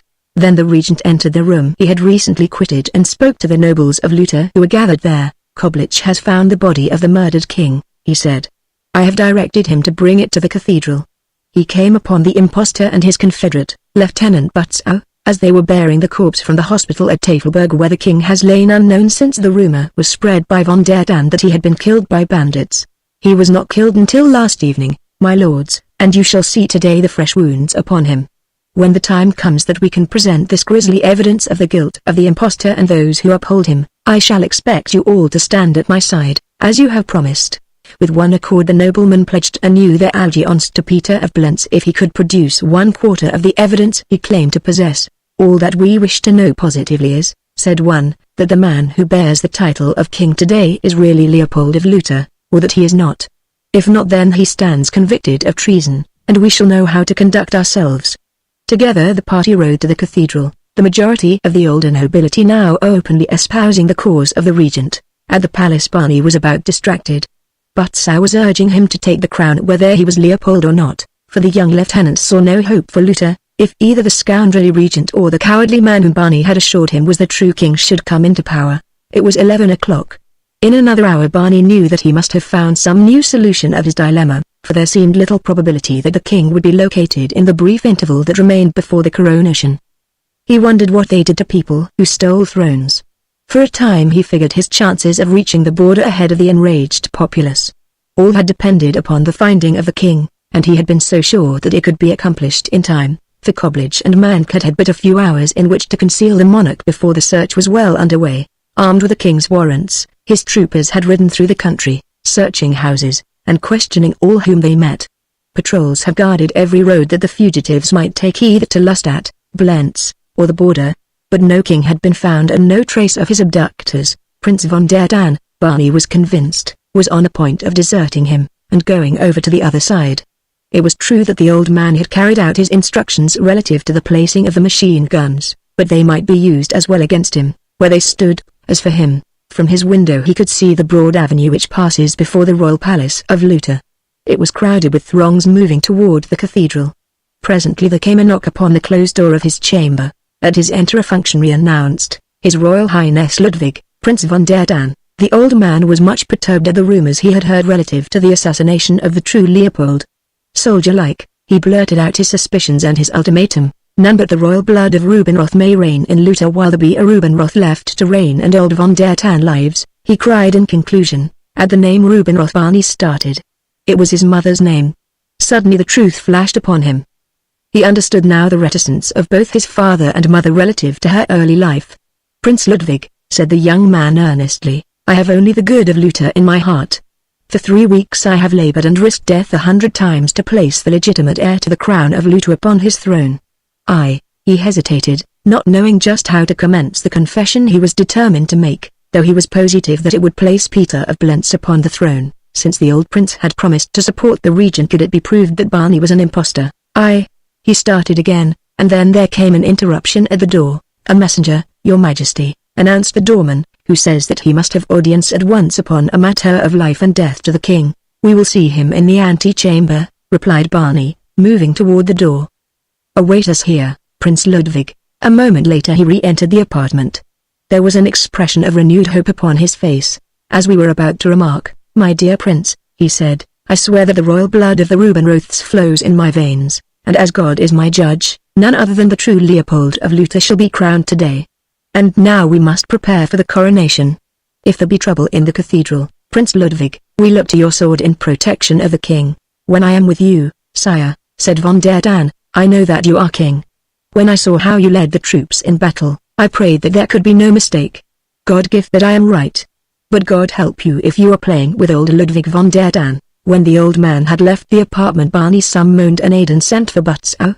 Then he hurried to the bath that adjoined the apartment, and when the lieutenant of horse was announced, Barney called through a soapy lather for his confederate to enter. What are you doing, sire? Cried Butzow in amazement. Cut out the sire, old man, shouted Barney Custer of Beatrice. This is the 5th of November and I am shaving off this alfalfa. The king is found. What? Cried Butzow, and upon his face there was little to indicate the rejoicing that a loyal subject of Leopold of Luther should have felt at that announcement. There is a man in the next room, went on Barney, who can lead us to the spot where Koblich and Mank guard the king. Get him in here. Butzow hastened to comply with the American's instructions, and a moment later returned to the apartment with the old shopkeeper of Tafelberg. As Barney shaved he issued directions to the two. Within the room to the east, he said, there were the king's coronation robes, and in a smaller dressing room beyond they would find a long grey cloak. They were to wrap all these in a bundle which the old shopkeeper was to carry, and, Butzow, added Barney, look to my revolvers and your own, and lay my sword out as well. The chances are that we shall have to use them before we are 10 minutes older. In an incredibly short space of time the young man emerged from the bath, his luxuriant beard gone forever, he hoped. Butzow looked at him with a smile. I must say that the beard did not add greatly to your majesty's good looks, he said. Never mind the bouquets, old man, cried Barney, cramming his arms into the sleeves of his khaki jacket and buckling sword and revolver about him, as he hurried toward a small door that opened upon the opposite side of the apartment to that through which his visitors had been conducted. Together the three hastened through a narrow, little-used corridor and down a flight of well-worn stone steps to a door that led upon the rear court of the palace. There were grooms and servants there, and soldiers too, who saluted Butzow, according the old shopkeeper and the smooth-faced young stranger only cursory glances. It was evident that without his beard it was not likely that Barney would be again mistaken for the king. At the stables Butzow requisitioned 3 horses, and soon the trio was galloping through a little frequented street toward the northern, hilly environs of Lustadt. They rode in silence until they came to an old stone building, whose boarded windows and general appearance of dilapidation proclaimed its long tenantless condition. Rank weeds, now rustling dry and yellow in a November wind, choked what once might have been a luxuriant garden. A stone wall, which had at one time entirely surrounded the grounds, had been almost completely removed from the front to serve as foundation stone for a smaller edifice further down the mountainside. The horsemen avoided this break in the wall, coming up instead upon the rear side where their approach was wholly screened from the building by the wall upon that exposure. Close in they dismounted, and leaving the animals in charge of the shopkeeper of Tafelberg, Barney and Butzow hastened toward a small postern gate which swung, groaning, upon a single rusted hinge. Each felt that there was no time for caution or stratagem. Instead all depended upon the very boldness and rashness of their attack, and so as they came through into the courtyard the two dashed headlong for the building. Chance accomplished for them what no amount of careful execution might have done, and they came within the ruin unnoticed by the 4 who occupied the old, darkened library. Possibly the fact that one of the men had himself just entered and was excitedly talking to the others may have drowned the noisy approach of the two. However that may be, it is a fact that Barney and the cavalry officer came to the very door of the library unheard, that they halted, listening. Koblich was speaking. The regent commands it, Mank, he was saying. It is the only thing that can save our necks. He said that you had better be the one to do it, since it was your carelessness that permitted the fellow to escape from Blentz. Huddled in a far corner of the room was an abject figure trembling in terror. At the words of Koblich it staggered to its feet. It was the king. Have pity, he cried. Do not kill me, and I will go away where none will ever know that I live. You can tell Peter that I am dead. Tell him anything, only spare my life. Oh, why did I ever listen to the cursed fool who tempted me to think of regaining the crown that has brought me only misery and suffering, the crown that has now placed the sentence of death upon me? Why not let him go? Suggested the trooper, who up to this time had not spoken. If we don't kill him, we can't be hanged for his murder. Don't be too sure of that, exclaimed Mank. If he goes away and never returns, what proof can we offer that we did not kill him? Should we be charged with the crime? And if we let him go, and later he returns and gains his throne, he will see that we are hanged anyway for treason. The safest thing to do is to put him where he at least cannot come back to threaten us, and having done so upon the orders of Peter, let the king's blood be upon Peter's head. I, at least, shall obey my master, and let you two bear witness that I did the thing with my own hand." So saying he drew his sword and crossed toward the king. But Captain Ernst Mank never reached his sovereign. As the terrified shriek of the sorry monarch rang through the interior of the desolate ruin, another sound mingled with it, half drowning the piercing wail of terror. It was the sharp crack of a revolver, and even as it spoke Mank lunged awkwardly forward, stumbled, and collapsed at Leopold's feet. With a moan the king shrank back from the grisly thing that touched his boot, and then two men were in the center of the room, and things were happening with a rapidity that was bewildering. About all that he could afterward recall with any distinctness was the terrified face of Koblich, as he rushed past him toward a door in the opposite side of the room, and the horrid leer upon the face of the dead trooper, who foolishly had made a move to draw his revolver. Within the cathedral at Lustadt excitement was at fever heat. It lacked but 2 minutes of noon, and as yet no king had come to claim the crown. Rumors were running riot through the close-packed audience. One man had heard the king's chamberlain report to Prince von der Tan that the master of ceremonies had found the king's apartments vacant when he had gone to urge the monarch to hasten his preparations for the coronation. Another had seen Butzau and 2 strangers galloping north through the city. A third told of a little old man who had come to the king with an urgent message. Peter of Blentz and Prince Ludwig were talking in whispers at the foot of the chancel steps. Peter ascended the steps and facing the assemblage raised a silencing hand. He who claimed to be Leopold of Lutha, he said, was but a mad adventurer. He would have seized the throne of the Rubinroths had his nerve not failed him at the last moment. He has fled. The true king is dead. Now I, Prince Regent of Lutha, declare the throne vacant, and announce myself king. There were a few scattered cheers and some hissing. A score of the nobles rose as though to protest, but before any could take a step the attention of all was directed toward the sorry figure of a white-faced man who scurried up the broad center aisle. It was Koblich. He ran to Peter's side, and though he attempted to speak in a whisper, so out of breath, and so filled with hysterical terror was he that his words came out in gasps that were audible to many of those who stood nearby. "Mank is dead," he cried. "The impostor has stolen the king." Peter of Blentz went white as his lieutenant. Von der Tan heard and demanded an explanation. "You said that Leopold was dead," he said accusingly. Peter regained his self-control quickly. "Koblich is excited," he explained. "He means that the impostor has stolen the body of the king that Koblich and Mank had discovered and were bringing to Lustadt." Von der Tan looked troubled. He knew not what to make of the series of wild tales that had come to his ears within the past hour. He had hoped that the young man whom he had last seen in the king's apartment was the true Leopold. He would have been glad to have served such a one, but there had been many inexplicable occurrences which tended to cast a doubt upon the man's claims, and yet, had he ever claimed to be the king? It suddenly occurred to the old prince that he had not. On the contrary, he had repeatedly stated to Prince Ludwig's daughter and to Lieutenant Butzau that he was not Leopold. It seemed that they had all been so anxious to believe him king that they had forced the false position upon him, and now if he had indeed committed the atrocity that Koblich charged against him, who could wonder?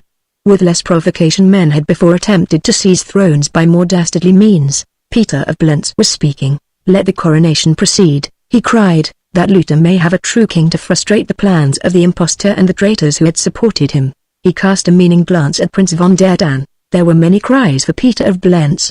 "Let's have done with treason, and place upon the throne of Lutha one whom we know to be both a Luthanian and sane. Down with the mad king.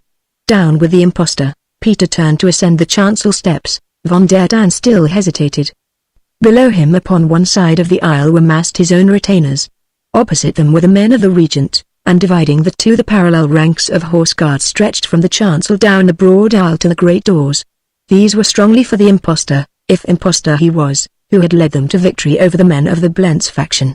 Von der Tan knew that they would fight to the last ditch for their hero should he come to claim the crown.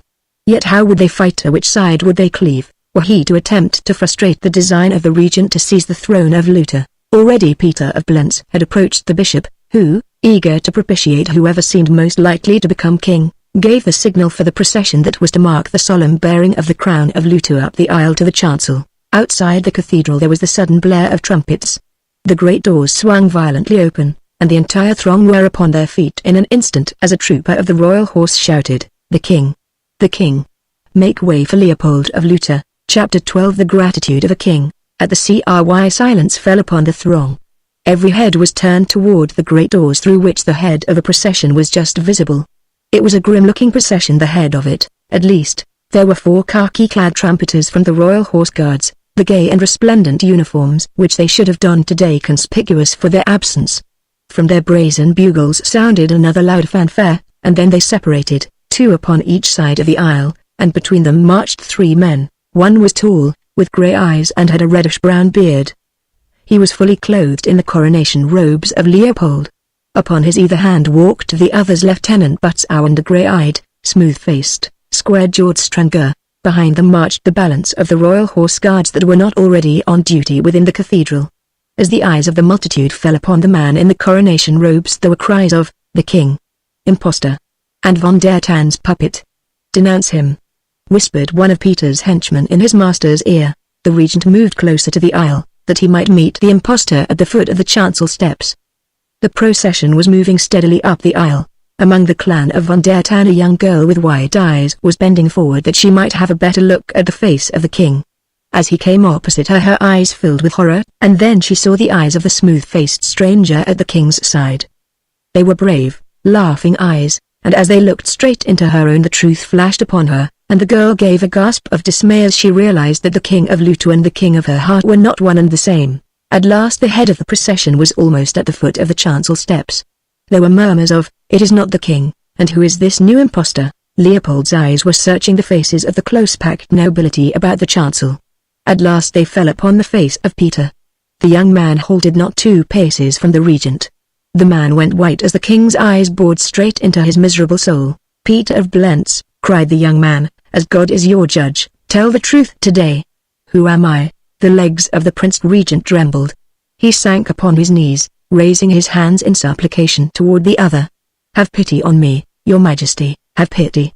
he cried. "Who am I, man?" insisted the king. "You are Leopold Rubenroth, sire, by the grace of God, king of Luta," cried the frightened man. "Have mercy on an old man, your majesty." "Wait. Am I mad?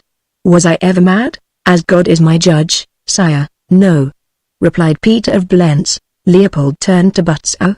"Remove the traitor from our presence," he commanded, and at a word from the lieutenant a dozen guardsmen seized the trembling man and hustled him from the cathedral amid hisses and execrations. Following the coronation the king was closeted in his private audience chamber in the palace with Prince Ludwig. "I cannot understand what has happened, even now, your majesty," the old man was saying.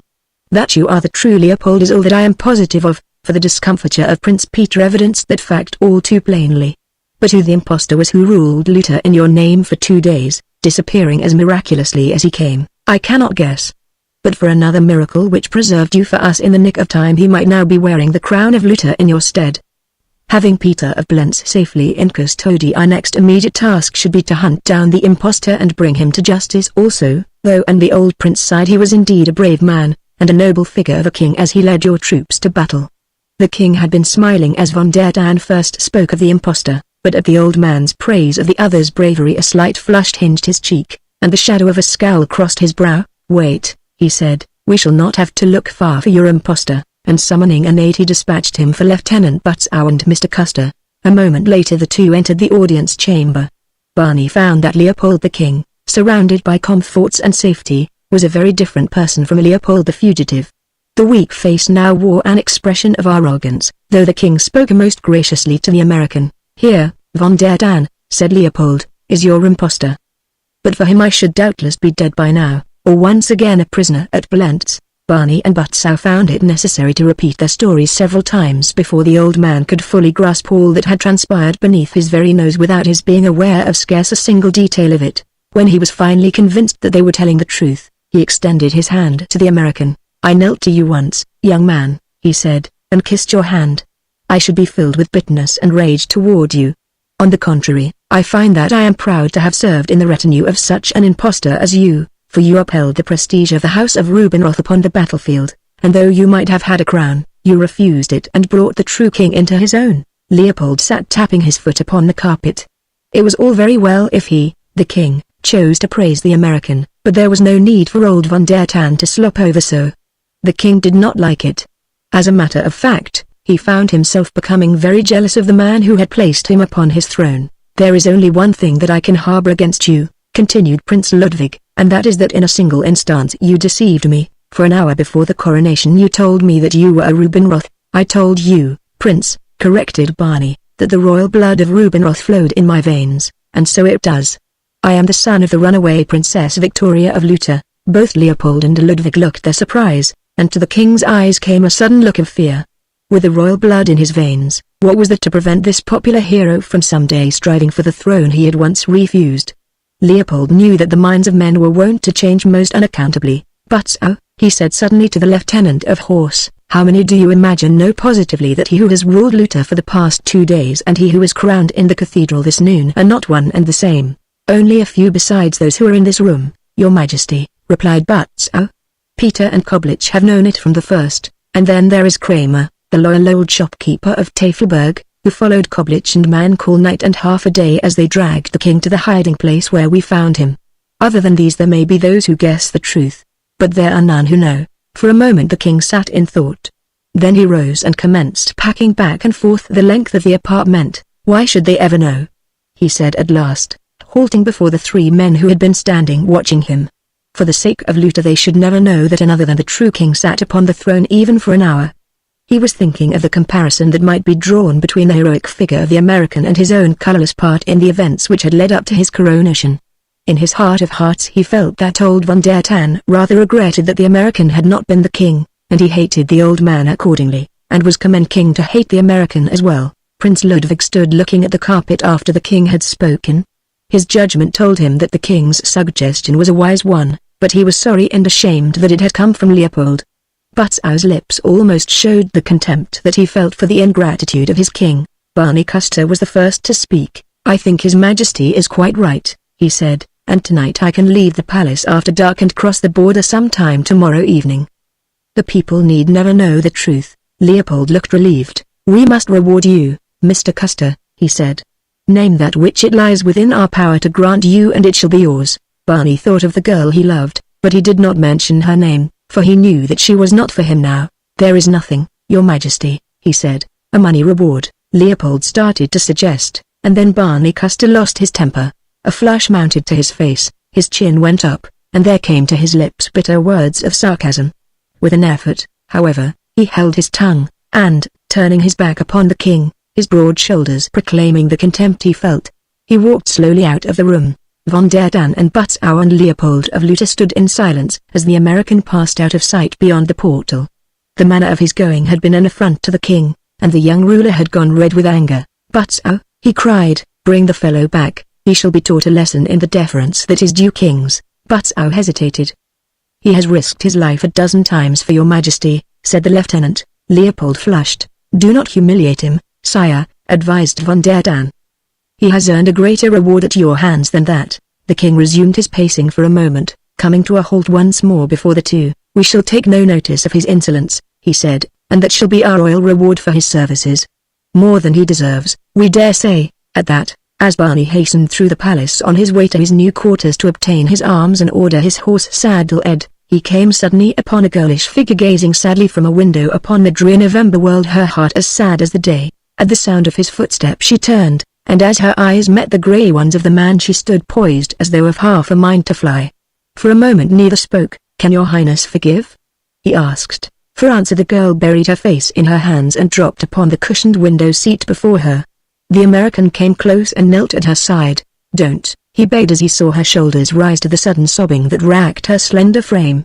"Don't."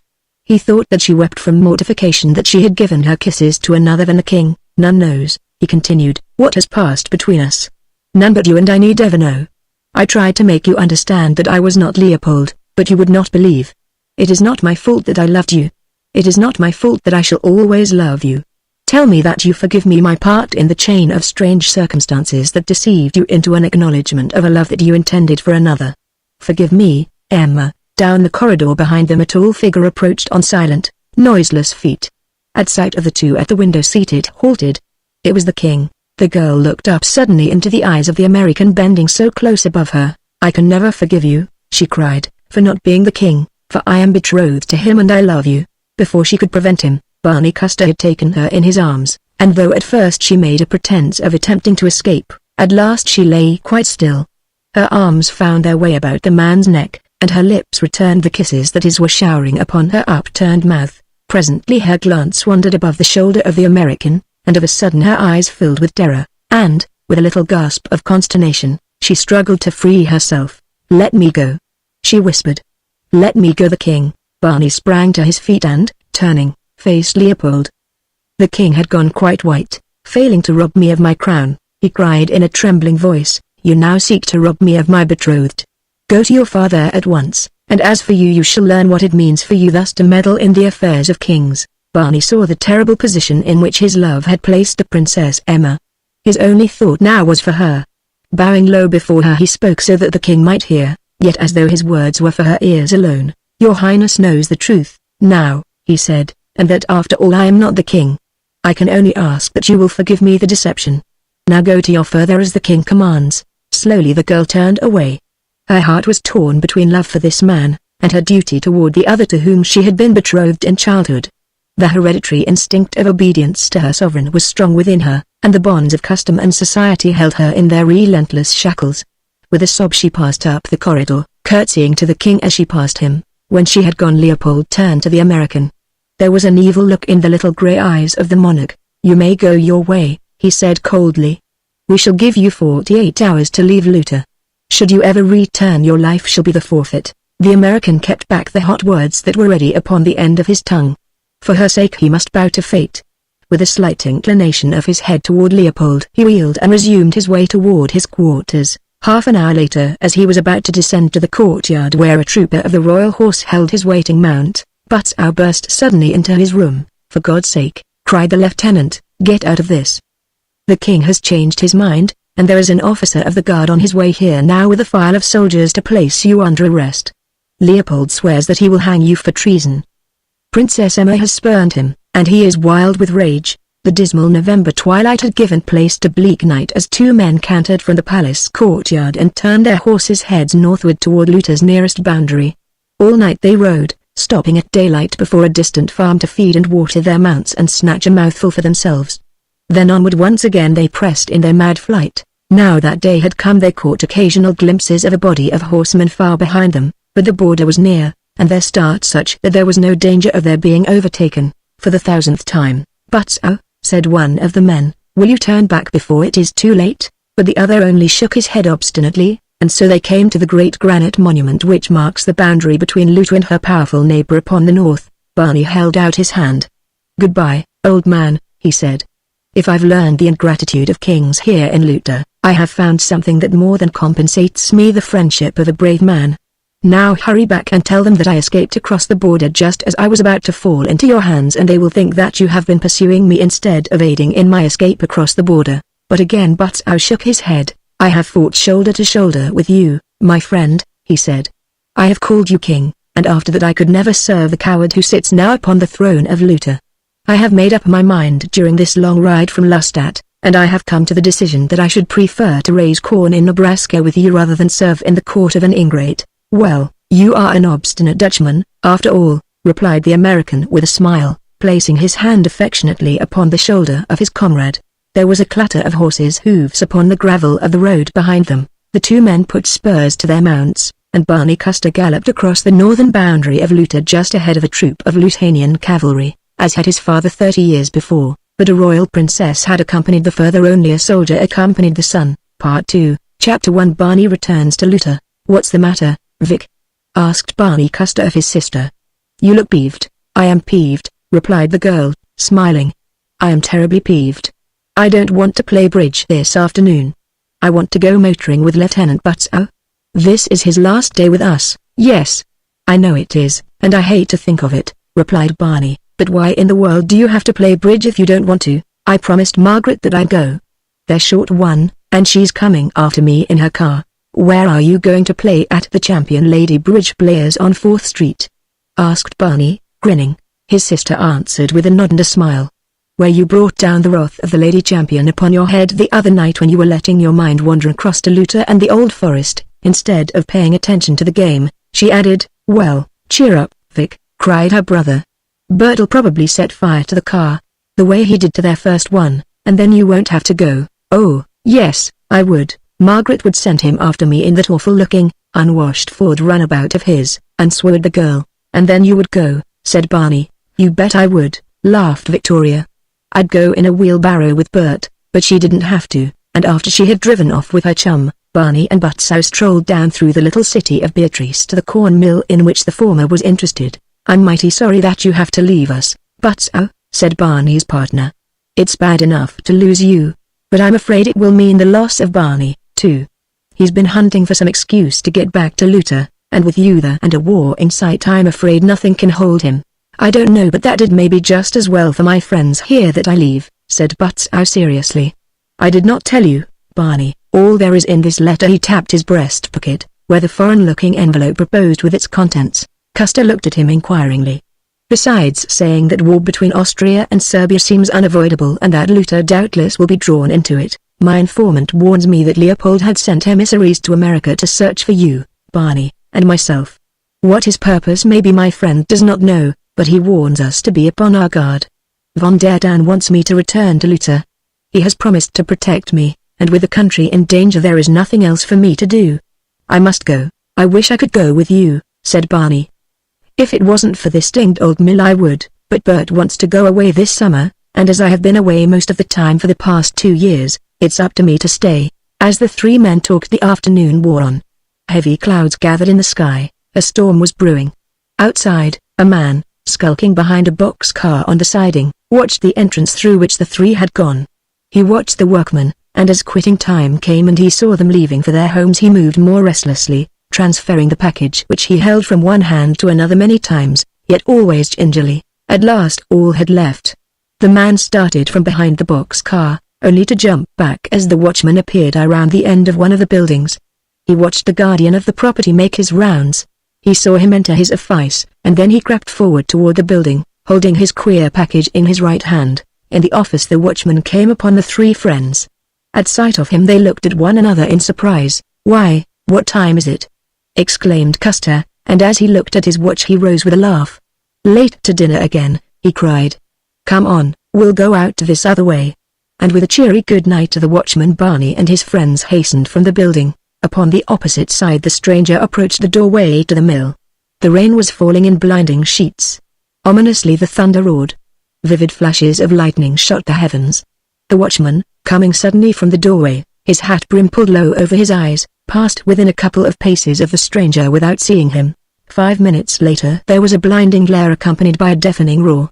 It was as though nature had marshaled all her forces in one mighty, devastating effort.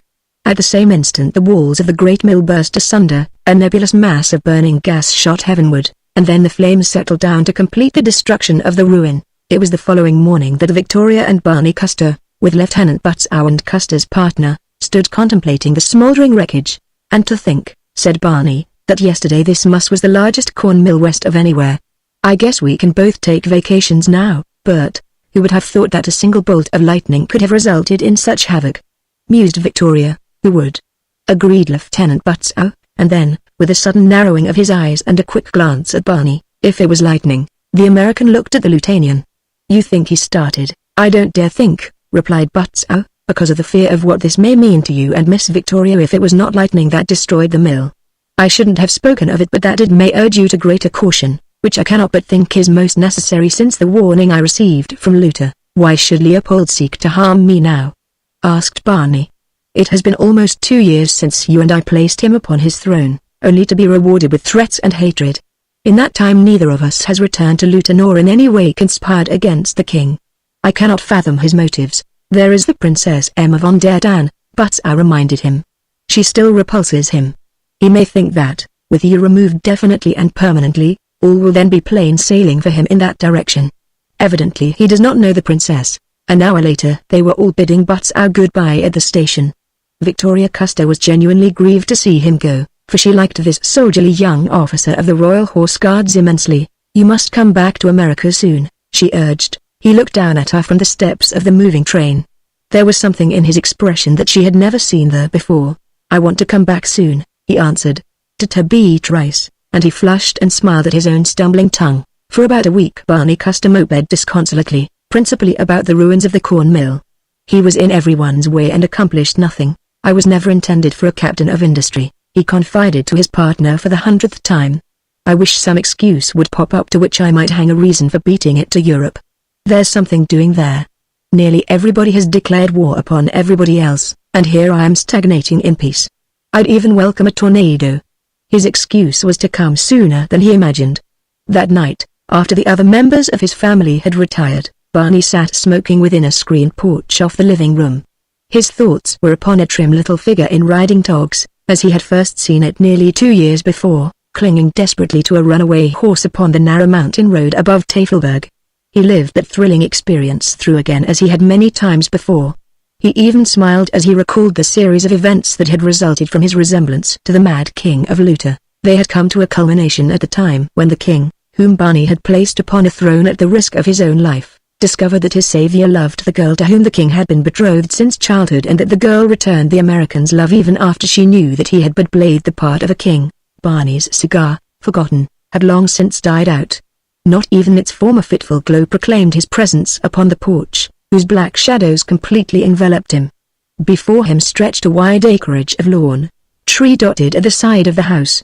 Bushes hid the stone wall that marked the boundary of the Custer grounds and extended here and there out upon the sward among the trees. The night was moonless but clear. A faint light pervaded the scene. Barney sat staring straight ahead, but his gaze did not stop upon the familiar objects of the foreground. Instead it spanned 2 continents and an ocean to rest upon the little spot of woodland and rugged mountain and lowland that is Luther. It was with an effort that the man suddenly focused his attention upon that which lay directly before him. A shadow among the trees had moved. Barney Custer sat perfectly still, but now he was suddenly alert and watchful. Again the shadow moved where no shadow should be moving.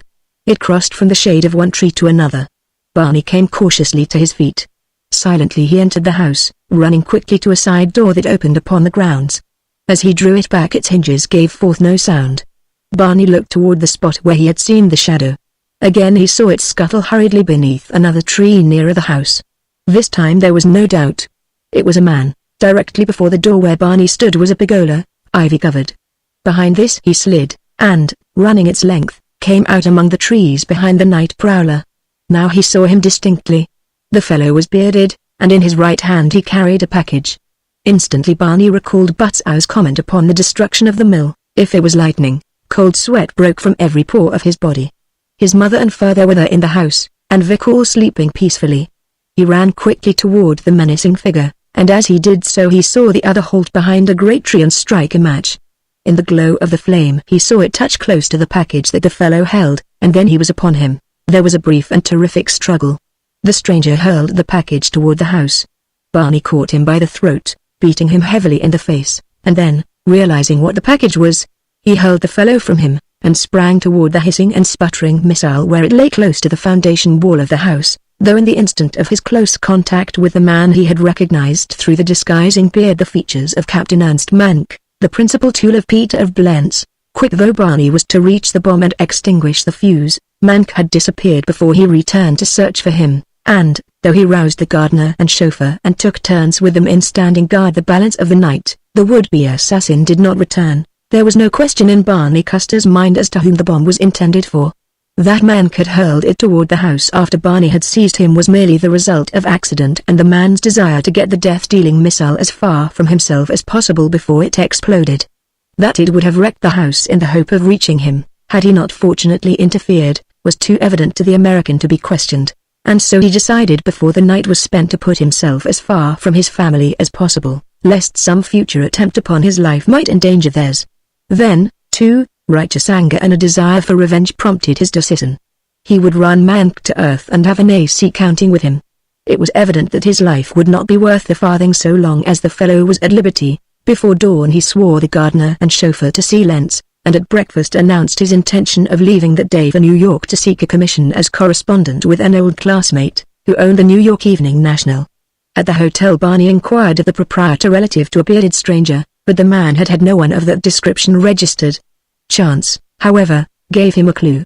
His roadster was in a repair shop, and as he stopped in to get it he overheard a conversation that told him all he wanted to know. As he stood talking with the foreman a dust-covered automobile pulled into the garage. "Hello, Bill," called the foreman to the driver. "Where you been so early?" "Took a guy to Lincoln," replied the other. "He was in an awful hurry. I bet we broke all the records for that stretch of road this morning. I never knew the old boat had it in her." "Who was it?" asked Barney. "I dunno," replied the driver. talked like a foreigner, and looked the part. Bushy black beard. Said he was a German army officer, and had to beat it back on account of the war. Seemed to me like he was mighty anxious to get back there and be killed. Barney waited to hear no more. He did not even go home to say goodbye to his family. Instead he leapt into his grey roadster, a later model of the one he had lost in Luther and the last that Beatrice, Nebraska, saw of him was a whirling cloud of dust as he raced north out of town toward Lincoln. He was 5 minutes too late into the capital city to catch the eastbound limited that Mank must have taken, but he caught the next through train for Chicago, and the second day thereafter found him in New York.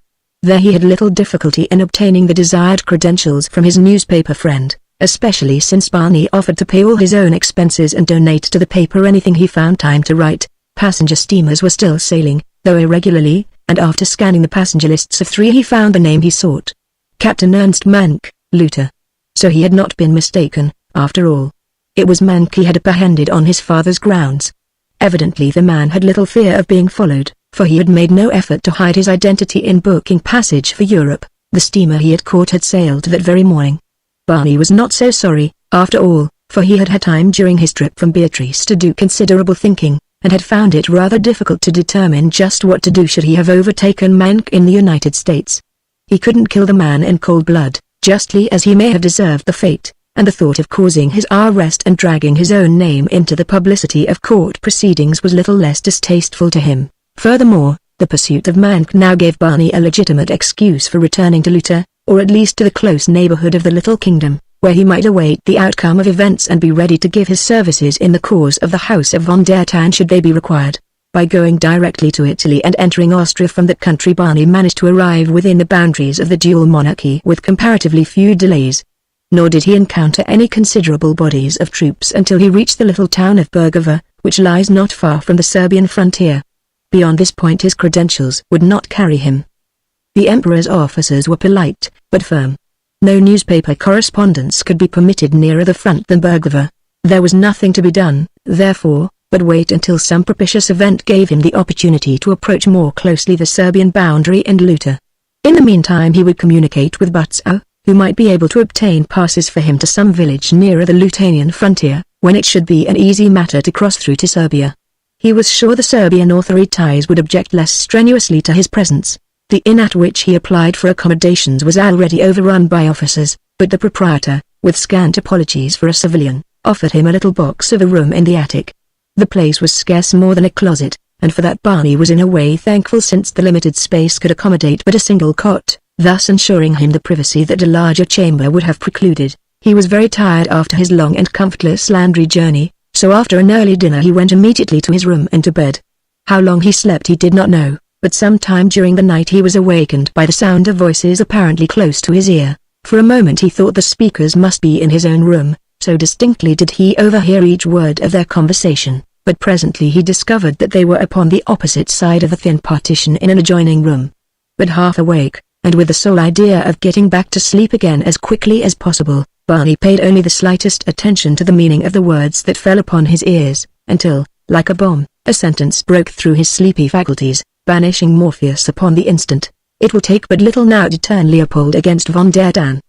The speaker evidently was an Austrian.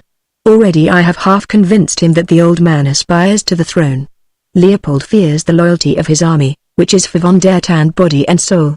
He knows that von der Tann is strongly anti-Austrian, and I have made it plain to him that if he allows his kingdom to take sides with Serbia he will have no kingdom when the war is over. It will be a part of Austria. It was with greater difficulty, however, my dear Peter, that I convinced him that you, von Koblich, and Captain Mank were his most loyal friends.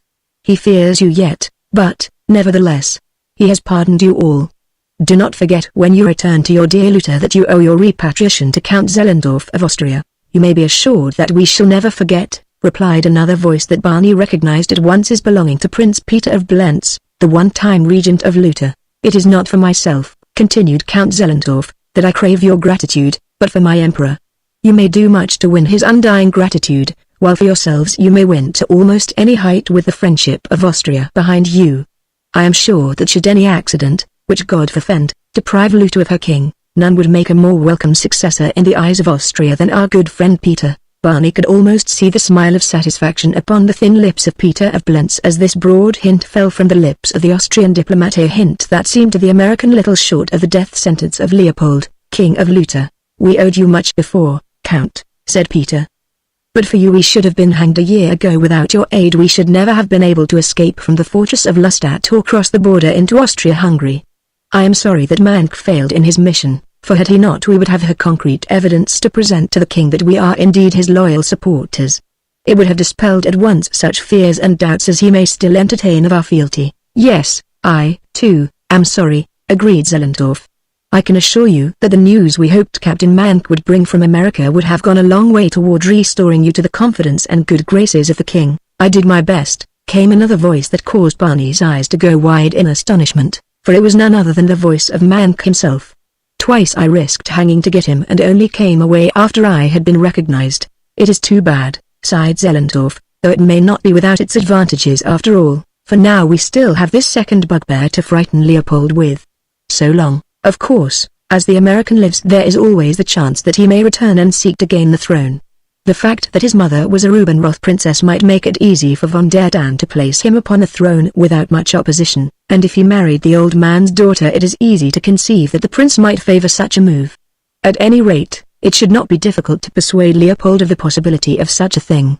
Under the circumstances Leopold is almost convinced that his only hope of salvation lies in cementing friendly relations with the most powerful of von der Tann's enemies, of which you three gentlemen stand preeminently in the foreground, and of assuring to himself the support of Austria. And now, gentlemen," he went on after a pause, "good night. I have handed Prince Peter the necessary military passes to carry you safely through our lines, and tomorrow you may be in Blentz if you wish." Chapter 2 Condemned to Death. For some time Barney Custer lay there in the dark, revolving in his mind all that he had overheard through the thin partition which alone lay between himself and three men who would be only too glad to embrace the first opportunity to destroy him. But his fears were not for himself so much as for the daughter of old von der Dann, and for all that might befall that princely house. Were these three unhung rascals to gain loot and have their way with the weak and cowardly king who reigned there, if he could but reach von der Tann's ear and through him the king before the conspirators came to Luther? But how might he accomplish it? Count Zellendorf's parting words to the three had shown that military passes were necessary to enable one to reach Luther. His papers were practically worthless even inside the lines. That they would carry him through the lines he had not the slightest hope. There were two things to be accomplished if possible. One was to cross the frontier into Luther, and the other, which of course was quite out of the question, was to prevent Peter of Blentz, von Koblich, and Mank from doing so. But was that altogether impossible? The idea that followed that question came so suddenly that it brought Barney Custer out onto the floor in a bound, to don his clothes and sneak into the hall outside his room with the stealth of a professional second-story man. To the right of his own door was the door to the apartment in which the three conspirators slept. At least, Barney hoped they slept. He bent close to the keyhole and listened. From within came no sound other than the regular breathing of the inmates. It had been at least half an hour since the American had heard the conversation cease. A glance through the keyhole showed no light within the room. Stealthily Barney turned the knob. Had they bolted the door? He felt the tumbler move to the pressure soundlessly. Then he pushed gently inward. The door swung. A moment later he stood in the room. Dimly he could see two beds, a large one and a smaller. Peter of Blentz would be alone upon the smaller bed, his henchmen sleeping together in the larger. Barney crept toward the lone sleeper. At the bedside he fumbled in the dark, groping for the man's clothing, for the coat, in the breast pocket of which he hoped to find the military pass that might carry him safely out of Austria-Hungary and into Luther. On the foot of the bed he found some garments. Gingerly he felt them over, seeking the coat. At last he found it. His fingers, steady even under the nervous tension of this unaccustomed labor, discovered the inner pocket and the folded paper. There were several of them. Barney took them all. So far he made no noise. None of the sleepers had stirred. Now he took a step toward the doorway and kicked a shoe that lay in his path. The slight noise in that quiet room sounded to Barney's ears like the fall of a brick wall. Peter of Blentz stirred, turning in his sleep. Behind him Barney heard one of the men in the other bed move. He turned his head in that direction. Either Mank or Koblich was sitting up, peering through the darkness. "Is that you, Prince Peter?" The voice was Mank's. "What's the matter?" persisted Mank. "I'm going for a drink of water," replied the American, and stepped toward the door. Behind him Peter of Blentz sat up in bed. "That you, "Mank!" he called. Instantly Mank was out of bed, for the first voice had come from the vicinity of the doorway. Both could not be Peter's. "Quick!" he cried, "there's someone in our room." Barney leapt for the doorway, and upon his heels came the three conspirators. Mank was closest to him, so close that Barney was forced to turn at the top of the stairs. In the darkness he was just conscious of the form of the man who was almost upon him. Then he swung a vicious blow for the other's face, a blow that landed, for there was a cry of pain and anger as Mank stumbled back into the arms of the two behind him. From below came the sound of footsteps hurrying up the stairs to the accompaniment of a clanking saber. Barney's retreat was cut off. Turning, he dodged into his own room before the enemy could locate him or even extricate themselves from the confusion of Mank's sudden collision with the other two.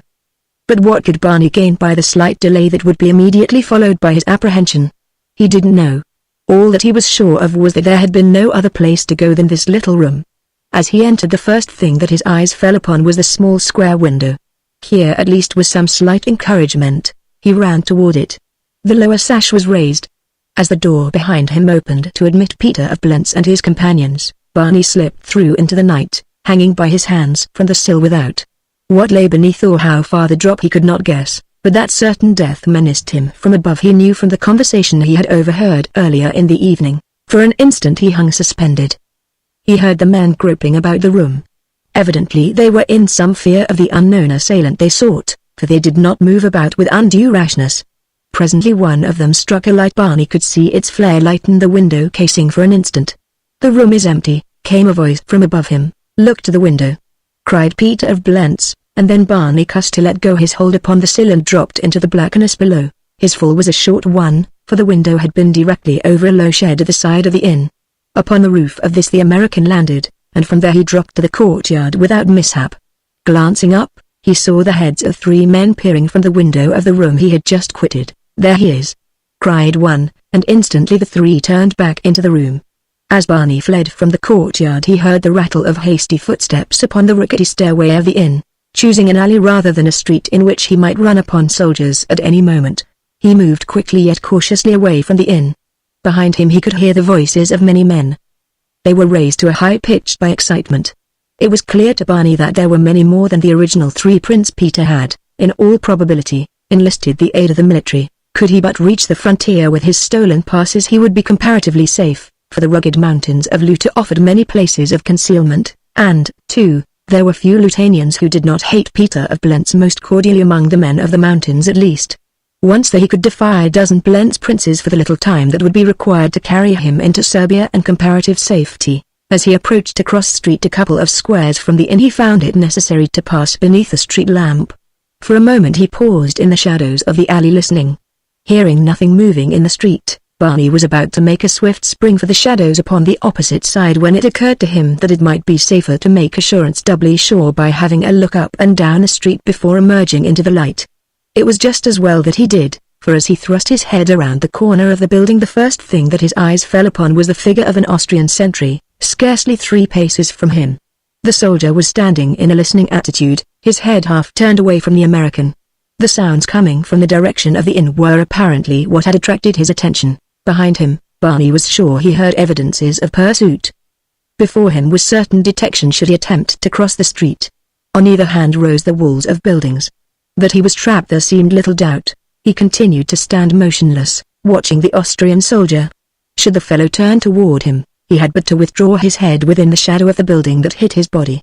Possibly the man might turn and take his beat in the opposite direction. In which case Barney was sure he could dodge across the street, undetected. Already the vague threat of pursuit from the direction of the inn had developed into a certainty. He could hear men moving toward him through the alley from the rear. Would the sentry never move? Evidently not, until he heard the others coming through the alley. Then he would turn, and the devil would be to pay for the American. Barney was about hopeless. He had been in the war zone long enough to know that it might prove a very disagreeable matter to be caught sneaking through back alleys at night. There was a single chance, a sort of forlorn hope, and that was to risk fate and make a dash beneath the sentry's nose for the opposite alley mouth. Well, here goes, thought Barney. He had heard that many of the Austrians were excellent shots. Visions of Beat Rice, Nebraska, swarmed his memory. They were pleasant visions, made doubly alluring by the thought that the really ties of them might never again be for him. He turned once more toward the sounds of pursuit. The men upon his track could not be over a square away. There was not an instant to be lost. And then from above him, upon the opposite side of the alley, came a low SST. Barney looked up. Very dimly he could see the dark outline of a window some dozen feet from the pavement, and framed within it the lighter blotch that might have been a human face. Again came the challenging SST. Yes, there was someone above, signaling to him. SST, replied Barney. He knew that he had been discovered, and could think of no better plan for throwing the discoverer off his guard than to reply. Then a soft voice floated down to him, a woman's voice. Is that you? The tongue was Serbian. Barney could understand it, though he spoke it but indifferently. Yes, he replied truthfully, thank heaven. Came the voice from above. I have been watching you, and thought you one of the Austrian pigs. Quick! They are coming, I can hear them. And at the same instant Barney saw something drop from the wind out to the ground. He crossed the alley quickly, and could have shouted in relief for what he found there, end of a knotted rope dangling from above. His pursuers were almost upon him when he seized the rude ladder to clamber upward. At the window's ledge a firm, young hand reached out and, seizing his own, almost dragged him through the window. He turned to look back into the alley. He had been just in time. The Austrian sentry, alarmed by the sound of approaching footsteps down the alley, had stepped into view. He stood there now with leveled rifle, a challenge upon his lips. From the advancing party came a satisfactory reply. At the same instant the girl beside him in the Stygian blackness of the room threw her arms about Barney's neck and drew his face down to hers. Oh, Stefan, she whispered, what a narrow escape. It makes me tremble to think of it. They would have shot you, my Stefan. The American put an arm about the girl's shoulders, and raised one hand to her cheek. It might have been in caress, but it wasn't. It was to smother the cry of alarm he anticipated would follow the discovery that he was not Stefan. He bent his lips close to her ear. Do not make an outcry, he whispered in very poor Serbian. I am not Stefan, but I am a friend. The exclamation of surprise or fright that he had expected was not forthcoming. The girl lowered her arms from about his neck. Who are you? She asked in a low whisper. I'm an American war correspondent, replied Barney. But if the Austrians get hold of me now it will be mighty difficult to convince them that I am not a spy. And then a sudden determination came to him to trust his fate to this unknown girl, whose face, even, he had never seen. I am entirely at your mercy, he said. There are Austrian soldiers in the street below. You have but to call to them to send me before the firing squad, or you can let me remain here until I can find an opportunity to get away in safety. I am trying to reach Serbia. Why do you wish to reach Serbia? Asked the girl suspiciously. I have discovered too many enemies in Austria tonight to make it safe for me to remain, he replied, and, further, my original intention was to report the war from the Serbian side. The girl hesitated for a while, evidently in thought. They are moving on, suggested Barney. If you are going to give me up you'd better do it at once. I'm not going to give you up, replied the girl. I'm going to keep you prisoner until Stefan returns. He will know best what to do with you. Now you must come with me and be locked up. Do not try to escape. I have a revolver in my hand, and to give her prisoner physical proof of the weapon he could not see, she thrust the muzzle against his side. I'll take your word for the gun, said Barney, if you'll just turn it in the other direction. Go ahead, I'll follow you. No, you won't, replied the girl. You'll go first, but before that you'll raise your hands above your head. I want to search you. Barney did as he was bid and a moment later felt deft fingers running over his clothing in search of concealed weapons. Satisfied at last that he was unarmed, the girl directed him to precede her, guiding his steps from behind with a hand upon his arm. Occasionally he felt the muzzle of her revolver touch his body. It was a most unpleasant sensation. They crossed the room to a door which his captor directed him to open, and after they had passed through and she had closed it behind them, the girl struck a match and lit a candle which stood upon a little bracket on the partition wall. The dim light of the tallow dip showed Barney that he was in a narrow hall from which several doors opened into different rooms. At one end of the hall a stairway led to the floor below, while at the opposite end another flight disappeared into the darkness above. This way, said the girl, motioning toward the stairs that led upward. Barney had turned toward her as she struck the match, obtaining an excellent view of her features. They were clear-cut and regular. Her eyes were large and very dark. Dark also was her hair, which was piled in great heaps upon her finely shaped head. Altogether the face was one not easily to be forgotten. Barney could scarce have told whether the girl was beautiful or not, but that she was striking there could be no doubt. He preceded her up the stairway to a door at the top. At her direction he turned the knob and entered a small room in which was a cot, an ancient dresser and a single chair. "You will remain here," she said, "until Stefan returns. Stefan will know what to do with you." Then she left him, taking the light with her, and Barney heard a key turn in the lock of the door after she had closed it. Presently her footfalls died out as she descended to the lower floors. "Anyhow," thought the American, "this is better than the Austrians. I don't know what Stefan will do with me, but I have a rather vivid idea of what the Austrians would have done to me if they caught me sneaking through the alleys of Burgova at midnight." Throwing himself on the cot, Barney was soon asleep, for though his predicament was one that, under ordinary circumstances, might have made sleep impossible, yet he had so long been without the boon of slumber that tired nature would no longer be denied. When he awoke it was broad daylight. The sun was pouring in through a skylight in the ceiling of his tiny chamber. Aside from this there were no windows in the room. The sound of voices came to him with an uncanny distinctness that made it seem that the speakers must be in this very chamber, but a glance about the blank walls convinced him that he was alone. Presently he espied a small opening in the wall at the head of his cot. He rose and examined it. The voices appeared to be coming from it. In fact, they were. The opening was at the top of a narrow shaft that seemed to lead to the basement of the structure, apparently once the shaft of a dumbwaiter or a chute for refuse or soiled clothes. Barney put his ear close to it. The voices that came from below were those of a man and a woman. He heard every word distinctly. "We must search the house, Fräulein," came in the deep voice of a man. "Whom do you seek?" inquired a woman's voice. Barney recognized it as the voice of his captor, a Serbian spy. "Stefan Drontov," replied the man. "Do you know him?" There was a considerable pause on the girl's part before she answered, and then her reply was in such a low voice that Barney could barely hear it. "I do not know him," she said. "There are several men who lodge here." "What may this Stefan Drontov look like?" "I have never seen him," replied the officer, "but by arresting all the men in the house we must get this Stefan also, if he is here." "Oh!" cried the girl, a new note in her voice. "I guess I know now whom you mean. There is one man here I have heard them call Stefan, though for the moment I had forgotten it. He is in the small attic room at the head of the stairs. Here is a key that will fit the lock. Yes, I am sure that he is Stefan. You will find him there, and it should be easy to take him, for I know that he is unarmed. He told me so last night when he came in." "The devil!" muttered Barney Custer, but whether he referred to his predicament or to the girl it would be impossible to tell. Already the sound of heavy boots on the stairs announced the coming of men, several of them. Barney heard the rattle of accoutrements, the clank of a scabbard, the scraping of gun butts against the walls. The Austrians were coming. He looked about. There was no way of escape except the door and the skylight, and the door was impossible. Quickly he tilted the cot against the door, wedging its legs against a crack in the floor that would stop them for a minute or two. Then he wheeled the dresser beneath the skylight and, placing the chair on top of it, scrambled to the seat of the latter. His head was at the height of the skylight. To force the skylight from its frame required but a moment. A key entered the lock of the door from the opposite side and turned. He knew that someone without was pushing. Then he heard an oath and heavy battering upon the panels. A moment later he had drawn himself through the skylight and stood upon the roof of the building. Before him stretched a series of uneven roofs to the end of the street. Barney did not hesitate. He started on a rapid trot toward the adjoining roof. From that he clambered to a higher one beyond.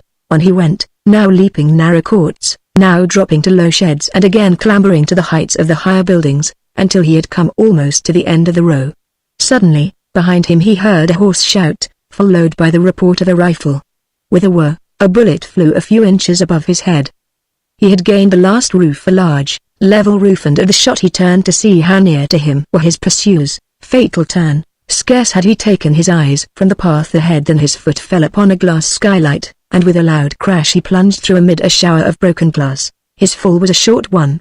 Directly beneath the skylight was a bed, and on the bed a fat Austrian infantry captain. Barney lit upon the pit of the captain's stomach. With a howl of pain the officer catapulted Barney to the floor.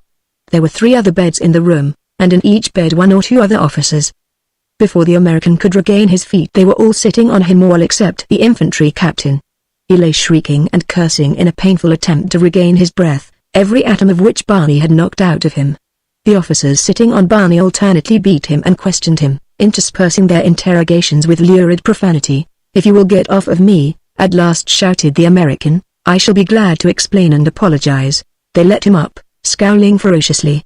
He had promised to explain, but now that he was confronted by the immediate necessity of an explanation that would prove at all satisfactory as to how he happened to be wandering around the rooftops of Burgova, he discovered that his powers of invention were entirely inadequate. The need for explaining, however, was suddenly removed. A shadow fell upon them from above, and as they glanced up, Barney saw the figure of an officer surrounded by several soldiers looking down upon him. "Ah, you have him!" cried the newcomer in evident satisfaction. "It is well. Hold him until we descend." A moment later he and his escort had dropped through the broken skylight to the floor beside them. "Who is the madman?" cried the captain who had broken Barney's fall. "The assassin. He tried to murder me, I cannot doubt it," replied the officer who had just descended, "for the fellow is no other than Stefan Drontov, the famous Serbian spy." "Himmel!" ejaculated the officers in chorus. "You have done a good day's work, Lieutenant. The firing squad will do a better work in a few minutes," replied the lieutenant, with a grim pointedness that took Barney's breath away. Chapter 3 A Race to Luther. Barney's fall was not more than 4 or 5 feet. He found himself upon a slippery floor of masonry over which 2 or 3 inches of water ran sluggishly. Above him he heard the soldiers pass the open manhole. It was evident that in the darkness they had missed it. For a few minutes the fugitive remained motionless. Then, hearing no sounds from above, he started to grope about his retreat. Upon 2 sides were blank, circular walls, upon the other 2 circular openings about 4 feet in diameter. It was through these openings that the tiny stream of water trickled. Barney came to the conclusion that he had dropped into a sewer. To get out the way he had entered appeared impossible. He could not leap upward from the slimy, concave bottom the distance he had dropped. To follow the sewer upward would lead him nowhere nearer escape. There remained no hope but to follow the trickling stream downward toward the river, into which his judgment told him the entire sewer system of the city must lead. Stooping, he entered the ill-smelling circular conduit, groping his way slowly along. As he went the water deepened. It was halfway to his knees when he plunged unexpectedly into another tube running at right angles to the first. The bottom of this tube was lower than that of the one which emptied into it, so that Barney now found himself in a swiftly running stream of filth that reached above his knees. Downward he followed this flood faster now for the fear of the deadly gases which might overpower him before he could reach the river. The water deepened gradually as he went on. At last he reached a point where, with his head scraping against the roof of the sewer, his chin was just above the surface of the stream. A few more steps would be all that he could take in this direction without drowning. Could he retrace his way against the swift current? He did not know. He was weakened from the effects of his wound, from lack of food and from the exertions of the past hour. Well, he would go on as far as he could. The river lay ahead of him somewhere. Behind was only the hostile city. He took another step. His foot found no support. He surged backward in an attempt to regain his footing, but the power of the flood was too much for him. He was swept forward to plunge into water that surged above his head as he sank. An instant later he had regained the surface, and as his head emerged he opened his eyes. He looked up into a starlit heaven. He had reached the mouth of the sewer and was in the river. For a moment he lay still, floating upon his back to rest. Above him he heard the tread of a sentry along the riverfront, and the sound of men's voices. The sweet, fresh air, the star-shot void above, acted as a powerful tonic to his shattered hopes and overwrought nerves. He lay inhaling great lungsful of pure, invigorating air. He listened to the voices of the Austrian soldiery above him. All the buoyancy of his inherent Americanism returned to him. "This is no place for a minister's son," he murmured, and turning over struck out for the opposite shore. The river was not wide, and Barney was soon nearing the bank along which he could see occasional campfires. Here, too, were Austrians. He dropped downstream below these, and at last approached the shore where a wood grew close to the water's edge. The bank here was steep, and the American had some difficulty in finding a place where he could clamber up the precipitous wall of rock. But finally he was successful, finding himself in a little clump of bushes on the river's brim. Here he lay resting and listening, always listening.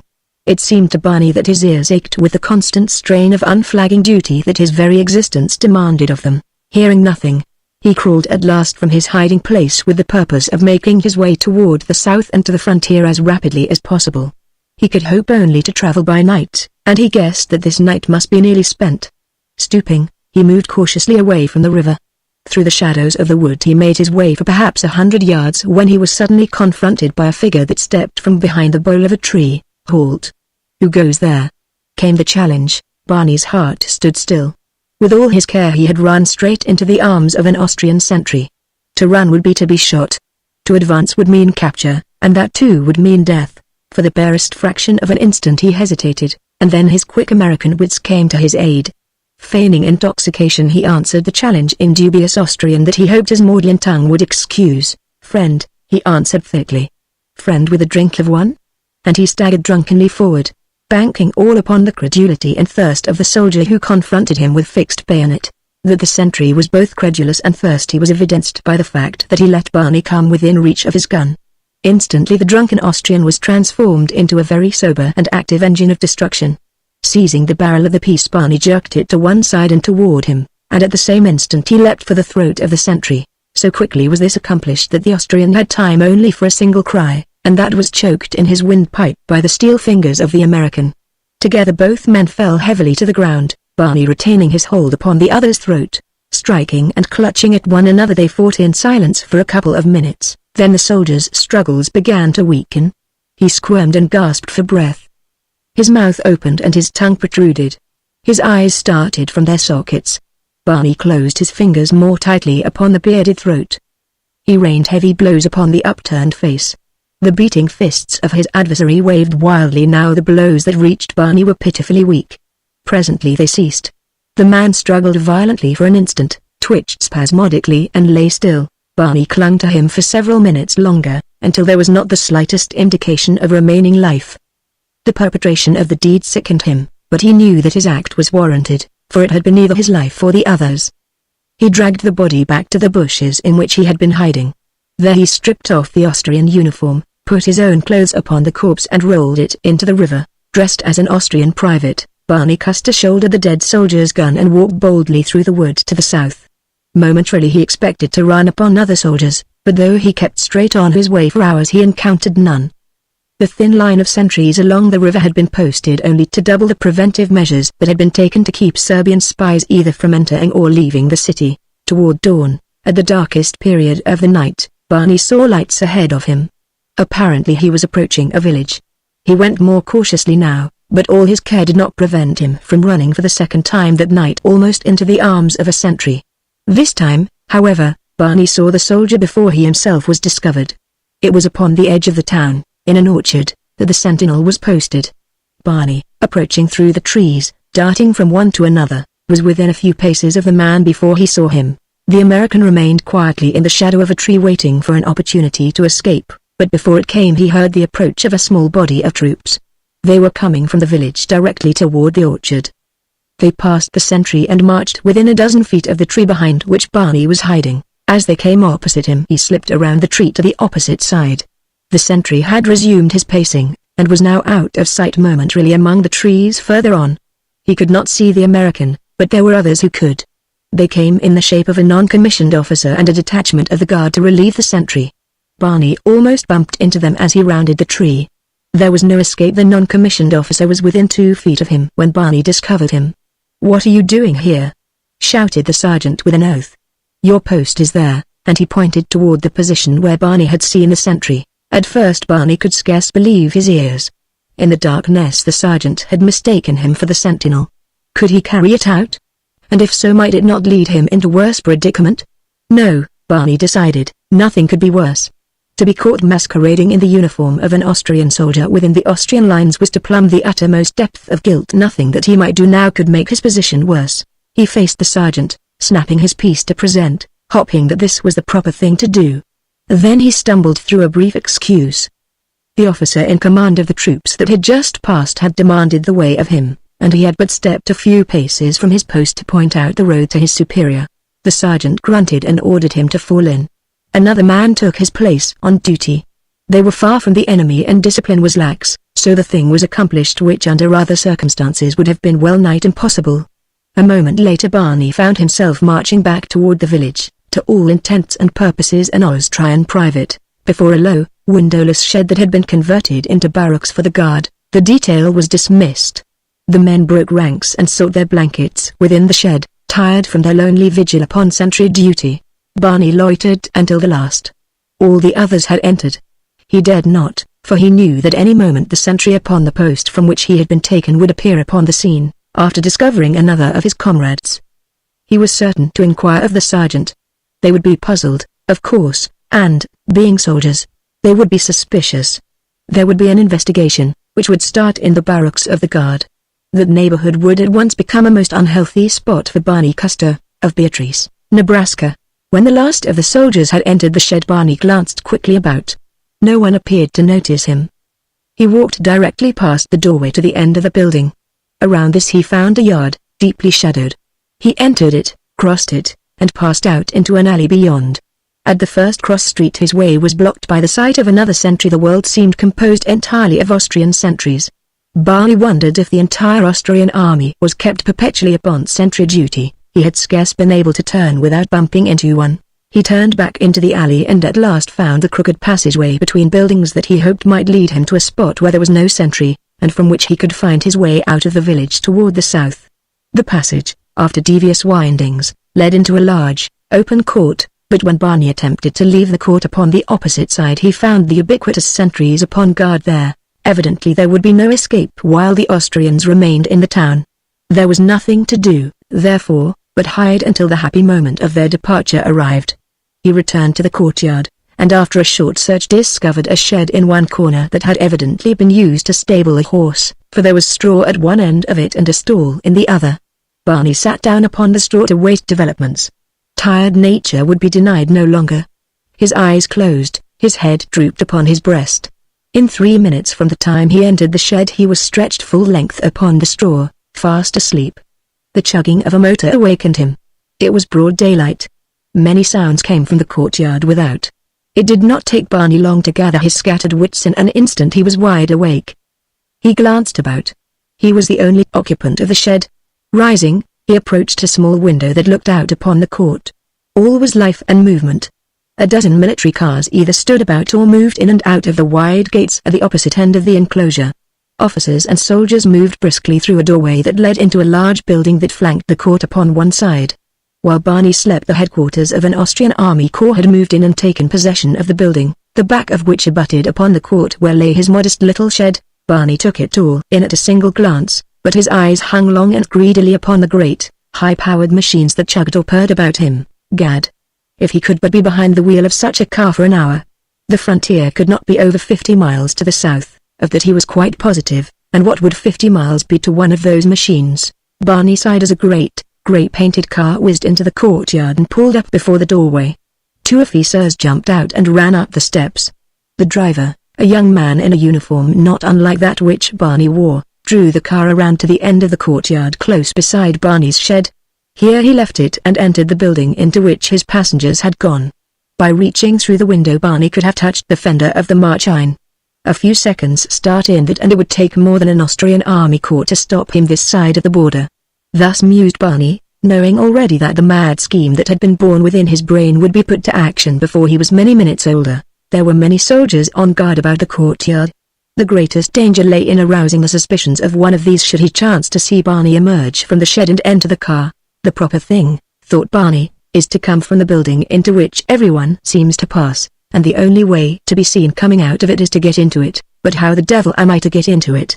The longer he thought the more convinced he became that utter recklessness and boldness would be his only salvation. Briskly he walked from the shed out into the courtyard beneath the eyes of the sentries, the officers, the soldiers, and the military drivers. He moved straight among them toward the doorway of the headquarters as though bent upon important business which, indeed, he was.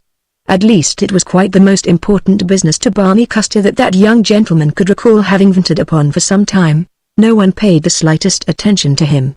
He had left his gun in the shed for he noticed that only the men on guard carried them.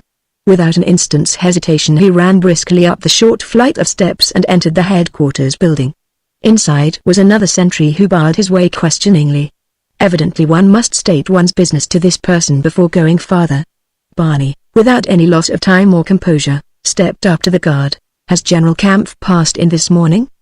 he asked blithely. Barney had never heard of any General Kampf, nor had the sentry, since there was no such person in the Austrian army. But he did know, however, that there were altogether too many generals for any one soldier to know the names of them all. "I do not know the general by sight," replied the sentry. Here was a pretty mess, indeed. Doubtless the sergeant would know a great deal more than would be a good for Barney Custer. The young man looked toward the door through which he had just entered. His sole object in coming into the spider's parlor had been to make it possible for him to come out again in full view of all the guards and officers and military chauffeurs, that their suspicions might not be aroused when he put his contemplated coup to the test. He glanced toward the door. Machines were whizzing in and out of the courtyard. Officers on foot were passing and repassing. The sentry in the hallway was on the point of calling his sergeant. "Ah!" cried Barney. "There is the general now," and without waiting to cast even a parting glance at the guard he stepped quickly through the doorway and ran down the steps into the courtyard. Looking neither to right nor to left, and with a convincing air of self-confidence and important business, he walked directly to the big, grey machine that stood beside the little shed at the end of the courtyard. To crank it and leap to the driver's seat required but a moment. The big car moved smoothly forward. A turn of the steering wheel brought it around, headed toward the wide gates. Barney shifted to second speed, stepped on the accelerator and the cut out simultaneously, and with a noise like the rattle of a machine gun, shot out of the courtyard. None who saw his departure could have guessed from the manner of it that the young man at the wheel of the grey car was stealing the machine, or that his life depended upon escape without detection. It was the very boldness of his act that crowned it with success. Once in the street, Barney turned toward the south. Cars were passing up and down in both directions, usually at high speed. Their numbers protected the fugitive.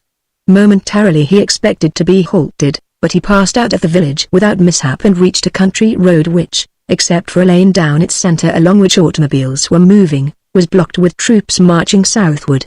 Through this soldier-walled lane Barney drove for half an hour. From a great distance, toward the southeast, he could hear the boom of cannon and the bursting of shells. Presently the road forked.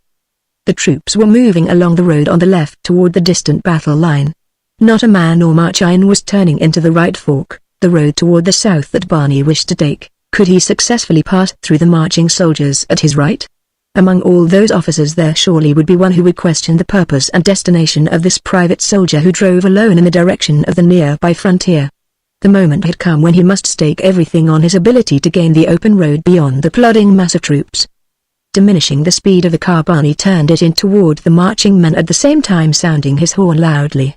An infantry captain, marching beside his company, was directly in front of the car. He looked up at the American. Barney saluted and pointed toward the right-hand fork. The captain turned and shouted a command to his men. Those who had not passed in front of the car halted. Barney shot through the little lane they had opened, which immediately closed up behind him. He was through. He was upon the open road. Ahead, as far as he could see, there was no sign of any living creature to bar his way, and the frontier could not be more than 25 miles away. Chapter 4. Before the firing squad. They marched Barney before the staff, where he urged his American nationality, pointing to his credentials and passes in support of his contention. The general before whom he had been brought shrugged his shoulders. "They are all Americans as soon as they are caught," he said, "but why did you not claim to be Prince Peter of Blentz? You have his passes as well.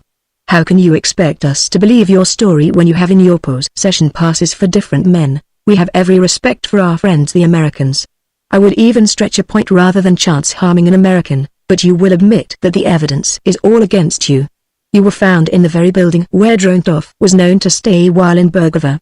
The young woman whose mother keeps the place directed our officer to your room, and you tried to escape, which I do not think that an innocent American would have done. However, as I have said, I will go to almost any length rather than chance a mistake in the case of one who from his appearance might pass more readily for an American than a Serbian.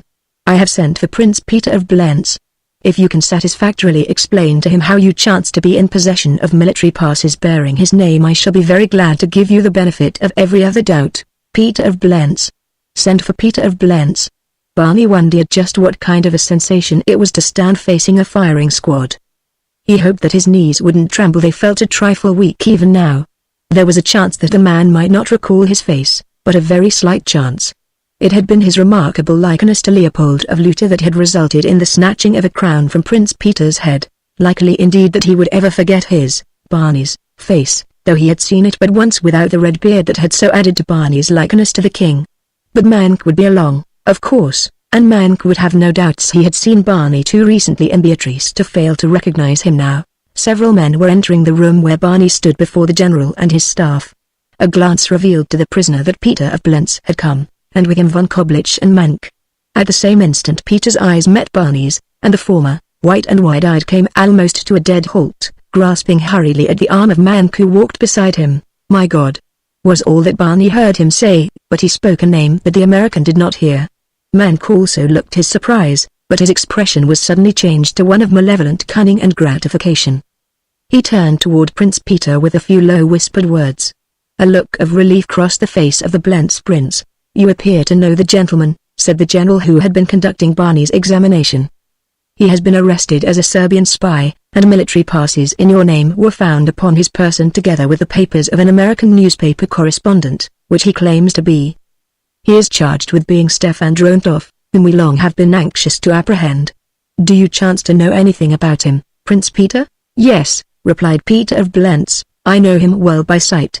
He entered my room last night and stole the military passes from my coat. We all saw him and pursued him, but he got away in the dark. There can be no doubt but that he is the Serbian spy. He insists that he is Bernard Custer, an American," urged the general, who, it seemed to Barney, was anxious to make no mistake, and to give the prisoner every reasonable chance, a state of mind that rather surprised him in a European military chieftain, all of whom appeared to share the popular obsession regarding the prevalence of spies. "Pardon me, General," interrupted Mank. "I am well acquainted with Mr. Custer, who spent some time in Luto a couple of years ago. This man is not he." "That is sufficient, gentlemen, I thank you," said the general. He did not again look at the prisoner, but turned to a lieutenant who stood nearby. "You may remove the pre-warner," he directed. "He will be destroyed with the others. Here is the order," and he handed the subaltern a printed form upon which many names were filled in and at the bottom of which the general had just signed his own. It had evidently been waiting the outcome of the examination of Stefan Drontoff. Surrounded by soldiers, Barney Custer walked from the presence of the military court. It was to him as though he moved in a strange world of dreams. He saw the look of satisfaction upon the face of Peter of Blentz as he passed him, and the open sneer of Mank. As yet he did not fully realize what it all meant, that he was marching to his death. For the last time he was looking upon the faces of his fellow men, for the last time he had seen the sun rise, never again to see it set. He was to be destroyed. He had heard that expression used many times in connection with useless horses, or vicious dogs. Mechanically he drew a cigarette from his pocket and lighted it. There was no bravado in the act. On the contrary, it was done almost unconsciously. The soldiers marched him through the streets of Burgova. The men were entirely impassive. Even so early in the war they had become accustomed to this grim duty. The young officer who commanded them was more nervous than the prisoner. It was his first detail with a firing squad. He looked wonderingly at Barney, expecting momentarily to see the man collapse, or at least show some sign of terror at his close impending fate, but the American walked silently toward his death, puffing leisurely at his cigarette. At last, after what seemed a long time, his guard turned in at a large gateway in a brick wall surrounding a factory. As they entered, Barney saw 20 or 30 men in civilian dress, guarded by a dozen infantrymen. They were standing before the wall of a low brick building. Barney noticed that there were no windows in the wall. It suddenly occurred to him that there was something peculiarly grim and sinister in the appearance of the dead, blank surface of weather-stained brick. For the first time since he had faced the military court he awakened to a full realization of what it all meant to him. He was going to be lined up against that ominous brick wall with these other men. They were going to shoot them. A momentary madness seized him. He looked about upon the other prisoners and guards. A sudden break for liberty might give him temporary respite. He could seize a rifle from the nearest soldier, and at least have the satisfaction of selling his life dearly. As he looked he saw more soldiers entering the factory yard. A sudden apathy overwhelmed him. What was the use? He could not escape. Why should he wish to kill these soldiers? It was not they who were responsible for his plight. They were but obeying orders. The close presence of death made life seem very desirable. These men, too, desired life. Why should he take it from them uselessly? At best he might kill one or two, but in the end he would be killed as surely as though he took his place before the brick wall with the others. He noticed now that these others evinced no inclination to contest their fates. Why should he, then? Doubtless many of them were as innocent as he, and all loved life as well. He saw that several were weeping silently. Others stood with bowed heads gazing at the hard-packed earth of the factory yard. Ah, what visions were their eyes beholding for the last time? What memories of happy firesides! What dear, loved faces were limned upon that sordid clay! His reveries were interrupted by the hoarse voice of a sergeant, breaking rudely in upon the silence and the dumb terror. The fellow was herding the prisoners into position. When he was done, Barney found himself in the front rank of the little, hopeless band. Opposite them, at a few paces, stood the firing squad, their gun butts resting upon the ground. The young lieutenant stood at one side. He issued some instructions in a low tone, then he raised his voice. "Ready," he commanded. Fascinated by the horror of it, Barney watched the rifles raised smartly to the soldiers' hips. The movement was as precise as though the men were upon parade. Every bolt clicked in unison with its fellows. Aim. The pieces leapt to the hollows of the men's shoulders. The leveled barrels were upon a line with the breasts of the condemned. A man at Barney's right moaned. Another sobbed, "Fire!" There was the hideous roar of the volley. Barney Custer crumpled forward to the ground, and 3 bodies fell upon his. A moment later there was a second volley. All had not fallen at the first. Then the soldiers came among the bodies, searching for signs of life, but evidently the 2 volleys had done their work. The sergeant formed his men in line. The lieutenant marched them away.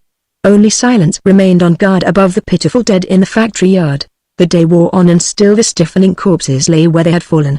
Twilight came and then darkness. A head appeared above the top of the wall that had enclosed the grounds. Eyes peered through the night and keen ears listened for any sign of life within. At last, evidently satisfied that the place was deserted, a man crawled over the summit of the wall and dropped to the ground within. Here again he paused, peering and listening. What strange business had he here among the dead that demanded such caution in its pursuit? Presently he advanced toward the pile of corpses. Quickly he tore open coats and searched pockets. He ran his fingers along the fingers of the dead. 2 rings had rewarded his search and he was busy with a third that encircled the finger of a body that lay beneath 3 others. It would not come off. He pulled and tugged, and then he drew a knife from his pocket, but he did not sever the digit. Instead he shrank back with a muffled scream of terror. The corpse that he would have mutilated had staggered suddenly to its feet, flinging the dead bodies to one side as it rose. "You fiend!" broke from the lips of the dead man, and the ghoul turned and fled, gibbering in his fright. The tramp of soldiers in the street beyond ceased suddenly at the sound from within the factory yard. It was a detail of the guard marching to the relief of sentries. A moment later the gates swung open and a score of soldiers entered. They saw a figure dodging toward the wall a dozen paces from them, but they did not see the other that ran swiftly around the corner of the factory. This other was Barney Custer of Beatrice. When the command to fire had been given to the squad of riflemen, a single bullet had creased the top of his head, stunning him. All day he had lain there unconscious. It had been the tugging of the ghoul at his ring that had roused him to life at last. Behind him, as he scurried around the end of the factory building, he heard the scattering fire of 6 rifles, followed by a scream. The fleeing hyena had been hit. Barney crouched in the shadow of a pile of junk. He heard the voices of soldiers as they gathered about the wounded man, questioning him, and a moment later the imperious tones of an officer issuing instructions to his men to search the yard. That he must be discovered seemed a certainty to the American. He crouched further back in the shadows close to the wall, stepping with the utmost caution. Presently to his chagrin his foot touched the metal cover of a manhole. There was a resultant rattling that smote upon Barney's ears and nerves with all the hideous clatter of a boiler shop. He halted, petrified, for an instant. He was no coward, but after being so near death, life had never looked more inviting, and he knew that to be discovered meant certain extinction this time. The soldiers were circling the building. Already he could hear them nearing his position. In another moment they would round the corner of the building and be upon him. For an instant he contemplated a bold rush for the fence. In fact, he had gathered himself for the leaping start and the quick sprint across the open under the noses of the soldiers who still remained beside the dying ghoul, when his mind suddenly reverted to the manhole beneath his feet. Here lay a hiding place, at least until the soldiers had departed. Barney stooped and raised the heavy lid, sliding it to one side. How deep was the black chasm beneath he could not even guess. Doubtless it led into a coal bunker, or it might open over a pit of great depth. There was no way to discover other than to plumb the abyss with his body. Above was death, below, a chance of safety. The soldiers were quite close when Barney lowered himself through the manhole. Clinging with his fingers to the upper edge his feet still swung in space. How far beneath was the bottom? He heard the scraping of the heavy shoes of the searchers close above him, and then he closed his eyes, released the grasp of his fingers, and dropped. Chapter 5 The Traitor King. In his castle at Lustat, Leopold of Lutter paced nervously back and forth between his great desk and the window that overlooked the royal gardens. Upon the opposite side of the desk stood an old man, a tall, straight, old man with the bearing of a soldier and the head of a lion. His keen, grey eyes were upon the king, and sorrow was written upon his face. He was Ludwig von der Dann, Chancellor of the Kingdom of Lutter. At last the king stopped his pacing and faced the old man, though he could not meet those eagle eyes squarely, try as he would. It was his inability to do so, possibly, that added to his anger. Weak himself, he feared this strong man and envied him his strength, which, in a weak nature, is but a step from hatred. There evidently had been a long pause in their conversation, yet the king's next words took up the thread of their argument where it had broken. "You speak as though I had no right to do it," he snapped. "One might think that you were the king from the manner with which you upbraid and reproach me. I tell you, Prince von der Tan, that I shall stand it no longer." The king approached the desk and pounded heavily upon its polished surface with his fist. The physical act of violence imparted to him a certain substitute for the moral courage which he lacked. "I will tell you, sir, that I am king. It was not necessary that I consult you or any other man before pardoning Prince Peter and his associates. I have investigated the matter thoroughly and I am convinced that they have been taught a sufficient lesson and that hereafter they will be my most loyal subjects." He hesitated. "Their presence here," he added, "may prove an antidote to the ambitions of others who lately have taken it upon themselves to rule Luther for me." There was no mistaking the king's meaning, but Prince Ludwig did not show by any change of expression that the shot had struck him in a vulnerable spot, nor, upon the other hand, did he ignore the insinuation. There was only sorrow in his voice when he replied. "Sire," he said, "for some time I have been aware of the activity of those who would like to see Peter of Blentz return to favor with your majesty. I have warned you, only to see that my motives were always misconstrued. There is a greater power at work, your majesty, than any of us, greater than Luther itself. One that will stop at nothing in order to gain its ends. It cares naught for Peter of Blentz, naught for me, naught for you. It cares only for Luther. For strategic purposes it must have Luther. It will trample you underfoot to gain its end, and then it will cast Peter of Blentz aside. You have insinuated, sire, that I am ambitious. I am ambitious to maintain the integrity and freedom of Luther. For 300 years the von der Tans have labored and fought for the welfare of Luther. It was a von der Tan that put the first Trubenroth king upon the throne of Luther. To the last they were loyal to the former dynasty while that dynasty was loyal to Luther. Only when the king attempted to sell the freedom of his people to a powerful neighbor did the von der Tans rise against him, sire. The von der Tans have always been loyal to the house of Rubenroth. And but a single thing rises superior within their breasts to that loyalty, and that is their loyalty to Luther. He paused for an instant before concluding. And I, sire, am a von der Tan. There could be no mistaking the old man's meaning. So long as Leopold was loyal to his people and their interests, Ludwig von der Tan would be loyal to Leopold. The king was cowed. He was very much afraid of this grim old war roar. He chafed beneath his censure. "You are always scolding me," he cried irritably. "I am getting tired of it. And now you threaten me. Do you call that loyalty? Do you call it loyalty to refuse to compel your daughter to keep her plighted troth? If you wish to prove your loyalty, command the Princess Emma to fulfill the promise you made my father. Command her to wed me at once." Von der Tan looked the king straight in the eyes. "I cannot do that," he said. "She has told me that she will kill herself rather than wed with your majesty. She is all I have left, sire. What good would be accomplished by robbing me of her if you could not gain her by the act? Win her confidence and love, sire. It may be done. Thus only may happiness result to you and to her." "You see," exclaimed the king, "what your loyalty amounts to. I believe that you are saving her for the impostor. I have heard as much hinted at before this. Nor do I doubt that she would gladly connive with the fellow if she thought there was a chance of his seizing the throne." Von der Tan paled. For the first time righteous indignation and anger got the better of him. He took a step toward the king. "Stop," he commanded.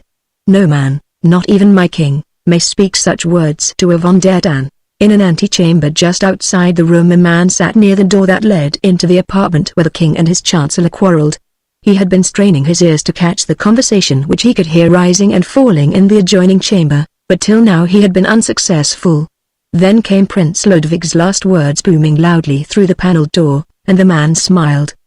He was Count Zellendorf, the Austrian minister to Luther. The king's outraged majesty goaded him to an angry retort. "You forget yourself, Prince von der Tan," he cried. "Leave our presence. When we again desire to be insulted we shall send for you." As the chancellor passed into the antechamber, Count Zellendorf rose and greeted him warmly, almost effusively. Von der Tan returned his salutations with courtesy but with no answering warmth.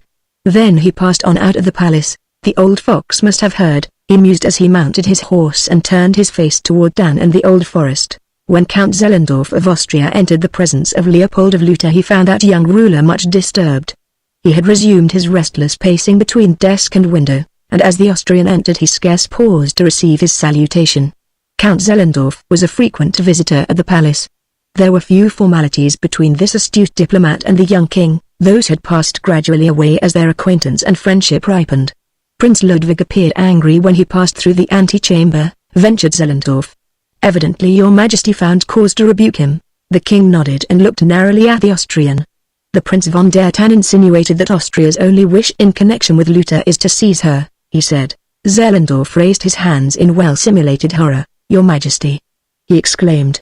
It cannot be that the prince has gone to such lengths to turn you against your best friend, my emperor. If he has, I can only attribute it to his own ambitions. I have hesitated to speak to you of this matter, your Majesty, but now that the honor of my own ruler is questioned I must defend him. Bear with me then, should what I have to say wound you. I well know the confidence which the House of von der Tann has enjoyed for centuries in Luther, but I must brave your wrath in the interest of right. I must tell you that it is common gossip in Vienna that von der Tann aspires to the throne of Luther either for himself or for his daughter through the American impostor who once sat upon your throne for a few days. And let me tell you more, the American will never again menace you. He was arrested in Burgova as a spy and executed. He is dead, but not so are von der Tann's ambitions. When he learns that he no longer may rely upon the strain of the Rubinroth blood that flowed in the veins of the American from his royal mother, the runaway Princess Victoria, there will remain to him only the other alternative of seizing the throne for himself. He is a very ambitious man, your Majesty. Already he has caused it to become current gossip that he is the real power behind the throne of Luther, that your Majesty is but a figurehead, the puppet of von der Tann. Zellendorf paused. He saw the flush of shame and anger that suffused the king's face, and then he shot the bolt that he had come to fire, but which he had not dared to hope would find its target so denuded of defense. Your Majesty, he whispered, coming quite close to the king, all Luther is inclined to believe that you fear Prince von der Tann. Only a few of us know the truth to be the contrary. For the sake of your prestige you must take some step to counteract this belief and stamp it out for good and all. I have planned a way here. Von der Tann's hatred of Peter of Blentz is well known. No man in Luther believes that he would permit you to have any intercourse with Peter. I have brought from Blentz an invitation to your Majesty to honor the Blentz prince with your presence as a guest for the ensuing week. Accept it, your Majesty. Nothing could more conclusively prove to the most skeptical that you are still the king, and that von der Tann, nor any other, may not dare to dictate to you. It will be the most splendid stroke of statesmanship that you can achieve at the present moment. For an instant the king stood in thought. He still feared Peter of Blentz as the devil is reputed to fear holy water, though for converse reasons. Yet he was very angry with von der Tann. It would indeed be an excellent way to teach the presumptuous chancellor his place. Leopold almost smiled as he thought of the chagrin with which Prince Ludwig would receive the news that he had gone to Blentz as the guest of Peter. It was the last impetus that was required by his weak, vindictive nature to press it to a decision. Very well, he said, I will go tomorrow. It was late the following day that Prince von der Tann received in his castle in the Old Forest word that an Austrian army had crossed the Luthanian frontier. The neutrality of Luther had been violated. The old chancellor set out immediately for Lustadt. At the palace he sought an interview with the king only to learn that Leopold had departed earlier in the day to visit Peter of Blentz. There was but one thing to do, and that was to follow the king to Blentz. Some action must be taken immediately. It would never do to let this breach of treaty pass unnoticed. The Serbian minister who had sent word to the chancellor of the invasion by the Austrian troops was closeted with him for an hour after his arrival at the palace. It was clear to both these men that the hand of Zellendorf was plainly in evidence in both the important moves that had occurred in Luther within the past 24 hours, the luring of the king to Blentz and the entrance of Austrian soldiery into Luther. Following his interview with the Serbian minister, von der Tann rode toward Blentz with only his staff in attendance. It was long past midnight when the lights of the town appeared directly ahead of the little party. They rode at a trot along the road which passes through the village to wind upward again toward the ancient feudal castle that looks down from its hilltop upon the town. At the edge of the village von der Tann was thunderstruck by a challenge from a sentry posted in the road, nor was his dismay lessened when he discovered that the man was an Austrian. What is the meaning of this? He cried angrily.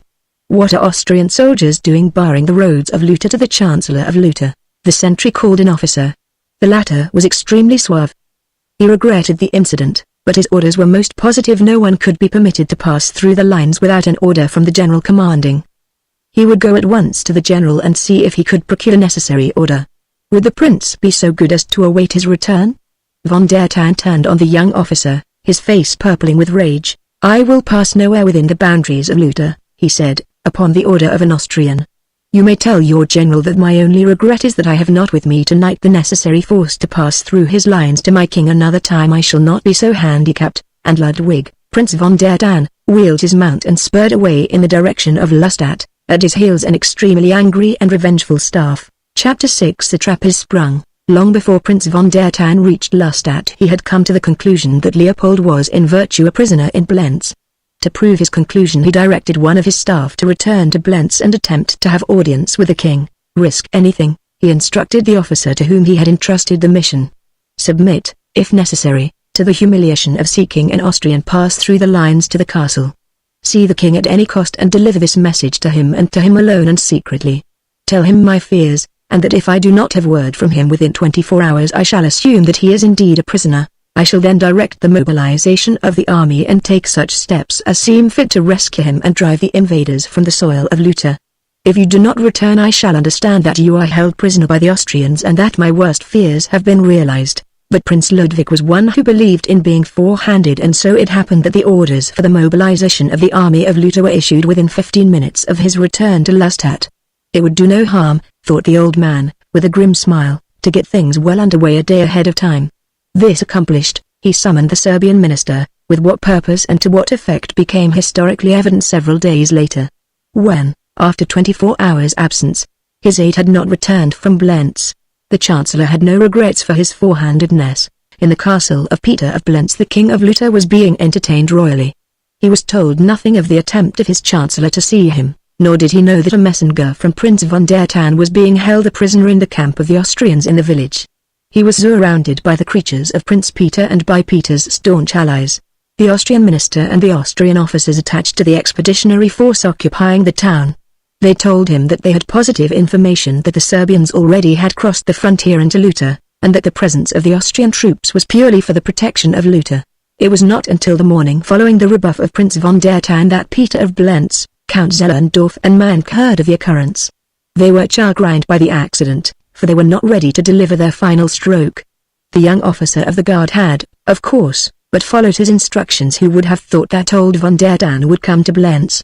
That he suspected their motives seemed apparent, and now that his rebuff at the gates had aroused his ire and, doubtless, crystallized his suspicions, there might find in him a very ugly obstacle to the fruition of their plans. With von der Tan actively opposed to them, the value of having the king upon their side would be greatly minimized.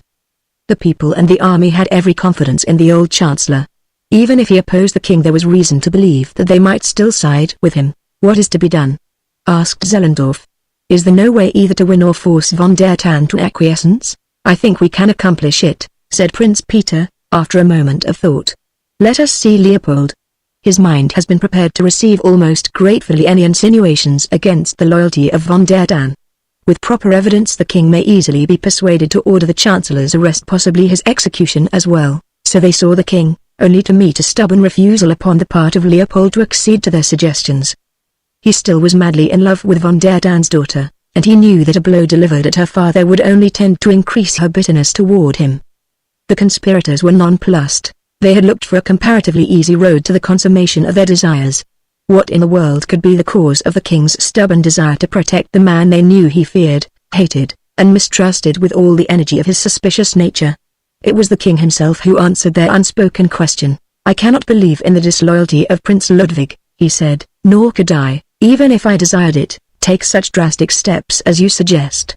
Some day the Princess Emma, his daughter, will be my queen." Count Zellendorf was the first to grasp the possibilities that lay in the suggestion the king's words carried. "Your Majesty," he cried, "there is a way to unite all factions in Luther. It would be better to ensure loyalty of von der Tan through bonds of kinship than to antagonize him. Marry the Princess Emma at once." "Wait, Your Majesty," he added, as Leopold raised an objecting hand. "I am well informed as to the strange obstinacy of the princess, but for the welfare of the state, yes, for the sake of your very throne, sire, you should exert your royal prerogatives and command the Princess Emma to carry out the terms of your betrothal." "What do you mean, Zellendorf?" asked the king. "I mean, sire, that we should bring the princess here and compel her to marry you." Leopold shook his head. "You do not know her," he said. "You do not know the von der Tan nature. One cannot force a von der Tan." "Pardon, sire," urged Zellendorf, but I think it can be accomplished. If the Princess Emma knew that your Majesty believed her father to be a traitor, that the order for his arrest and execution but awaited your signature, I doubt not that she would gladly become Queen of Luta, with her father's life and liberty as a wedding gift." For several minutes no one spoke after Count Zellendorf had ceased. Leopold sat looking at the toe of his boot. Peter of Blentz, Mank, and the Austrian watched him intently. The possibilities of the plan were sinking deep into the minds of all four. At last the king rose. He was mumbling to himself as though unconscious of the presence of the others. "She is a stubborn jade," he mumbled. "It would be an excellent lesson for her. She needs to be taught that I am her king," and then, as though his conscience required a sop, "I shall be very good to her. Afterwards she will be happy." He turned towards Zellendorf. "You think it can be done?" "Most assuredly, your Majesty. We shall take immediate steps to fetch the Princess Emma to Blentz," and the Austrian rose and backed from the apartment lest the king change his mind. Prince Peter and Mank followed him. Princess Emma von der Tan sat in her boudoir in her father's castle in the Old Forest. Except for servants, she was alone in the fortress, for Prince von der Tan was in Lustadt. Her mind was occupied with memories of the young American who had entered her life under such strange circumstances 2 years before, memories that had been awakened by the return of Lieutenant Otto Butzow to Luta. He had come directly to her father and had been attached to the prince's personal staff. From him she had heard a great deal about Barney Gaster, and the old interest, never a moment forgotten during these 2 years, was reawakened to all its former intensity. Butzow had accompanied Prince Ludwig to Lustadt, but Princess Emma would not go with them. For 2 years she had not entered the capital, and much of that period had been spent in Paris. Only within the past fortnight had she returned to Luta. In the middle of the morning her reveries were interrupted by the entrance of a servant bearing a message. She had to read it twice before she could realize its purport, though it was plainly worded. The shock of it had stunned her. It was dated at Lustadt and signed by one of the palace functionaries. "Prince von der Tan has suffered a slight stroke. Do not be alarmed, but come at once. The 2 troopers who bear this message will act as your escort." It required but a few minutes for the girl to change to her riding clothes, and when she ran down into the court she found her horse awaiting her in the hands of her groom, while close by 2 mounted troopers raised their hands to their helmets in salute. A moment later the 3 clattered over the drawbridge and along the road that leads toward Lustadt. The escort rode a short distance behind the girl, and they were hard put to it to hold the mad pace which she set them. A few miles from town the road forks. One branch leads toward the capital and the other winds over the hills in the direction of Blentz.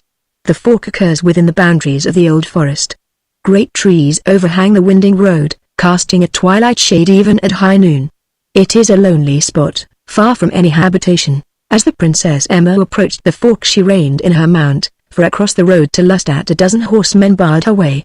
At first she thought nothing of it, turning her horse's head to the right-hand side of the road to pass the party, all of whom were in uniform, but as she did so one of the men reined directly in her path. The act was obviously intentional. The girl looked quickly up into the man's face, and her own went white. He who stopped her way was Captain Ernst Mank.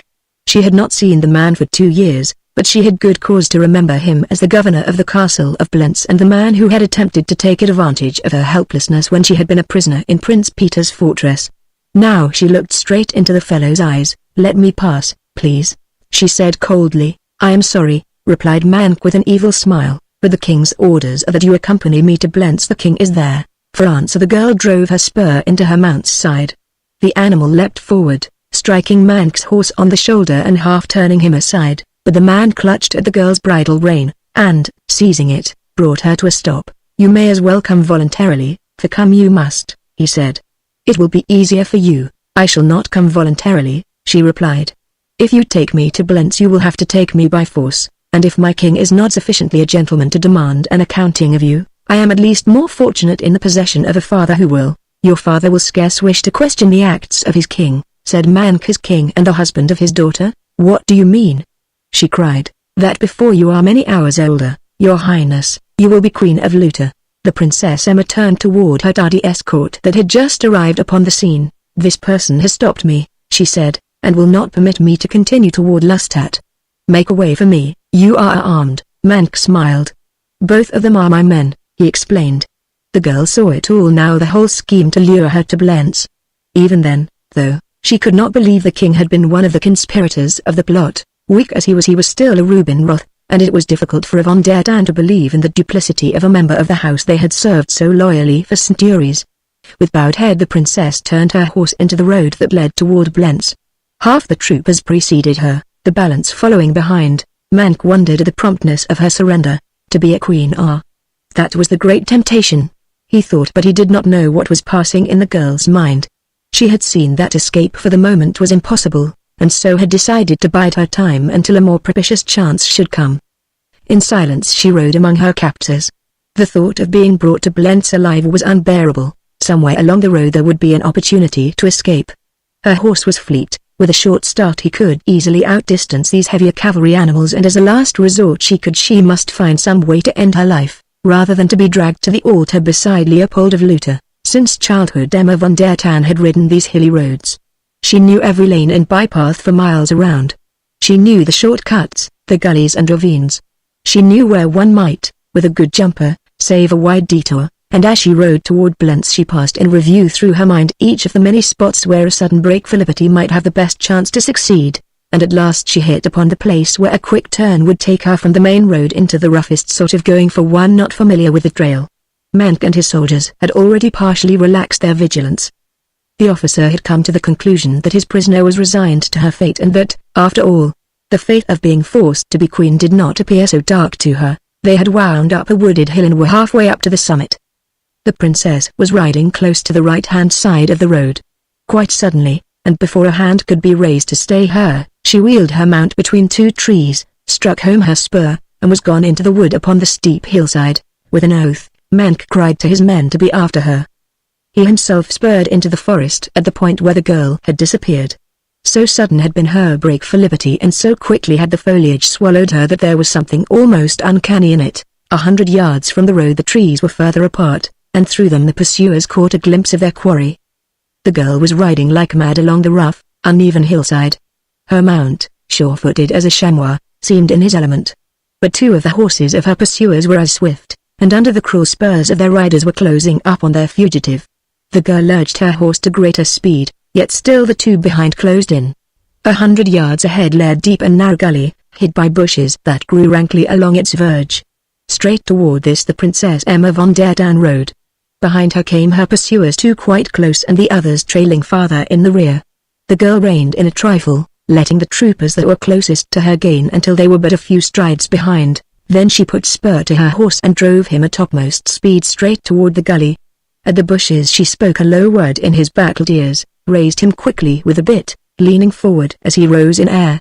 Like a bird that animal took the bushes and the gully beyond, while close behind him crashed the two luckless troopers. Emma von der Tann cast a single backward glance over her shoulder, as her horse regained his stride upon the opposite side of the gully, to see her two foremost pursuers plunging headlong into it.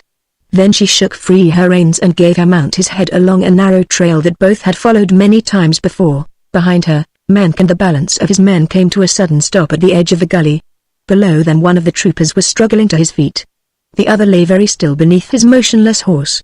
With an angry oath Mank directed one of his men to remain and help the two who had plunged over the brink, then with the others he rode along the gully searching for a crossing. Before they found one their captive was a mile ahead of them, and, barring accident, quite beyond recapture. She was making for a highway that would lead her to Lustat.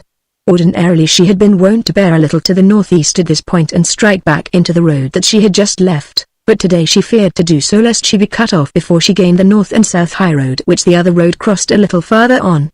To her right was a small farm across which she had never ridden, for she always has made it a point never to trespass upon fenced grounds. On the opposite side of the farm was a wood, and somewhere beyond that a small stream which the highroad crossed upon a little bridge. It was all new country to her, but it must be ventured. She took the fence at the edge of the clearing and then reined in a moment to look behind her. A mile away she saw the head and shoulders of a horseman above some low bushes. Their pursuers had found a way through the gully. Turning once more to her flight the girl rode rapidly across the fields toward the wood. Here she found a high wire fence so close to thickly growing trees upon the opposite side that she dared not attempt to jump it. There was no point at which she would not have been raked from the saddle by overhanging boughs. Slipping to the ground she attacked the barrier with her bare hands, attempting to tear away the staples that held the wire in place.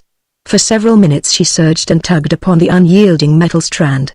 An occasional backward glance revealed to her horrified eyes the rapid approach of her enemies. One of them was far in advance of the others. In another moment he would be upon her. With redoubled fury she turned again to the fence. A superhuman effort brought away a staple. One wire was down and an instant later two more.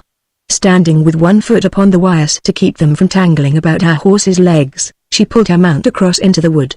The foremost horseman was close upon her as she finally succeeded in urging the animal across the fallen wires. The girl sprang to her horse's side just as the man reached the fence. The wires, released from her weight, sprang up breast high against his horse. He leapt from the saddle the instant that the girl was swinging into her own. Then the fellow jumped the fence and caught her bridle. She struck at him with her whip, lashing him across the head and face, but he clung tightly, dragged hither and thither by the frightened horse, until at last he managed to reach the girl's arm and drag her to the ground. Almost at the same instant a man, unkempt and disheveled, sprang from behind a tree and with a single blow stretched the trooper unconscious upon the ground. Chapter 7 Barney to the rescue. As Barney Custer raced along the Austrian highroad toward the frontier and Luther, his spirits rose to a pitch of buoyancy to which they had been strangers for the past several days. For the first time in many hours it seemed possible to Barney to entertain reasonable hopes of escape from the extremely dangerous predicament into which he had gotten himself. He was even humming a gay little tune as he drove into a tiny hamlet through which the road wound. No sign of military appeared to fill him with apprehension. He was very hungry and the odor of cooking fell gratefully upon his nostrils. He drew up before the single inn, and presently, washed and brushed, was sitting before the first meal he had seen for 2 days. In the enjoyment of the food he almost forgot the dangers he had passed through, or that other dangers might be lying in wait for him at his elbow. From the landlord he learned that the frontier lay but 3 miles to the south of the hamlet. 3 miles. 3 miles to Luther. What if there was a price upon his head in that kingdom? It was her home. It had been his mother's birthplace. He loved it. Further, he must enter there and reach the ear of old Prince von der Tan. Once more he must save the king who had shown such scant gratitude upon another occasion. For Leopold, Barney Custer did not give the snap of his fingers, but what Leopold, the king, stood for in the lives and sentiments of the Lutanians of the von der Tans was very dear to the American because it was dear to a trim, young girl and to a rugged, leonine, old man, of both of whom Barney was inordinately fond. And possibly, too, it was dear to him because of the royal blood his mother had bequeathed him. His meal disposed of to the last morsel, and paid for, Barney entered the stolen car and resumed his journey toward Luther. That he could remain there he knew to be impossible, but in delivering his news to Prince Ludwig he might have an opportunity to see the Princess Emma once again. It would be worth risking his life for, of that he was perfectly satisfied. And then he could go across into Serbia with the new credentials that he had no doubt Prince von der Tan would furnish him for the asking to replace those the Austrians had confiscated. At the frontier Barney was halted by an Austrian customs officer, but when the latter recognized the military car and the Austrian uniform of the driver he waved him through without comment. Upon the other side the American expected possible difficulty with the Lutanian customs officer, but to his surprise he found the little building deserted, and none to bar his way. At last he was in Luther by noon. On the following day he should be at Tan. To reach the old forest by the best roads it was necessary to bear a little to the southeast, passing through Tafelberg and striking the north and south highway between that point and Lustadt, to which he could hold until reaching the east and west road that runs through both Dan and Blentz on its way across the kingdom. The temptation to stop for a few minutes in Tafelberg for a visit with his old friend Herr Kramer was strong, but fear that he might be recognized by others, who would not guard his secret so well as the shopkeeper of Tafelberg would, decided him to keep on his way. So he flew through the familiar main street of the quaint old village at a speed that was little, if any less, than 50 miles an hour. On he raced toward the south, his speed often necessarily diminished upon the winding mountain roads, but for the most part clinging to a reckless mileage that caused the few natives he encountered to flee to the safety of the bordering fields, that to stand in open-mouthed awe. Halfway between Tafelberg and the crossroad into which he purposed turning to the west toward Tan there is an S-curve where the bases of 2 small hills meet. The road here is narrow and treacherous. 15 miles an hour is almost reckless speed at which to travel around the curves of the S. Beyond are open fields upon either side of the road. Barney took the turns carefully and had just emerged into the last leg of the S when he saw, to his consternation, a half-dozen Austrian infantrymen lolling beside the road. An officer stood near them talking with a sergeant. To turn back in that narrow road was impossible. He could only go ahead and trust to his uniform and the military car to carry him safely through. Before he reached the group of soldiers the fields upon either hand came into view. They were dotted with tents, wagons, motor vans and artillery. What did it mean? What was this Austrian army doing in Luther? Already the officer had seen him. This was doubtless an outpost, However clumsily placed it might be for strategic purposes. To pass it was Barney's only hope. He had passed through one Austrian army, why not another? He approached the outpost at a moderate rate of speed to tear toward it at the rate his heart desired would be to awaken not suspicion only but positive conviction that his purposes and the motives were ulterior. The officer stepped toward the road as though to halt him. Barney pretended to be fussing with some refractory piece of controlling mechanism beneath the cowl. Apparently he did not see the officer. He was just opposite him when the latter shouted to him. Barney straightened up quickly and saluted, but did not stop. "Halt!" cried the officer. Barney pointed down the road in the direction in which he was headed. "Halt!" repeated the officer, running to the car. Barney glanced ahead. 200 yards farther on was another post. Beyond that he saw no soldiers. He turned and shouted a volley of intentionally unintelligible jargon at the officer, continuing to point ahead of him. He hoped to confuse the man for the few seconds necessary for him to reach the last post. If the soldiers there saw that he had been permitted to pass through the first, they doubtless would not hinder his further passage. That they were watching him Barney could see. He had passed the officer now. There was no necessity for dalliance. He pressed the accelerator down a trifle. The car moved forward at increased speed. A final angry shout broke from the officer behind him, followed by a quick command. Barney did not have to wait long to learn the tenor of the order, for almost immediately a shot sounded from behind and a bullet whirred above his head. Another shot and another followed. Barney was pressing the accelerator downward to the limit. The car responded nobly. There was no sputtering, no choking. Just a rapid rush of increasing momentum as the machine gained headway by leaps and bounds. The bullets were ripping the air all about him. Just ahead the second outpost stood directly in the center of the road. There were 3 soldiers and they were taking deliberate aim, as carefully as though upon the rifle range. It seemed to Barney that they couldn't miss him. He swerved the car suddenly from one side of the road to the other. At the rate that it was going, the move was fraught with but little less danger than the supine facing of the leveled guns ahead. The 3 rifles spoke almost simultaneously. The glass of the windshield shattered in Barney's face. There was a hole in the left-hand front fender that had not been there before. "Rotten shooting," commented Barney Custer, of Beatrice. The soldiers still stood in the center of the road firing at the swaying car as, lurching from side to side, it bore down upon them. Barney sounded the raucous military horn, but the soldiers seemed unconscious of their danger. They still stood there pumping lead toward the onrushing juggernaut. At the last instant they attempted to rush from its path, but they were too late. At over 60 miles an hour the huge, gray monster bore down upon them. One of them fell beneath the wheels. The 2 others were thrown high in air as the bumper struck them. The body of the man who had fallen beneath the wheels threw the car halfway across the road. Only iron nerve and strong arms held it from the ditch upon the opposite side. Barney Custer had never been nearer death than at that moment, not even when he faced the firing squad before the factory wall in Burgova. He had done that without a tremor. He had heard the bullets of the outpost whistling about his head a moment before. With a smile upon his lips he had faced the leveled rifles of the 3 he had ridden down and he had not quailed. But now, his machine in the center of the road again, he shook like a leaf, still in the grip of the sickening nausea of that awful moment when the mighty, insensate monster beneath him had reeled drunkenly in its mad flight, swerving toward the ditch and destruction. For a few minutes he held to his rapid pace before he looked around, and then it was to see 2 cars climbing into the road from the encampment in the field and heading toward him in pursuit. Barney grinned. Once more he was master of his nerves. They'd have a merry chase, he thought, and again he accelerated the speed of the car.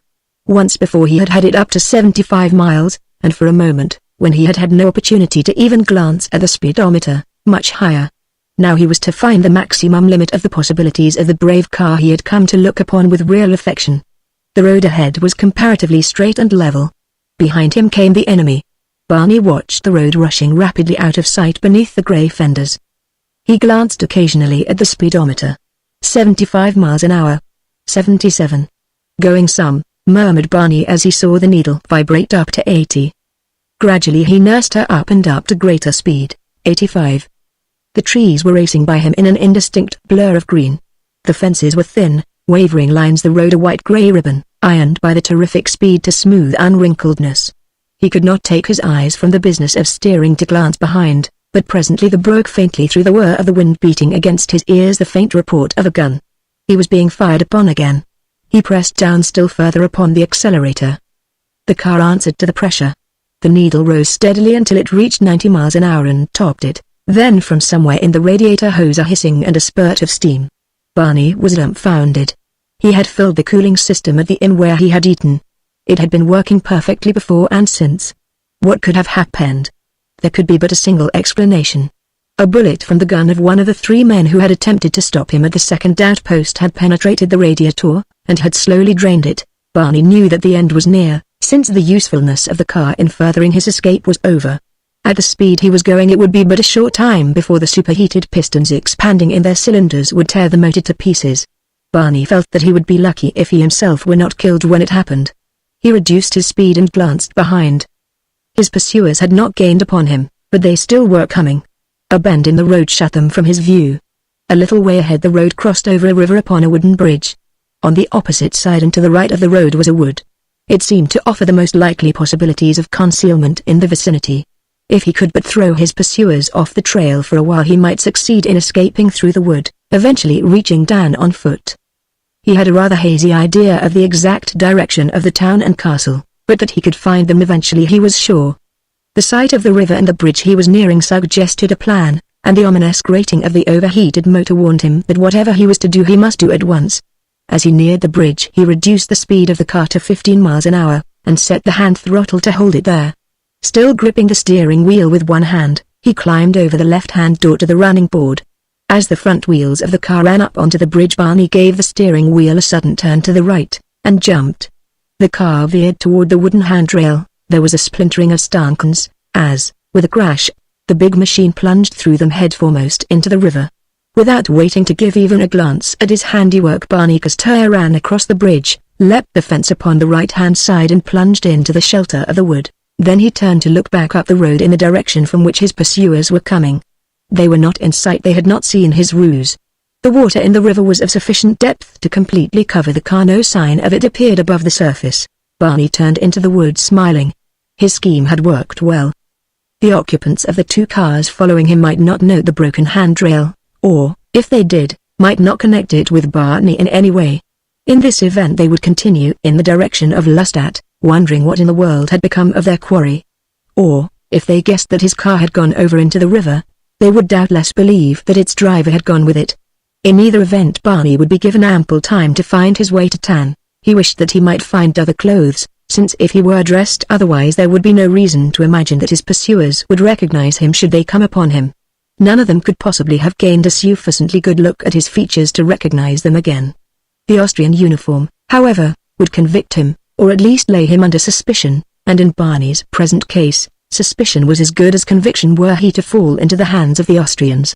The garb had served its purpose well in aiding in his escape from Austria, but now it was more of a menace than an asset. For a week Barney Custer wandered through the woods and mountains of Luta. He did not dare approach or question any human being. Several times he had seen Austrian cavalry that seemed to be scouring the country for some purpose that the American could easily believe was closely connected with himself. At least he did not feel disposed to stop them, as they cantered past his hiding place, to inquire the nature of their business. Such farmhouses as he came upon he gave a wide berth except at night, and then he only approached them stealthily for such provender as he might filch. Before the week was up he had become an expert chicken thief, being able to rob a roost as quietly as the most finished carpetbagger on the sunny side of Mason and Dixon's line. A careless housewife, leaving her lord and master's rough shirt and trousers hanging upon the line overnight, had made possible for Barney the coveted change in raiment. Now he was badged as a Lutanian peasant. He was hatless, since the lady had failed to hang out her mate's woolen cap, and Barney had not dared retain a single vestige of the damning Austrian uniform. What the peasant woman thought when she discovered the empty line the following morning Barney could only guess, but he was morally certain that her grief was more than tempered by the gold piece he had wrapped in a bit of cloth torn from the soldier's coat he had worn, which he pinned on the line where the shirt and pants had been. It was somewhere near noon upon the 7th day that Barney, skirting a little stream, followed through the concealing shade of a forest toward the west. In his peasant dress he now felt safer to approach a farmhouse and inquire his way to town, for he had come a sufficient distance from the spot where he had stolen his new clothes to hope that they would not be recognized or that the news of their theft had not preceded him. As he walked he heard the sound of the feet of a horse galloping over a dry field, muffled, rapid thud approaching closer upon his right hand. Barney remained motionless. He was sure that the rider would not enter the wood which, with its low-hanging boughs and thick underbrush, was ill adapted to equestrianism. Closer and closer came the sound until it ceased suddenly scarce 100 yards from where the American hid. He waited in silence to discover what would happen next. Would the rider enter the wood on foot? What was his purpose? Was it another Austrian who had by some miracle discovered the whereabouts of the fugitive? Barney could scarce believe it possible. Presently he heard another horse approaching at the same mad gallop. He heard the sound of rapid, almost frantic efforts of some nature where the first horse had come to a stop. He heard a voice urging the animal forward, pleading, threatening. A woman's voice. Barney's excitement became intense in sympathy with the subdued excitement of the woman whom he could not as yet see. A moment later the second rider came to a stop at the same point at which the first had reined in. A man's voice rose roughly. "Halt!" it cried.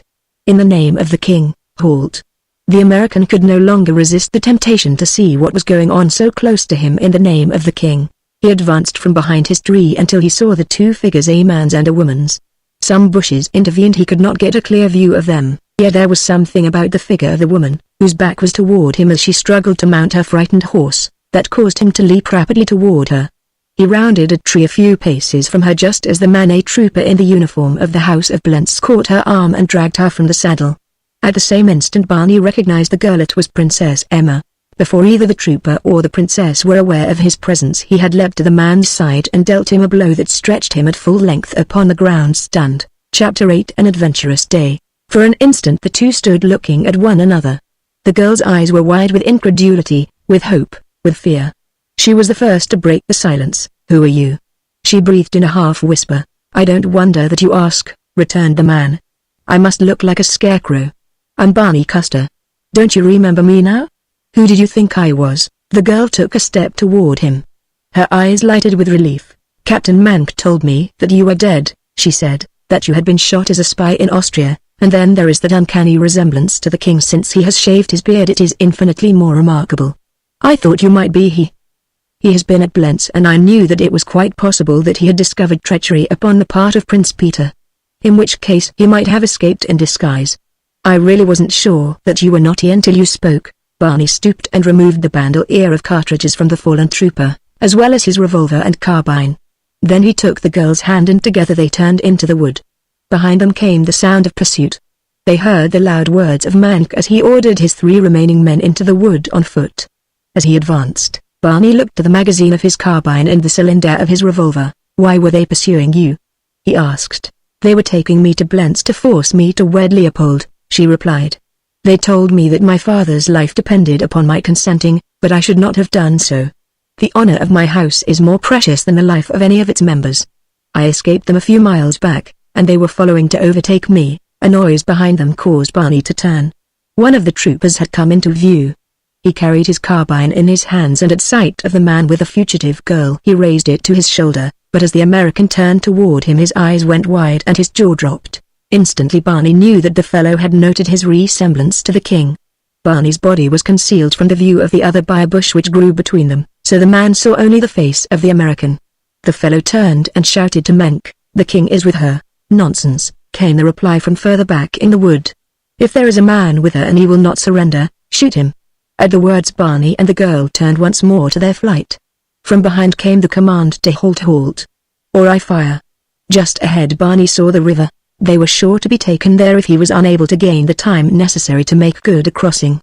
Upon the opposite side was a continuation of the wood. Behind them the leading trooper was crashing through the underbrush in renewed pursuit. He came in sight of them again, just as they reached the river bank. Once more his carbine was leveled. Barney pushed the girl to her knees behind a bush.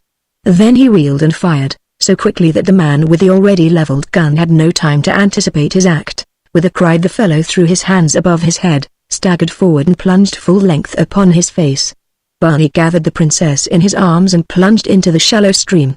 The girl held his carbine as he stumbled over the rocky bottom. The water deepened rapidly. The opposite shore seemed a long way off, and behind there were three more enemies in hot pursuit. Under ordinary circumstances Barney could have found it in his heart to wish the little Lusitanian river as broad as the Mississippi, for only under such circumstances as these could he ever hope to hold the Princess Emma in his arms. 2 years before she had told him that she loved him, but at the same time she had given him to understand that their love was hopeless.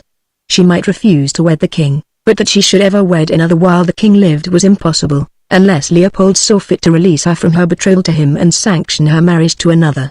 That he ever would do this was to those who knew him not even remotely possible. He loved Emma von der Tan and he hated Barney Custer hated him with a jealous hatred that was almost fanatic in its intensity. And even that the Princess Emma von der Tan would wed him was she free to wed was a question that was not at all clear in the mind of Barney Custer. He knew something of the traditions of this noble family, of the pride of caste, of the fetish of blood that inexorably dictated the ordering of their lives. The girl had just said that the honor of her house was more precious than the life of any of its members. How much more precious would it be to her than her own material happiness? Barney Custer sighed and struggled through the swirling waters that were now above his hips. If he pressed the lithe form closer to him than necessity demanded, who may blame him? The girl, whose face was toward the bank they had just quitted, gave no evidence of displeasure if she noted the fierce pressure of his muscles. Her eyes were riveted upon the wood behind.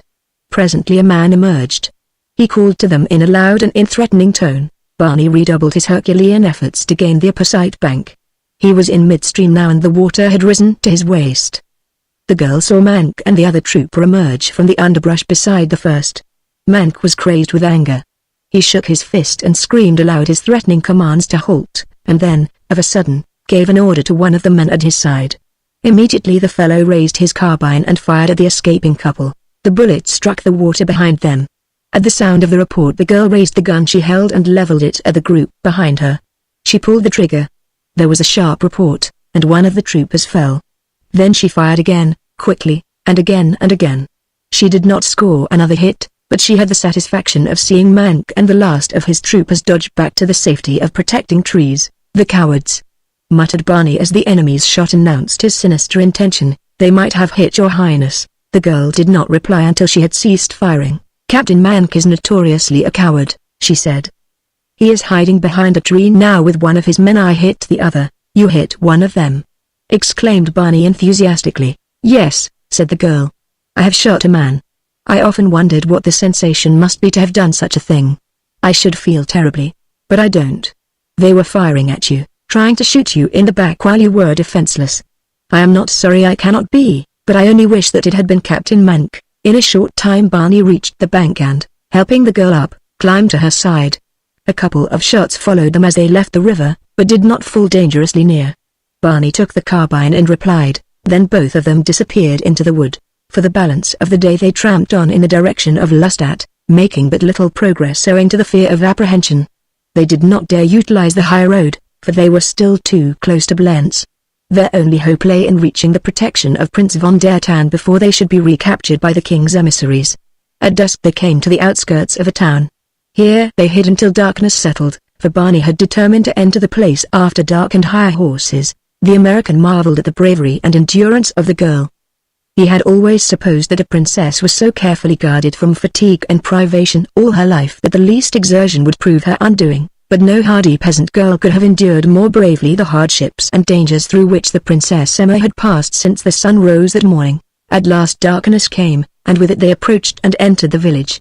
They kept to unlighted side streets until they met a villager, of whom they inquired their way to some private house where they might obtain refreshments. The fellow scrutinized them with evident suspicion. "There is an inn yonder," he said, pointing toward the main street. "You can obtain food there. Why should respectable folk want to go elsewhere than to the public inn? And if you are afraid to go there you must have very good reasons for not wanting to be seen." And he stopped short as though assailed by an idea. "Wait," he cried, excitedly, "I will go and see if I can find a place for you. Wait right here," and off he ran toward the inn. "I don't like the looks of that," said Barney, after the man had left them. "He's gone to report us to someone. Come, we'd better get out of here before he comes back." The two turned up a side street away from the inn. They had gone but a short distance when they heard the sound of voices and the thud of horses' feet behind them. The horses were coming at a walk and with them were several men on foot. Barney took the princess' hand and drew her up a hedge-bordered driveway that led into private grounds. In the shadows of the hedge they waited for the party behind them to pass. It might be no one searching for them, but it was just as well to be on the safe side. They were still near Blentz. Before the men reached their hiding place a motor car followed and caught up with them, and as the party came opposite the driveway Barney and the princess overheard a portion of their conversation. "Some of you go back and search the street behind the inn. They may not have come this way." The speaker was in the motor car. "We will follow along this road for a bit and then turn into the Lustat highway. If you don't find them go back along the road toward Tan." In her excitement the Princess Emma had not noticed that Barney Custer still held her hand in his. Now he pressed it. "It is Mank's voice," he whispered. "Every road will be guarded." For a moment he was silent, thinking. The searching party had passed on. They could still hear the purring of the motor as Mank's car moved slowly up the street. "This is a driveway," murmured Barney. "People who build driveways into their grounds usually have something to drive. Whatever it is, it should be at the other end of the driveway. Let's see if it will carry too." Still in the shadow of the hedge they moved cautiously toward the upper end of the private road until presently they saw a building looming in their path. "A garage?" whispered Barney. "Or a barn," suggested the princess. "In either event it should contain something that can go," returned the American. "Let us hope that it can go like the wind, and carry too," supplemented the princess. "Wait here," said Barney. "If I get caught, run. Whatever happens you mustn't be caught." Princess Emma dropped back close to the hedge and Barney approached the building, which proved to be a private garage. The doors were locked, as also were the 3 windows. Barney passed entirely around the structure, halting at last upon the darkest side. Here was a window. Barney tried to loosen the catch with the blade of his pocket knife, but it wouldn't unfasten. His endeavors resulted only in snapping short the blade of his knife. For a moment he stood contemplating the baffling window. He dared not break the glass for fear of arousing the inmates of the house which, though he could not see it, might be close at hand. Presently he recalled a scene he had witnessed on State Street in Chicago several years before, a crowd standing before the window of a jeweler's shop inspecting a neat little hole that a thief had cut in the glass with a diamond and through which he had inserted his hand and brought forth several $100 worth of loot. But Barney Custer wore no diamond. He would as soon have worn a celluloid collar. But women wore diamonds. Doubtless the Princess Emma had one. He ran quickly to her side. "Have you a diamond ring?" he whispered. "Gracious!" she exclaimed. "You are progressing rapidly," and slipped a solitaire from her finger to his hand. "Thanks," said Barney. "I need the practice, but wait and you'll see that a diamond may be infinitely more valuable than even the broker claims," and he was gone again into the shadows of the garage. Here upon the window pane he scratched a rough deep circle, close to the catch. A quick blow sent the glass clattering to the floor within. For a minute Barney stood listening for any sign that the noise had attracted attention, but hearing nothing he ran his hand through the hole that he had made and unlatched the frame. A moment later he had crawled within. Before him, in the darkness, stood a roadster. He ran his hand over the pedals and levers, breathing a sigh of relief as his touch revealed the familiar control of a standard make. Then he went to the double doors. They opened easily and silently. Once outside he hastened to the side of the waiting girl. "It's a machine," he whispered. "We must both be in it when it leaves the garage. It's the through express philostat and makes no stops for passengers or freight." He led her back to the garage and helped her into the seat beside him. As silently as possible he ran the machine into the driveway. 100 yards to the left, half hidden by intervening trees and shrubbery, rose the dark bulk of a house. A subdued light shone through the drawn blinds of several windows, the only sign of life about the premises until the car had cleared the garage and was moving slowly down the driveway. Then a door opened in the house, letting out a flood of light in which the figure of a man was silhouetted. A voice broke the silence. "Who are you? What are you doing there? Come back." The man in the doorway called excitedly. "Friedrich. Come. Come quickly. Someone is stealing the automobile," and the speaker came running toward the driveway at top speed. Behind him came Friedrich. Both were shouting, waving their arms and threatening. Their combined din might have aroused the dead. Barney sought speed. Silence now was useless. He turned to the left into the street away from the center of the town. In this direction had gone the automobile with Mank, but by taking the first right-hand turn Barney hoped to elude the captain. In a moment Friedrich and the other were hopelessly distanced. It was with a sigh of relief that the American turned the car into the dark shadows beneath the overarching trees of the first cross street. He was running without lights along an unknown way, and beside him was the most precious burden that Barney Custer might ever expect to carry. Under these circumstances his speed was greatly reduced from what he would have wished, but at that he was forced to accept grave risks. The road might end abruptly at the brink of a ravine, it might swerve perilously close to a stone quarry or plunge headlong into a pond or river. Barney shuddered at the possibilities, but nothing of the sort happened. The street ran straight out of the town into a country road, rather heavy with sand. In the open the possibilities of speed were increased, for the night, though moonless, was clear, and the road visible for some distance ahead. The fugitives were congratulating themselves upon the excellent chance they now had to reach Lustat. There was only Mank and his companion ahead of them in the other car, and as there were several roads by which one might reach the main highway, the chances were fair that Prince Peter's aide would miss them completely. Already escape seemed assured when the pounding of horses' hooves upon the roadway behind them rose to blast their newfound hope. Barney increased the speed of the car. It leapt ahead in response to his foot, but the road was heavy, and the sides of the ruts gripping the tires retarded the speed. For a mile they held the lead of the galloping horsemen. The shouts of their pursuers fell clearly upon their ears, and the Princess Emma, turning in her seat, could easily see the four who followed. At last the car began to draw away. The distance between it and the riders grew gradually greater. "I believe we are going to make it," whispered the girl, her voice tense with excitement. "If you could only go a little faster, Mr. Custer." "I'm sure that we will. She's reached her limit in this sand," replied the man, "and there's a grade just ahead we may find better going beyond, but they're bound to gain on us before we reach the top." The girl strained her eyes into the night before them. On the right of the road stood an ancient ruin, grim and forbidding. As her eyes rested upon it she gave a little exclamation of relief. "I know where we are now," she cried. "The hill ahead is sandy, and there is a quarter of a mile of sand beyond. But then we strike the Lestat highway, and if we can reach it ahead of them their horses will have to go 90 miles an hour to catch us, provided this car possesses any such speed possibilities."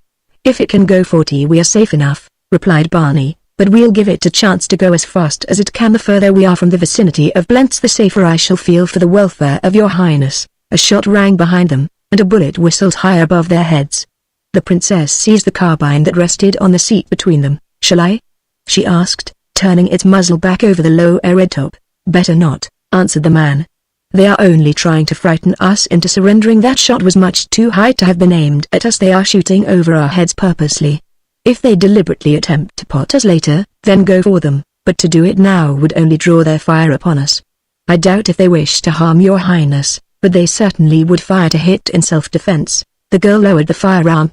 "I'm becoming perfectly bloodthirsty," she said, "but it makes me furious to be hunted like a wild animal in my native land, and by the command of my king, at that. And to think that you who placed him upon his throne, you who have risked your life many times for him, will find no protection at his hands should you be captured is maddening. Look, God, if I were a man, I thank God that you are not, your highness," returned Barney fervently. Gently she laid her hand upon his where it gripped the steering wheel. "No," she said, "I was wrong. I do not need to be a man while there still be such men as you, my friend, but I would that I were not the unhappy woman whom fate had bound to an ingrate king, to a miserable coward." They had reached the grade at last, and the motor was straining to the Herculean task imposed upon it. Grinding and grating in second speed the cart oiled upward through the clinging sand. The pace was snail-like. Behind, the horsemen were gaining rapidly. The labored breathing of their mounts was audible even above the noise of the motor, so close were they. The top of the ascent lay but a few yards ahead, and the pursuers were but a few yards behind. "Halt!" came from behind, and then a shot. The ping of the bullet and the scream of the ricochet warned the man and the girl that those behind them were becoming desperate. The bullet had struck one of the rear fenders. Without again asking assent, the princess turned and, kneeling upon the cushion of the seat, fired at the nearest horseman. The horse stumbled and plunged to his knees. Another, just behind, ran upon him, and the two rolled over together with their riders. 2 more shots were fired by the remaining horsemen and answered by the girl in the automobile, and then the car topped the hill, shot into high, and with renewed speed forged into the last quarter mile of heavy going toward the good road ahead. But now the grade was slightly downward and all the advantage was upon the side of the fugitives. However, their margin would be but scant when they reached the highway, for behind them the remaining troopers were spurring their jaded horses to a final spurt of speed. At last the white ribbon of the main road became visible. To the right they saw the headlights of a machine. It was manned, probably, doubtless attracted their way by the shooting, but the machine was a mile away and could not possibly reach the intersection of the two roads before they had turned to the left toward Lestat. Then the incident would resolve itself into a simple test of speed between the two cars and the ability and nerve of the drivers. Barney hadn't the slightest doubt now as to the outcome. His borrowed car was a good one, in good condition. And in the matter of driving he rather prided himself that he needn't take his hat off to anyone when it came to ability and nerve. They were only about 50 feet from the highway. The girl touched his hand again. "We're safe," she cried, her voice vibrant with excitement. "We're safe at last."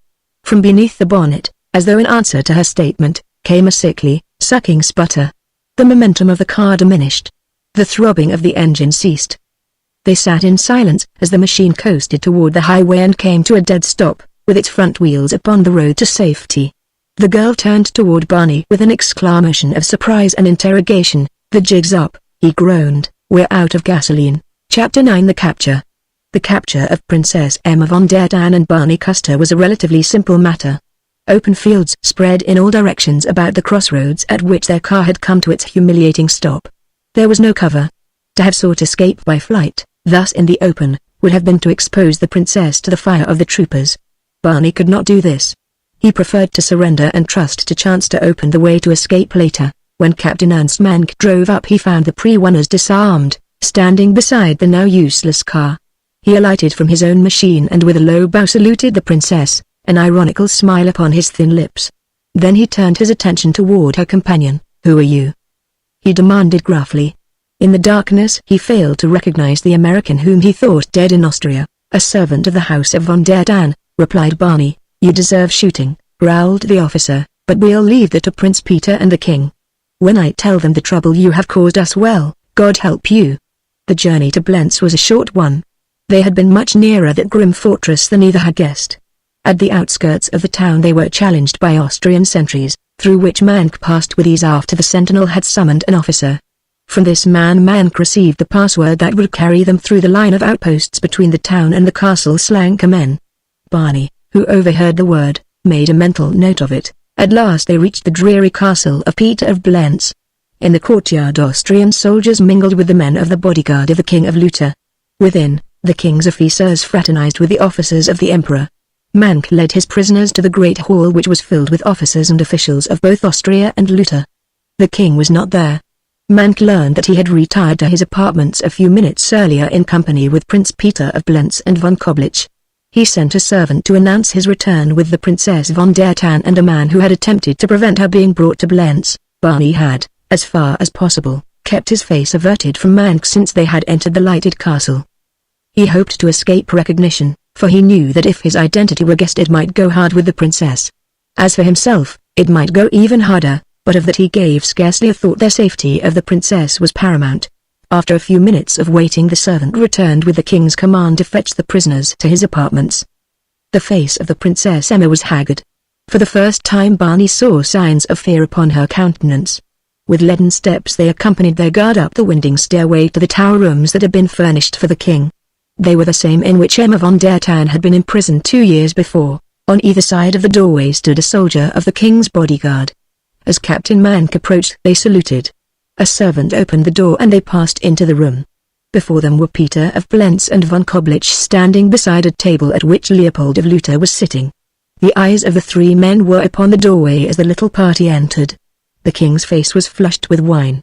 He rose as his eyes rested upon the face of the princess. "Greetings, your highness," he cried with an attempt at cordiality. The girl looked straight into his eyes, coldly, and then bent a knee in formal curtsy. The king was about to speak again when his eyes wandered to the face of the American.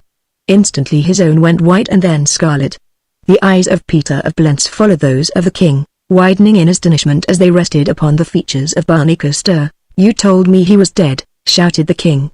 "What is the meaning of this, Captain Mank?" Mank looked at his male prisoner and staggered back as though struck between the eyes. "Mein Gott," he exclaimed. "The impostor." "You told me he was dead," repeated the king accusingly. "As God is my judge, your majesty," cried Peter of Blentz, "this man was shot by an Austrian firing squad in Burgova over a week ago." "Sire," exclaimed Mank, "this is the first sight I have had of the prisoners except in the darkness of the night. Until this instant I had not the remotest suspicion of his identity." "He told me that he was a servant of the House of von der Tann." "I told you the truth, then," interjected Barney. "Silence, you ingrate!" cried the king. "Ingrate?" repeated Barney. "You have the effrontery to call me an ingrate? You miserable puppy!" A silence, menacing in its intensity, fell upon the little assemblage. The king trembled. His rage choked him. The others looked as though they scarce could believe the testimony of their own ears. All there, with the possible exception of the king, knew that he deserved even more degrading appellations, but they were Europeans, and to Europeans a king is a king that they can never forget. It had been the inherent suggestion of kingship that had bent the knee of the Princess Emma before the man she despised. But to the American a king was only what he made himself. In this instance he was not even a man in the estimation of Barney Custer. Mank took a step toward the prisoner, a menacing step, for his hand had gone to his sword. Barney met him with a level look from between narrowed lids. Mank hesitated, for he was a great coward. Peter of Blentz spoke. "Sire," he said, "the fellow knows that he is already as good as dead, and so in his bravado he dares affront you. He has been convicted of spying by the Austrians. He is still a spy. It is unnecessary to repeat the formality of a trial." Leopold at last found his voice, though it trembled and broke as he spoke. "Carry out the sentence of the Austrian court in the morning," he said. "A volley now might arouse the garrison in the town and be misconstrued." Mank ordered Barney escorted from the apartment. Then he turned toward the king. "And the other prisoner, sire?" he inquired. "There is no other prisoner," he said. "Her Highness, the Princess von der Dann, is a guest of Prince Peter. She will be escorted to her apartment at once." "Her Highness, the Princess von der Dann, is not a guest of Prince Peter." The girl's voice was low and cold. "If Mr. Custer is a prisoner, Her Highness, too, is a prisoner. If he is to be shot, she demands a like fate. To die by the side of a man would be infinitely preferable to living by the side of your Majesty." Once again Leopold of Lutha reddened. For a moment he paced the room angrily to hide his emotion. Then he turned once to Mank. "Escort the prisoner to the North Tower," he commanded, "and this insolent girl to the chambers next to ours. Tomorrow we shall talk with her again." Outside the room Barney turned for a last look at the princess as he was being led in one direction and she in another. A smile of encouragement was on his lips and cold hopelessness in his heart. She answered the smile and her lips formed a silent goodbye. They formed something else, 2-3 words which he was sure he could not have mistaken, and then they parted, he for the death chamber and she for what fate she could but guess. As his guard halted before a door at the far end of a long corridor Barney Custer sensed a sudden familiarity in his surroundings. He was conscious of that sensation which is common to all of us of having lived through a scene at some former time, to each minutest detail. As the door opened and he was pushed into the room he realized that there was excellent foundation for the Emperor's sign. He immediately recognized the apartment as the same in which he had once before been imprisoned. At that time he had been mistaken for the Mad King who had escaped from the clutches of Peter of Blentz. The same king was now visiting as a guest the fortress in which he had spent 10 bitter years as a prisoner. "Say your prayers, my friend," admonished Mank, as he was about to leave him alone, "for at dawn you die and this time the firing squad will make a better job of it." Barney did not answer him, and the captain departed, locking the door after him and leaving 2 men on guard in the corridor. Alone, Barney looked about the room. It was in no wise changed since his former visit to it. He recalled the incidents of the hour of his imprisonment here, thought of old Joseph who had aided his escape, looked at the paneled fireplace, whose secret, it was evident, not even the master of Blentz was familiar with, and grinned. "For at dawn you die," he repeated to himself, still smiling broadly. Then he crossed quickly to the fireplace, running his fingers along the edge of one of the large tiled panels that hid the entrance to the well-like shaft that rose from the cellars beneath to the towers above and which opened through similar concealed exits upon each floor. If the floor above should be untenanted he might be able to reach it as he and Joseph had done 2 years ago when they opened the secret panel in the fireplace and climbed a hidden ladder to the room overhead, and then by vacant corridors reached the far end of the castle above the suite in which the princess had been confined and near which Barney had every reason to believe she was now imprisoned. Carefully Barney's fingers traversed the edges of the panel. No hidden latch rewarded his search. Again and again he examined the perfectly fitted joints until he was convinced either that there was no latch there or that it was hid beyond possibility of discovery. With each succeeding minute the American's heart and hopes sank lower and lower. 2 years had elapsed since he had seen the secret portal swing to the touch of Joseph's fingers. One may forget much in 2 years, but that he was at work upon the right panel Barney was positive. However, it would do no harm to examine its mate which resembled it in minutest detail. Almost indifferently Barney turned his attention to the other panel. He ran his fingers over it, his eyes following them. What was that? A fingerprint? Upon the left side halfway up a tiny smudge was visible. Barney examined it more carefully. A round, white figure of the conventional design that was burned into the tile bore the telltale smudge, otherwise it differed apparently in no way from the numerous other round, white figures that were repeated many times in the scheme of decoration. Barney placed his thumb exactly over the mark that another thumb had left there and pushed. The figure sank into the panel beneath the pressure. Barney pushed harder, breathless with suspense. The panel swung in at his effort. The American could have whooped with delight. A moment more and he stood upon the opposite side of the secret door in utter darkness, for he had quickly closed it after him. To strike a match was but the matter of a moment. The wavering light revealed the top of the ladder that led downward and the foot of another leading aloft. He struck still more matches in search of the rope. It was not there, but his quest revealed the fact that the well at this point was much larger than he had imagined. It broadened into a small chamber. The light of many matches finally led him to the discovery of a passageway directly behind the fireplace. It was narrow, and after spanning the chimney descended by a few rough steps to a slightly lower level. It led toward the opposite end of the castle. Could it be possible that it connected directly with the apartments in the farther tower, in the tower where the king was and the Princess Emma? Barney could scarce hope for any such good luck, but at least it was worth investigating. It must lead somewhere. He followed it warily, feeling his way with hands and feet and occasionally striking a match. It was evident that the corridor lay in the thick wall of the castle, midway between the bottoms of the windows of the second floor and the tops of those upon the first. This would account for the slightly lower level of the passage from the floor of the second story. Barney had traversed some distance in the darkness along the forgotten corridor when the sound of voices came to him from beyond the wall at his right. He stopped, motionless, pressing his ear against the side wall. As he did so he became aware of the fact that at this point the wall was of wood, a large panel of hardwood. Now he could hear even the words of the speaker upon the opposite side. "Fetch her here, Captain, and I will talk with her alone." The voice was the king's. "And, Captain, you might remove the guard from before the door temporarily. I shall not require them, nor do I wish them to overhear my conversation with the princess." Barney could hear the officer acknowledge the commands of the king, and then he heard a door close. The man had gone to fetch the princess. The American struck a match and examined the panel before him. It reached to the top of the passageway and was some 3 feet in width. At one side were 3 hinges, and at the other an ancient spring lock. For an instant Barney stood in indecision. What should he do? His entry into the apartments of the king would result in alarming the entire fortress. Were he sure the king was alone, it might be accomplished. Should he enter now or wait until the Princess Emma had been brought to the king? With the question came the answer, a bold and daring scheme. His fingers sought the lock. Very gently, he unlatched it and pushed outward upon the panel.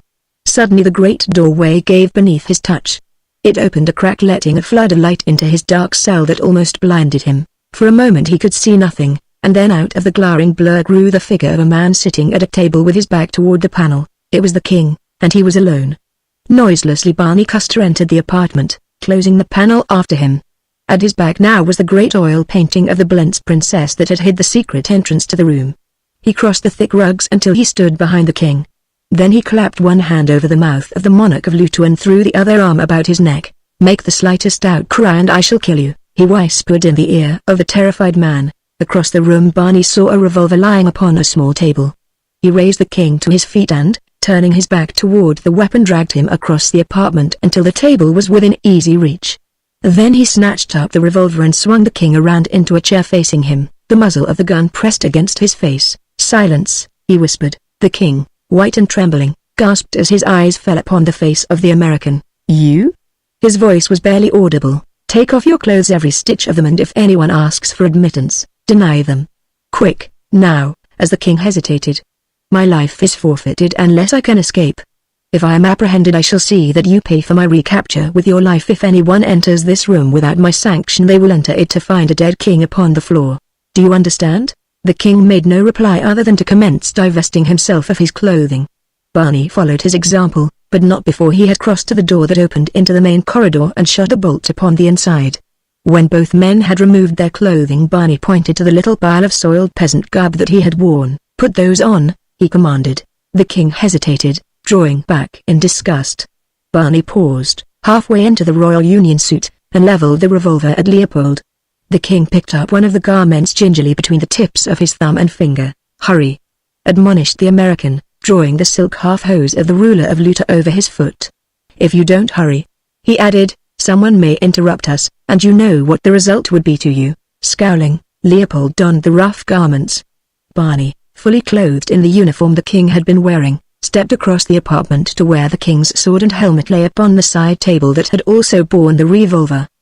He placed the helmet upon his head and buckled the sword belt about his waist. Then he faced the king, behind whom was a cheval-glass. In it Barney saw his image. The king was looking at the American, his eyes wide and his jaw dropped. Barney did not wonder at his consternation. He himself was dumbfounded by the likeness which he bore to the king. It was positively uncanny.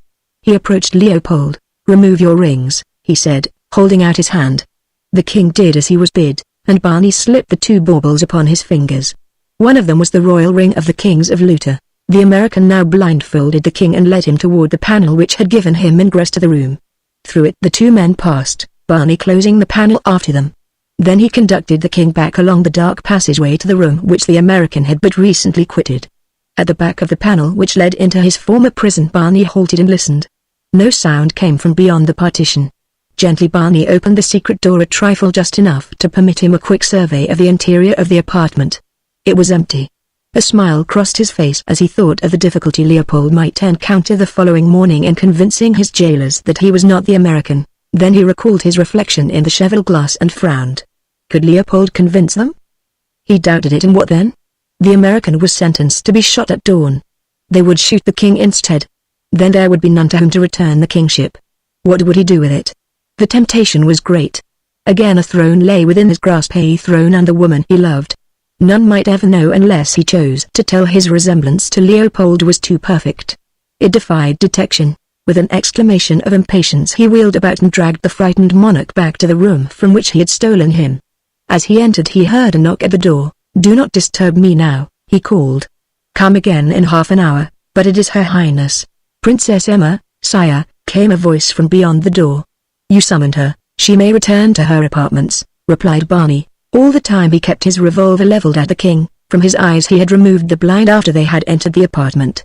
He crossed to the table where the king had been sitting when he surprised him, motioning the ragged ruler to follow and be seated. "Take that pen," he said, "and write a full pardon for Mr. Bernard Custer, and an order requiring that he be furnished with money and set at liberty at dawn." The king did as he was bid. For a moment the American stood looking at him before he spoke again. "You do not deserve what I am going to do for you," he said. "And Luta deserves a better king than the one my act will give her, but I am neither a thief nor a murderer, and so I must forbear leaving you to your just deserts and return your throne to you. I shall do so after I have ensured my own safety and done what I can for Luta. What you are too little a man and king to do yourself. So soon as they liberate you in the morning, make the best of your way to Brosnov, on the Serbian frontier. Await me there. When I can, I shall come. Again we may exchange clothing and you can return to Lustat. I shall cross over into Siberia out of your reach, for I know you too well to believe that any sense of honor or gratitude would prevent you signing my death warrant at the first opportunity. Now, come." Once again Barney led the blindfolded king through the dark corridor to the room in the opposite tower to the prison of the American. At the open panel he shoved him into the apartment. Then he drew the door quietly to, leaving the king upon the inside, and retraced his steps to the royal apartments. Crossing to the center table, he touched an electric button. A moment later an officer knocked at the door, which, in the meantime, Barney had unbolted. "Enter," said the American. He stood with his back toward the door until he heard it close behind the officer. When he turned he was apparently examining his revolver. If the officer suspected his identity, it was just as well to be prepared. Slowly he raised his eyes to the newcomer, who stood stiffly at salute. The officer looked him full in the face. "I answered your Majesty's summons," said the man. "Oh, yes," returned the American. "You may fetch the Princess Emma." The officer saluted once more and backed out of the apartment. Barney walked to the table and sat down. A tin box of cigarettes lay beside the lamp. Barney lighted one of them. The king had good taste in the selection of tobacco, he thought. Well, a man must need have some redeeming characteristics. Outside, in the corridor, he heard voices, and again the knock at the door. He bade them enter. As the door opened Emma von der Tan, her head thrown back and a flush of anger on her face, entered the room. Behind her was the officer who had been dispatched to bring her. Barney nodded to the latter. "You may go," he said. He drew a chair from the table and asked the princess to be seated. She ignored his request. "What do you wish of me?" she asked. She was looking straight into his eyes. The officer had withdrawn and closed the door after him. They were alone, with nothing to fear, yet she did not recognize him. "You are the king," she continued in cold, level tones, "but if you are also a gentleman, you will at once order me returned to my father at Lustat, and with me the man to whom you owe so much. I do not expect it of you, but I wish to give you the chance. I shall not go without him. I'm betrothed to you, but until tonight I should rather have died than wed you. Now I am ready to compromise. If you will set Mr. Custer at liberty in Serbia and return me unharmed to my father, I will fulfill my part of arbitro."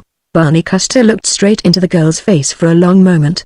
A half-smile played upon his lips at the thought of her surprise when she learned the truth, when suddenly it dawned upon him that she and he were both much safer if no one, not even her loyal self, guessed that he was other than the king. It is not difficult to live apart, but often it is difficult to act one.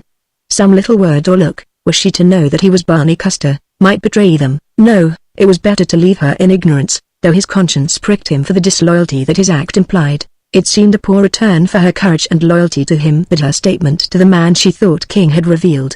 He marveled that Yvonne d'Artan could have spoken those words. Yvonne d'Artan, who but the day before had refused to save her father's life at the loss of the family honor. It seemed incredible to the American that he had won such love from such a woman.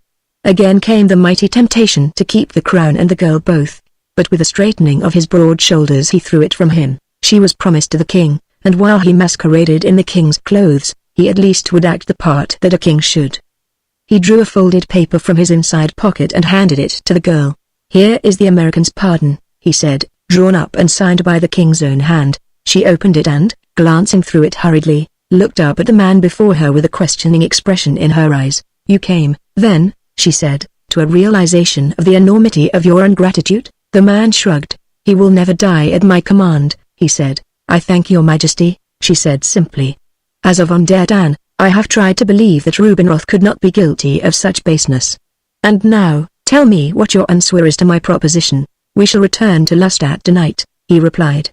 "I fear the purpose of Prince Peter. In fact, it may be difficult, even impossible for us to leave Blentz, but we can at least make the attempt. Can we not take Mr. Custer with us?" she asked. "Prince Peter may disregard your majesty's commands and, after you are gone, have him shot. Do not forget that he kept the crown from Peter of Blentz. It is certain that Prince Peter will never forget it. I give you my word, your highness, that I know positively that if I leave Blentz tonight Prince Peter will not have Mr. Custer shot in the morning, and it will so greatly jeopardize his own plans if we attempt to release the prisoner that in all probability we ourselves will be unable to escape." She looked at him thoughtfully for a moment. "You give me your word that he will be safe?" she asked. "My royal word," he replied. "Very well, let us leave at once." Barney touched the bell once more, and presently an officer of the Blentz faction answered the summons. As the man closed the door and approached, saluting, Barney stepped close to him. "We are leaving for Tann tonight," he said, "at once. You will conduct us from the castle and procure horses for us. All the time I shall walk at your elbow, and in my hand I shall carry this," and he displayed the king's revolver. "At the first indication of defection upon your part one shall kill you. Do you perfectly understand me?" "But, your majesty," exclaimed the officer, "why is it necessary that you leave thus surreptitiously? May not the king go and come in his own kingdom as he desires? Let me announce your wishes to Prince Peter that he may furnish you with a proper escort. Doubtless he will wish to accompany you himself, sire." "You will do precisely what I say without further comment," snapped Barney.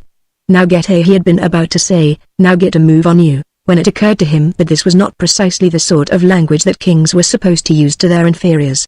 So he changed it. "Now get a couple of horses for Her Highness and myself, as well as your own, for you will accompany us to Tann." The officer looked at the weapon in the king's hand. He measured the distance between himself and the king. He well knew the reputed cowardice of Leopold. Could he make the leap and strike up the king's hand before the timorous monarch found even the courage of the cornered rat to fire at him? Then his eyes sought the face of the king, searching for the signs of nervous terror that would make his conquest an easy one, but what he saw in the eyes that bored straight into his brought his own to the floor at the king's feet. What new force animated Leopold of Lutter? Those were not the eyes of a coward. No fear was reflected in their steely glitter. The officer mumbled an apology, saluted, and turned toward the door. At his elbow walked the impostor. A cavalry cape that had belonged to the king now covered his shoulders and hid the weapon that pressed its hard warning now and again into the short ribs of the Blentz officer. Just behind the American came the Princess Emma von d'Artan. The three passed through the deserted corridors of the sleeping castle, taking a route at Barney's suggestion that led them to the stable courtyard without necessitating traversing the main corridors or the great hall or the guardroom, in all of which there still were Austrian and Blentz soldiers, whose duties or pleasures had kept them from their blankets. At the stables a sleepy groom answered the summons of the officer, whom Barney had warned not to divulge the identity of himself or the princess. He left the princess in the shadows outside the building. After what seemed an eternity to the American, 3 horses were led into the courtyard, saddled, and bridled. The party mounted and approached the gates. Here, Barney knew, might be encountered the most serious obstacle in their path. He rode close to the side of their unwilling conductor. Leaning forward in his saddle, he whispered in the man's ear, "Failure to pass us through the gates," he said, "will be the signal for your death." The man reined in his mount and turned toward the American. "I doubt if they will pass even me without a written order from Prince Peter," he said. "If they refuse, you must reveal your identity. The guard is composed of Lieutenants. I doubt if they will dare refuse your majesty." Then they rode on up to the gates. A soldier stepped from the sentry box and challenged them. "Lower the drawbridge," ordered the officer. "It is Captain Cransford on a mission for the king." The soldier approached, raising a lantern, which he had brought from the sentry box, and inspected the captain's face. He seemed ill at ease. In the light of the lantern, the American saw that he was scarce more than a boy, doubtless recruit. He saw the expression of fear and awe with which he regarded the officer, and it occurred to him that the effect of the king's presence upon him would be absolutely overpowering. Still the soldier hesitated. "My orders are very strict, sir," he said. "I am to let no one leave without a written order from Prince Peter. If the sergeant or the lieutenant were here they would know what to do, but they are both at the castle. Only 2 other soldiers are at the gates with me." "Wait, and I will send one of them for the lieutenant." "No," interposed the American. "You will send for no one, my man. Come closer, look at my face." The soldier approached, holding his lantern above his head. As its feeble rays fell upon the face and uniform of the man on horseback, the sentry gave a little gasp of astonishment. "Now, lower the drawbridge," said Barney Custer. "It is your king's command." Quickly the fellow hastened to obey the order. The chains creaked and the windlass groaned as the heavy planking sank to place across the moat. As Barney passed the soldier he handed him the pardon Leopold had written for the American. "Give this to your lieutenant," he said, "and tell him to hand it to Prince Peter before dawn tomorrow. Do not fail." A moment later the 3 were riding down the winding road toward Blentz. Barney had no further need of the officer who rode with them.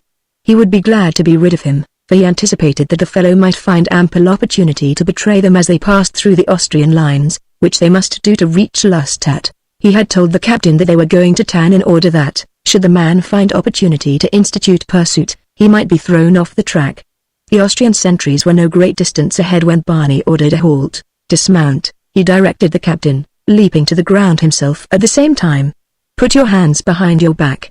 The officer did as he was bid, and Barney bound his wrists securely with a strap and buckle that he had removed from the cantle of his saddle as he rode. Then he led him off the road among some weeds and compelled him to lie down, after which he bound his ankles together and stuffed a gag in his mouth, securing it in place with a bit of stick and the chin strap from the man's helmet. The threat of the revolver kept Captain Cransford silent and obedient throughout the hasty operations. "Goodbye, Captain," whispered Barney, "and let me suggest that you devote the time until your discovery and release in pondering the value of winning your king's confidence in the future. Had you chosen your associates more carefully in the past, this need not have occurred." Barney unsaddled the captain's horse and turned him loose, then he remounted and, with the princess at his side, rode down toward Blentz. Chapter 10 A New King in Luta. As the 2 riders approached the edge of the village of Blentz a sentry barred their way. To his challenge the American replied that they were friends from the castle. "Advance," directed the sentry, "and give the countersign." Barney rode to the fellow's side, and leaning from the saddle whispered in his ear the word Slankerman. Would it pass them out as it had passed Mankin?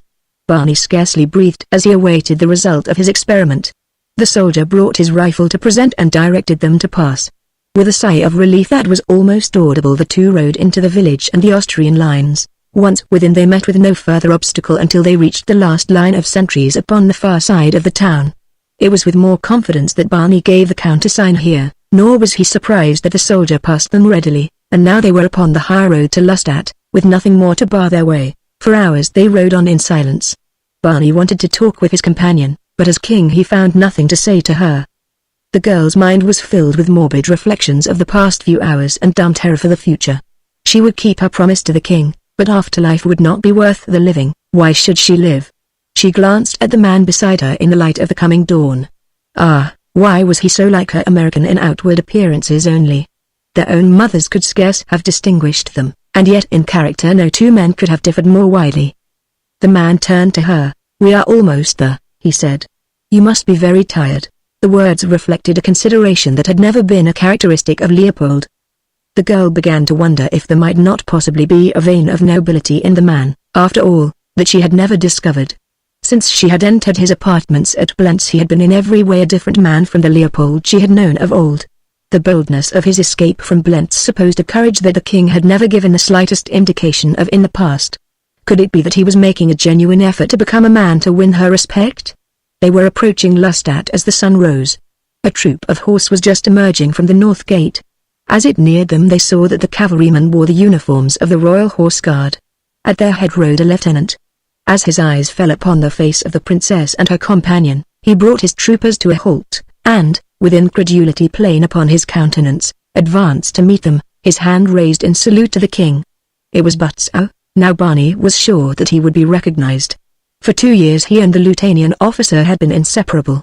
Surely Butzow would penetrate his disguise. He returned his friend's salute, looked him full in the eyes, and asked where he was riding. "To Blentz, your majesty," replied Butzow, "to demand an audience. I bear important word from Prince von der Dann. He has learned the Austrians are moving an entire army corps into Lutter, together with siege howitzers. Serbia has demanded that all Austrian troops be withdrawn from Lithuanian territory at once, and has offered to assist your majesty in maintaining your neutrality by force, if necessary." As Butzow spoke, his eyes were often upon the Princess Emma, and it was quite evident that he was much puzzled to account for her presence with the king. She was supposed to be at Dann, and Butzow knew well enough her estimate of Leopold to know that she would not be in his company of her own volition. His expression as he addressed the man he supposed to be his king was far from deferential. Barney could scarce repress a smile. "We will ride at once to the palace," he said. "At the gate you may instruct one of your sergeants to telephone to will act as our escort." Butzow saluted and turned to his troopers, giving the necessary commands that brought them about in the wake of the pseudo-king. Once again Barney Custer, of Beatrice, rode into Lustadt as king of Lutter. The few people upon the streets turned to look at him as he passed, but there was little demonstration of love or enthusiasm. Leopold had awakened no emotions of this sort in the hearts of his subjects. Some there were who still remembered the gallant actions of their ruler on the field of battle when his forces had defeated those of the regent, upon the other occasion when this same American had sat upon the throne of Lutter for 2 days and had led the little army to victory. But since then the true king had been with them daily in his true colors. Arrogance, haughtiness, and petty tyranny had marked his reign. Taxes had gone even higher than under the corrupt influence of the Blentz regime. The king's days were spent in bed, his nights in dissipation. Old Ludwig von der Dann seemed Luther's only friend at court. Him the people loved and trusted. It was the old chancellor who met them as they entered the palace, the Princess Emma, Lieutenant Butzow, and the false king. As the old man's eyes fell upon his daughter, he gave an exclamation of surprise and of incredulity. He looked from her to the American. "What is the meaning of this, your majesty?" he cried in a voice hoarse with emotion. "What does her highness in your company?" There was neither fear nor respect in Prince Ludwig's tone, only anger. He was demanding an accounting from Leopold. The man, not from Leopold, the king. Barney raised his hand. "Wait," he said, "before you judge." The princess was brought to Blentz by Prince Peter. "She will tell you that I have aided her to escape and that I have accorded her only such treatment as a woman has a right to expect from a king." The girl inclined her head. "His Majesty has been most kind," she said. "He has treated me with every consideration and respect, and I am convinced that he was not a willing party to my arrest and forcible detention at Blentz, or," she added, "if he was, he regretted his action later and has made full reparation by bringing me to Lustadt." Prince von der Dann found difficulty in hiding his surprise at this evidence of chivalry in the cowardly king. But for his daughter's testimony he could not have believed it possible that it lay within the nature of Leopold of Lutter to have done what he had done within the past few hours. He bowed low before the man who wore the king's uniform. The American extended his hand, and von der Dann, taking it in his own, raised it to his lips. "And now," said Barney briskly, "let us go to my apartments and get to work. Your Highness," and he turned toward the Princess Emma, "must be greatly fatigued. Lieutenant Butzow, you will see that a suite is prepared for Her Highness. Afterward you may call upon Count Zellendorf, whom I understand returned to Lustadt yesterday, and notify him that I will receive him in an hour. Inform the Serbian minister that I desire his presence at the palace immediately. Lose no time, Lieutenant, and be sure to impress upon the Serbian minister that immediately means immediately." Butzow saluted and the Princess Emma curtsied, as the king turned and, slipping his arm through that of Prince Ludwig, walked away in the direction of the royal apartments. Once at the king's desk Barney turned toward the chancellor. In his mind was the determination to save Luther if Luther could be saved. He had been forced to place the king in a position where he would be helpless, though that he would have been equally as helpless upon his throne the American did not doubt for an instant.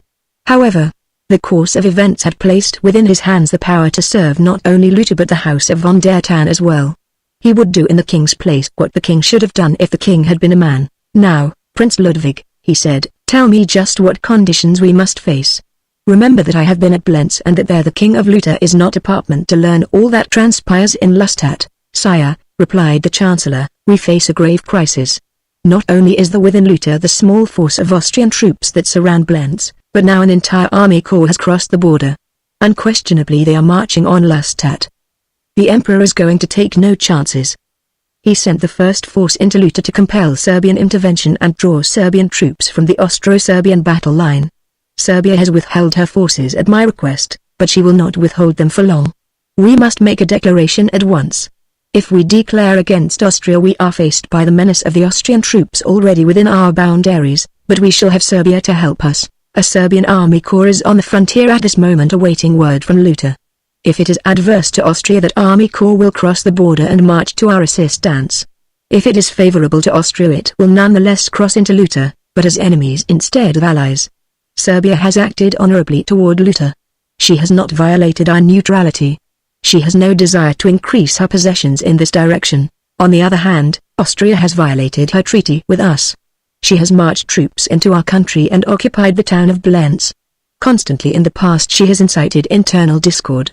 She is openly championing the Blentz cause, which at last I trust your Majesty has discovered is inimical to your interests. If Austria is victorious in her war with Serbia, she will find some pretext to hold Luther whether Luther takes her stand either for or against her. And most certainly is this true if it occurs that Austrian troops are still within the boundaries of Luther when peace is negotiated. Not only our honor but our very existence demands that there be no Austrian troops in Luther at the close of this war. If we cannot force them across the border we can at least make such an effort as will win us the respect of the world and a voice in the peace negotiations. If we must bow to the surrender of our national integrity, let us do so only after we have exhausted every resource of the country in our country's defense. In the past your Majesty has not appeared to realize the menace of your most powerful neighbor. I beg of you, sire, to trust me. Believe that I have only the interests of Luther at heart, and let us work together for the salvation of our country and your Majesty's throne." Barney laid his hand upon the old man's shoulder. It seemed a shame to carry the deception further, but the American well knew that only so could he accomplish aught for Luther or the von der Tanns. Once the old Chancellor suspected the truth as to his identity he would be the first to denounce him. "I think that you and I can work together, Prince Ludwig," he said. "I have sent for the Serbian and Austrian ministers. The former should be here immediately," nor did they have long to wait before the tall Slav was announced. Barney lost no time in getting down to business. He asked no questions. What von der Tann had told him, what he had seen with his own eyes since he had entered Luther, and what he had overheard in the inn at Burgover was sufficient evidence that the fate of Luther hung upon the prompt and energetic decisions of the man who sat upon Luther's throne for the next few days. Had Leopold been the present incumbent Luther would have been lost, for that he would play directly into the hands of Austria was not to be questioned. Were von der Tann to seize the reins of government a state of revolution would exist that would divide the state into two bitter factions, weaken its defense, and give Austria what she most desired, a plausible pretext for intervention. Luther's only hope lay in united defense of her liberties under the leadership of the one man whom all acknowledged, King Leopold. Very well, Barney Custer, of Beatrice, would be Leopold for a few days, since the real Leopold had proven himself incompetent to meet the emergency. General Petko, the Serbian minister to Luther, brought to the audience the memory of a series of unpleasant encounters with the king. Leopold had never exerted himself to hide his pro-Austrian sentiments. Austria was a powerful country, Serbia, a relatively weak neighbor. Leopold, being a royal snob, had courted the favor of the emperor and turned up his nose at Serbia. The general was prepared for a repetition of the veiled affronts that Leopold delighted in according him, but this time he brought with him a reply that for 2 years he had been living in the hope of some day being able to deliver to the young monarch he so cordially despised. It was an ultimatum from his government, an ultimatum couched in terms from which all diplomatic suavity had been stripped. If Barney Custer, of Beatrice, could have read it he would have smiled, for in plain American it might have been described as announcing to Leopold precisely where he got off. But Barney did not have the opportunity to read it, since that ultimatum was never delivered. Barney took the wind all out of it by his first words. Your Excellency may wonder why it is that we have summoned you at such an early hour, he said. General Petko inclined his head in deferential acknowledgement of the truth of the inference. It is because we have learned from our Chancellor, continued the American, that Serbia has mobilized an entire army corps upon the Lithuanian frontier. Am I correctly informed? General Petko squared his shoulders and bowed in assent. At the same time he reached into his breast pocket for the ultimatum. Good! Exclaimed Barney, and then he leaned close to the ear of the Serbian. How long will it take to move that an army corps to Lustat? General Petko gasped and returned the ultimatum to his pocket. Sire! He cried, his face lighting with incredulity. You mean, I mean, said the American, that if Serbia will loan Luta an army corps until the Austrians have evacuated Lithuanian territory, Luta will loan Serbia an army corps until such time as peace is declared between Serbia and Austria. Other than this, neither government will incur any obligations to the other. We may not need your help, but it will do us no harm to have them well on the way toward Lustat as quickly as possible. Count Zellendorf will be here in a few minutes. We shall, through him, give Austria 24 hours to withdraw all her troops beyond our frontiers. The army of Luta is mobilized before Lustat. It is not a large army, but with the help of Serbia it should be able to drive the Austrians from the country, provided they do not leave of their own accord. General Petko smiled. So did the American and the Chancellor. Each knew that Austria would not withdraw her army from Luta.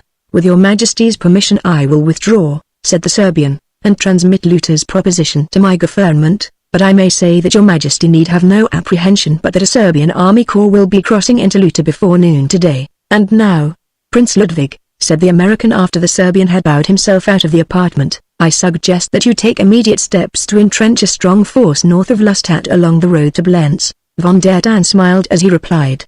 It is already done, sire, he said, but I passed in along the road this morning, said Barney, and saw nothing of such preparations. The trenches and the soldiers were there, nevertheless, sire, replied the old man. Only a little gap was left on either side of the highway that those who came and went might not suspect our plans and carry word of them to the Austrians. A few hours will complete the link across the road. Good. Let it be completed at once. Here is Count Zellendorf now. As the minister was announced, von der Tan bowed himself out as the Austrian entered the king's presence. For the first time in 2 years the Chancellor felt that the destiny of Luta was safe in the hands of her king. What had caused the metamorphosis in Leopold he could not guess. He did not seem to be the same man that had whined and growled at their last audience a week before. The Austrian minister entered the king's presence with an expression of ill-concealed surprise upon his face. 2 days before he had left Leopold safely ensconced at Blentz, where he was to have remained indefinitely. He glanced hurriedly about the room in search of Prince Peter or another of the conspirators who should have been with the king. He saw no one. The king was speaking. The Austrian's eyes went wider, not only at the words, but at the tone of voice. Count Zellendorf, said the American, you were doubtless aware of the embarrassment under which the king of Luta was compelled at Blentz to witness the entry of a foreign army within his domain. But we are not now at Blentz.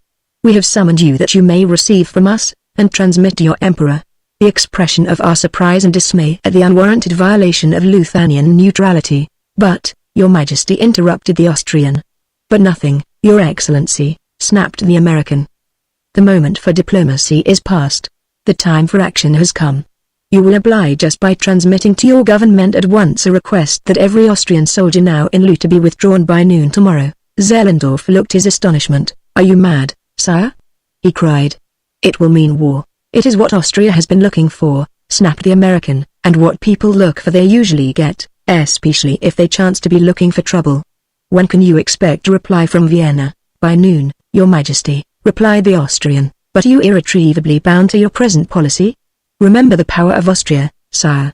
Think of your throne. Think. We have thought of everything, interrupted Barney.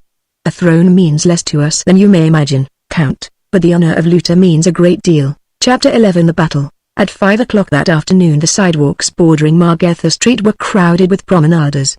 The little tables before the cafes were filled. Nearly everyone spoke of the Great War and of the peril which menaced Luta. Upon many a lip was open disgust at the supine attitude of Leopold of Luta in the face of an Austrian invasion of his country. Discontent was open. It was ripening to something worse for Leopold than an Austrian invasion. Presently a sergeant of the Royal Horse Guards cantered down the street from the palace. He stopped here and there, and, dismounting, tacked placards in conspicuous places. At the notice, and in each instance cheers and shouting followed the sergeant as he rode on to the next stop. Now, at each point men and women were gathered, eagerly awaiting an explanation of the jubilation farther up the street. Those whom the sergeant passed called to him for an explanation, and not receiving it, followed in a quickly growing mob that filled Margaret Street from wall to wall. When he dismounted he had almost to fight his way to the post or door upon which he was to tack the next placard. The crowd surged about him in its anxiety to read what the placard bore, and then, between the cheering and yelling, those in the front passed back to the crowd the tidings that filled them with so great rejoicing: Leopold has declared war on Austria. The king calls for volunteers. Long live the king. The Battle of Lustadt has passed into history. Outside of the little kingdom of Luto it received but passing notice by the world at large, whose attention was riveted upon the great conflicts along the banks of the Meuse, the Marne, and the Ain. But in Luta, it will be told and retold, handed down from mouth to mouth and from generation to generation to the end of time, how the cavalry that the king sent north toward Blentz met the advancing Austrian army. How, fighting, they fell back upon the infantry which lay, a thin line that stretched east and west across the north of Lustadt, in its first line of trenches. A pitifully weak line it was, numerically, in comparison with the forces of the invaders, but it stood its ground heroically, and from the heights to the north of the city the fire from the forts helped to hold the enemy in check for many hours, and then the enemy succeeded in bringing up their heavy artillery to the ridge that lies 3 miles north of the forts.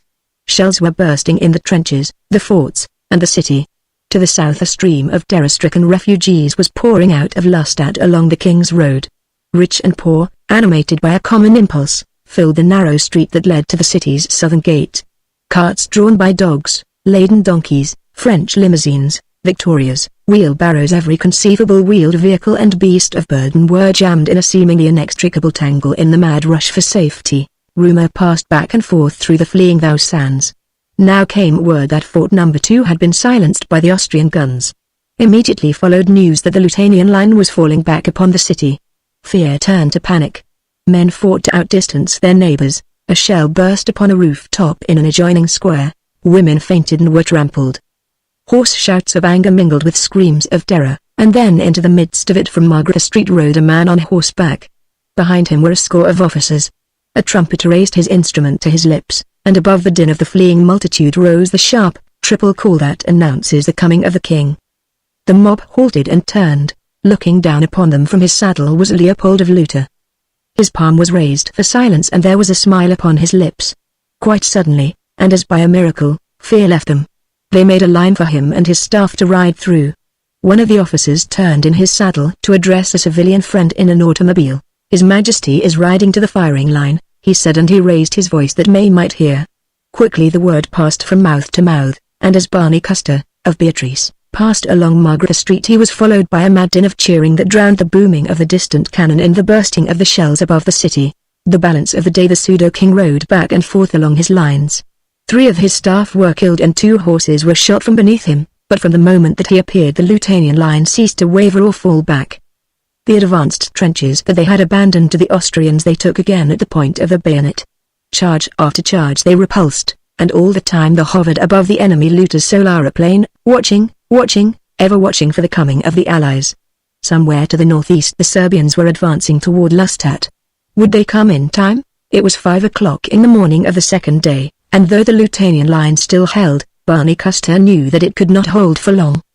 The Austrian artillery fire, which had been rather wild the preceding day, had now become of deadly accuracy.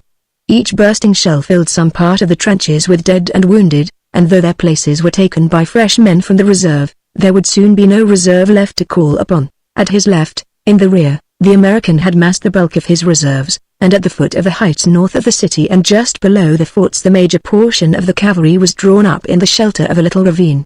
Barney's eyes were fixed upon the soaring aeroplane. In his hand was his watch. He would wait another 15 minutes, and if by then the signal had not come that the Serbians were approaching, he would strike the blow that he had decided upon. From time to time he glanced at his watch. The 15 minutes had almost elapsed when there fluttered from the tiny monoplane a paper parachute. It dropped for several hundred feet before it spread to the air pressure and floated more gently toward the earth, and a moment later there burst from its basket a puff of white smoke.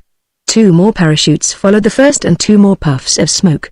Then the machine darted rapidly off toward the northeast. Barney turned to Prince von der Tan with a smile. "They are none too soon," he said. The old prince bowed in acquiescence. He had been very happy for 2 days. Luther might be defeated now, but she could never be subdued. She had a king at last, a real king. God! How he had changed. It reminded Prince von der Tan of the day he had ridden beside the impostor 2 years before in the battle with the forces of Peter of Blentz. Many times he had caught himself scrutinizing the face of the monarch, searching for some proof that after all he was not Leopold. Direct the commanders of Forts 3 and 4 to concentrate their fire on the enemy's guns directly north of Fort Number 3, Barney directed an aide. Simultaneously let the cavalry and Colonel Koseff's infantry make a determined assault on the Austrian trenches. Then he turned his horse toward the left of his line, where, a little to the rear, lay the fresh troops that he had been holding in readiness against this very moment. As he galloped across the plain, his staff at his heels, shrapnel burst about them. Von der Tan spurred to his side. "Sire," he cried, "it is unnecessary that you take such grave risks. Your staff is ready and willing to perform such service that you may be preserved to your people and your throne. I believe the men fight better when they think their king is watching them," said the American simply. "I know it, sire," replied von der Tan. "But even so, Luther could ill afford to lose you now. I thank God, your majesty, that I have lived to see this day, to see the last of the Rubinroths upholding the glorious traditions of the Rubinroth blood." Barney led the reserve slowly through the wood to the rear of the extreme left of his line. The attack upon the Austrian right center appeared to be meeting with much greater success than the American dared to hope for. Already, through his glasses, he could see indications that the enemy was concentrating a larger force at this point to repulse the vicious assaults of the Lutanians. To do this they must be drawing from their reserves back of other portions of their line. It was what Barney had desired. The 3 bombs from the aeroplane had told him that the Serbians had been sighted 3 miles away. Already they were engaging the Austrians. He could hear the rattle of rifles and quick firers and the roar of cannon far to the northeast. And now he gave the word to the commander of the reserve. At a rapid trot the men moved forward behind the extreme left end of the Lutanian left wing. They were almost upon the Austrians before they emerged from the shelter of the wood, and then with hoarse shouts and leveled bayonets they charged the enemy's position. The fight there was the bloodiest of the 2 long days. Back and forth the tide of battle surged. In the thick of it rode the false king, encouraging his men to greater effort. Slowly at last they bore the Austrians from their trenches. Back and back they bore them until retreat became a rout. The Austrian right was crumpled back upon its center. Here the enemy made a determined stand, but just before dark a great shouting arose from the heights to their left, where the bulk of their artillery was stationed. Both the Lutanian and Austrian troops engaged in the plain saw Austrian infantry and artillery running down the slopes in disorderly rout. Upon their heads came a cheering line of soldiers firing as they ran, and above them waved the battle flag of Serbia. A mighty shout rose from the Lutanian ranks and an answering groan from the throats of the Austrians. Hemmed in between the 2 lines of allies, the Austrians were helpless. Their artillery was captured, retreat cut off. There was but a single alternative to massacre the white flag. A few regiments between Lustadt and Blentz, but nearer the latter town, escaped back into Austria. The balance Barney arranged with the Serbian minister to have taken back to Serbia as prisoners of war. The Lutanian Army Corps that the American had promised the Serbs was to be utilized along the Austrian frontier to prevent the passage of Austrian troops into Serbia through Luther. The return to Lustadt after the battle was made through cheering troops and along streets choked with joy-mad citizenry. The name of the soldier king was upon every tongue. Men went wild with enthusiasm as the tall figure rode slowly through the crowd toward the palace. Von der Tan, grim and martial, found his lids damp with the moisture of a great happiness. Even now, with all the proofs of reality about him, it seemed impossible that this scene could be aught but the ephemeral vapors of a dream that Leopold of Luther, the coward, the craven, could have become in a single day the heroic figure that had loomed so large upon the battlefield of Lustadt, the simple, modest gentleman who received the plaudits of his subjects with bowed head and humble mien. As Barney Custer rode up Margaret Street toward the royal palace of the kings of Luther, a dust-covered horseman in the uniform of an officer of the Horse Guards entered Lustadt from the south. It was the young aide of Prince von der Tan's staff, who had been sent to Blentz nearly a week earlier with a message for the king, and who had been captured and held by the Austrians. During the battle before Lustadt, all the Austrian troops had been withdrawn from Blentz and hurried to the front. It was then that the aide had been transferred to the castle, from which he had escaped early that morning. To reach Lustadt he had been compelled to circle the Austrian position, coming to Lustadt from the south. Once within the city he rode straight to the palace, flung himself from his jaded mount, and entered the left wing of the building, the wing in which the private apartments of the Chancellor were located. Here he inquired for the Princess Emma, learning with evident relief that she was there. A moment later, white with dust, his face streamed with sweat, he was ushered into her presence. "Your Highness," he blurted, "the King's commands have been disregarded. The American is to be shot tomorrow. I have just escaped from Blentz." Peter is furious. He realizes that whether the Austrians win or lose, his standing with the King is gone forever. In a fit of rage, he has ordered that Mr. Custer be sacrificed to his desire for revenge, in the hope that it will ensure for him the favor of the Austrians. Something must be done at once if he is to be saved. For a moment the girl swayed as though about to fall. The young officer stepped quickly to support her, but before he reached her side she had regained complete mastery of herself. From the street without rose the blare of trumpets and the cheering of the populace. Through senses numb with the cold of anguish the meaning of the tumult slowly filtered to her brain. The King had come. He was returning from the battlefield, covered with honors and flushed with glory, the man who was to be her husband. But there was no rejoicing in the heart of the Princess Emma. Instead, there was a dull ache and impotent rebellion at the injustice of the thing that Leopold should be reaping these great rewards, while he who had made it possible for him to be a king at all was to die on the morrow because of what he had done to place the Rubinroth upon his throne. "Perhaps Lieutenant Butzow might find a way," suggested the officer. "He or your father, they are both fond of Mr. Custer." "Yes," said the girl dully, "see Lieutenant Butzow, he would do the most."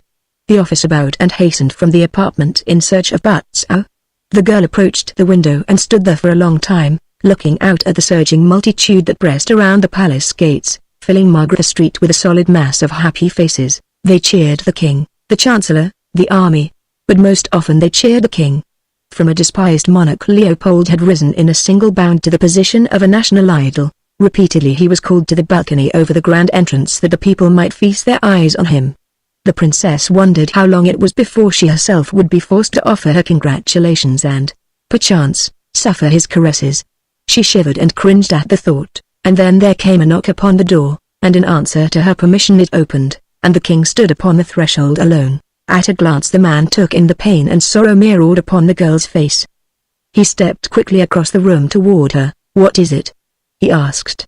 "What is the matter?" For a moment he had forgotten the part that he had been playing, forgot that the Princess Emma was ignorant of his identity. He had come to her to share with her the happiness of the hour, the glory of the victorious arms of Luther.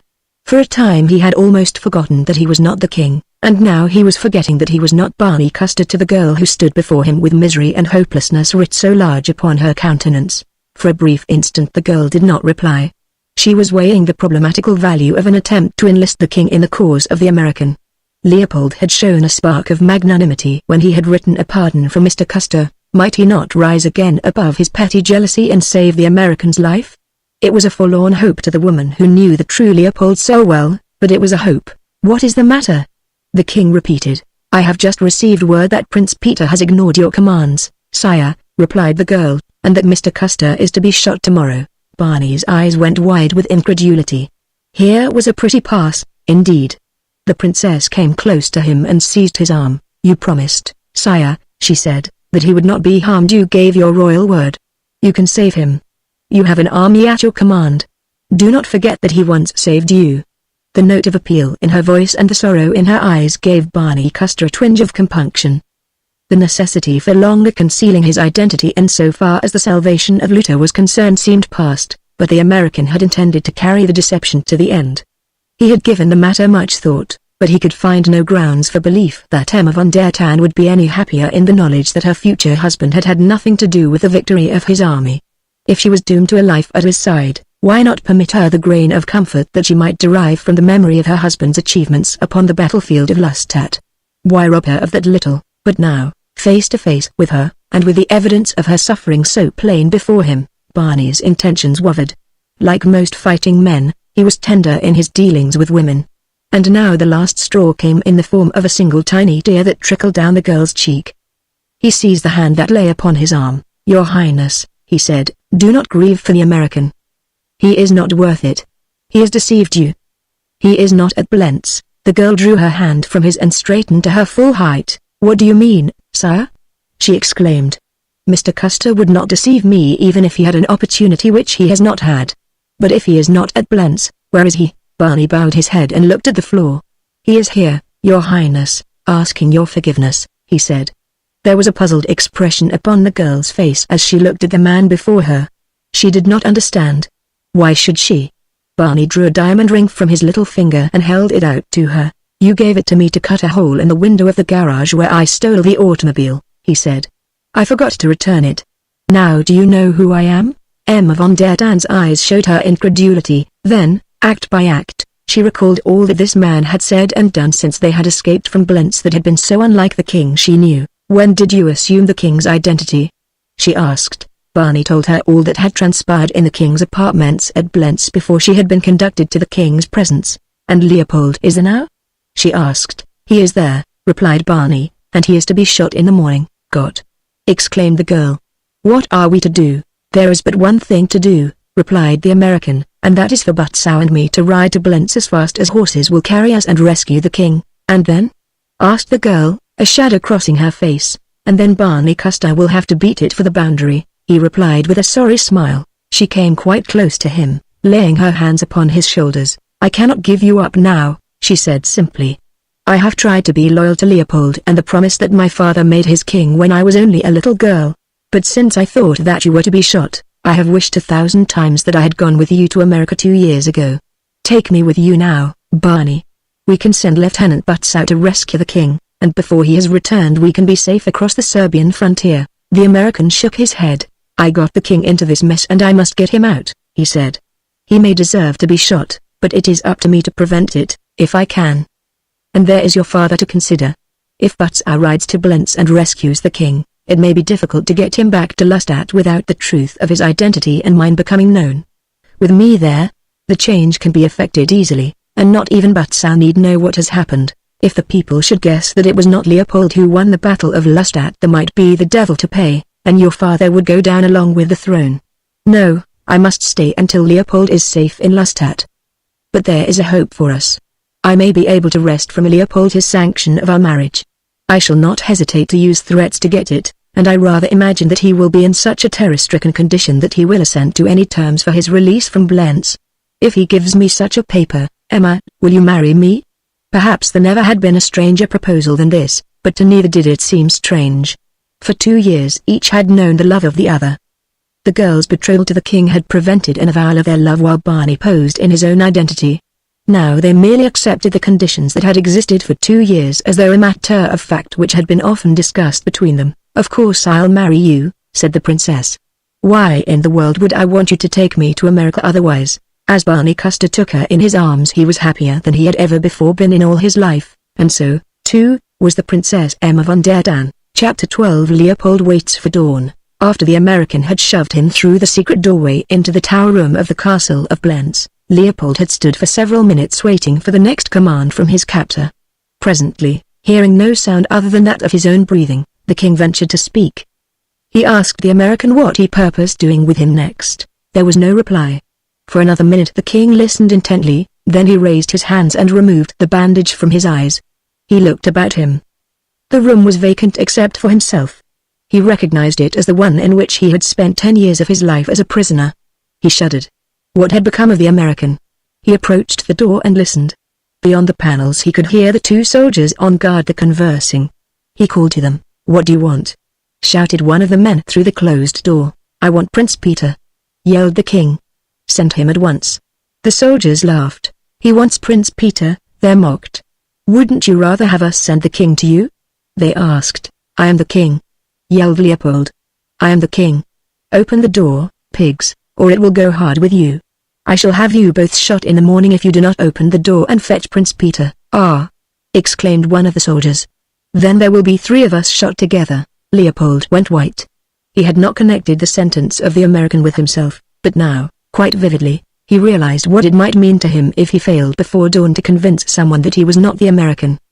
Peter would not be awake at so early an hour, and if he had no better success with others than he was having with these soldiers, it was possible that he might be led out and shot before his identity was discovered. The thing was preposterous. The king's knees became suddenly quite weak. They shook, and his legs gave beneath his weight so that he had to lean against the back of a chair to keep from falling. Once more he turned to the soldiers. This time he pleaded with them, begging them to carry word to Prince Peter that a terrible mistake had been made. and that it was the king and not the American who was confined in the death chamber. But the soldiers only laughed at him, and finally threatened to come in and beat him if he again interrupted their conversation. It was a white and shaken prisoner that the officer of the guard found when he entered the room at dawn. The man before him, his face streaked with tears of terror and self-pity, fell upon his knees before him, beseeching him to carry word to Peter of Blentz, that he was the king. The officer drew away with a gesture of disgust. "I might well believe from your actions that you are Leopold," he said, "for, by heaven, you do not act as I have always imagined the American would act in the face of danger. He has a reputation for bravery that would suffocate his admirers see him now, but I am not the American," pleaded the king.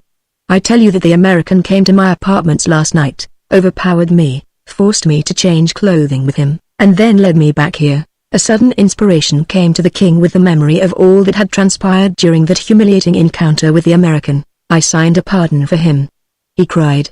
"He forced me to do so. If you think I am the American, you cannot kill me now, for there is a pardon signed by the king, and an order for the American's immediate release." "Where is it?" "Do not tell me that Prince Peter did not receive it."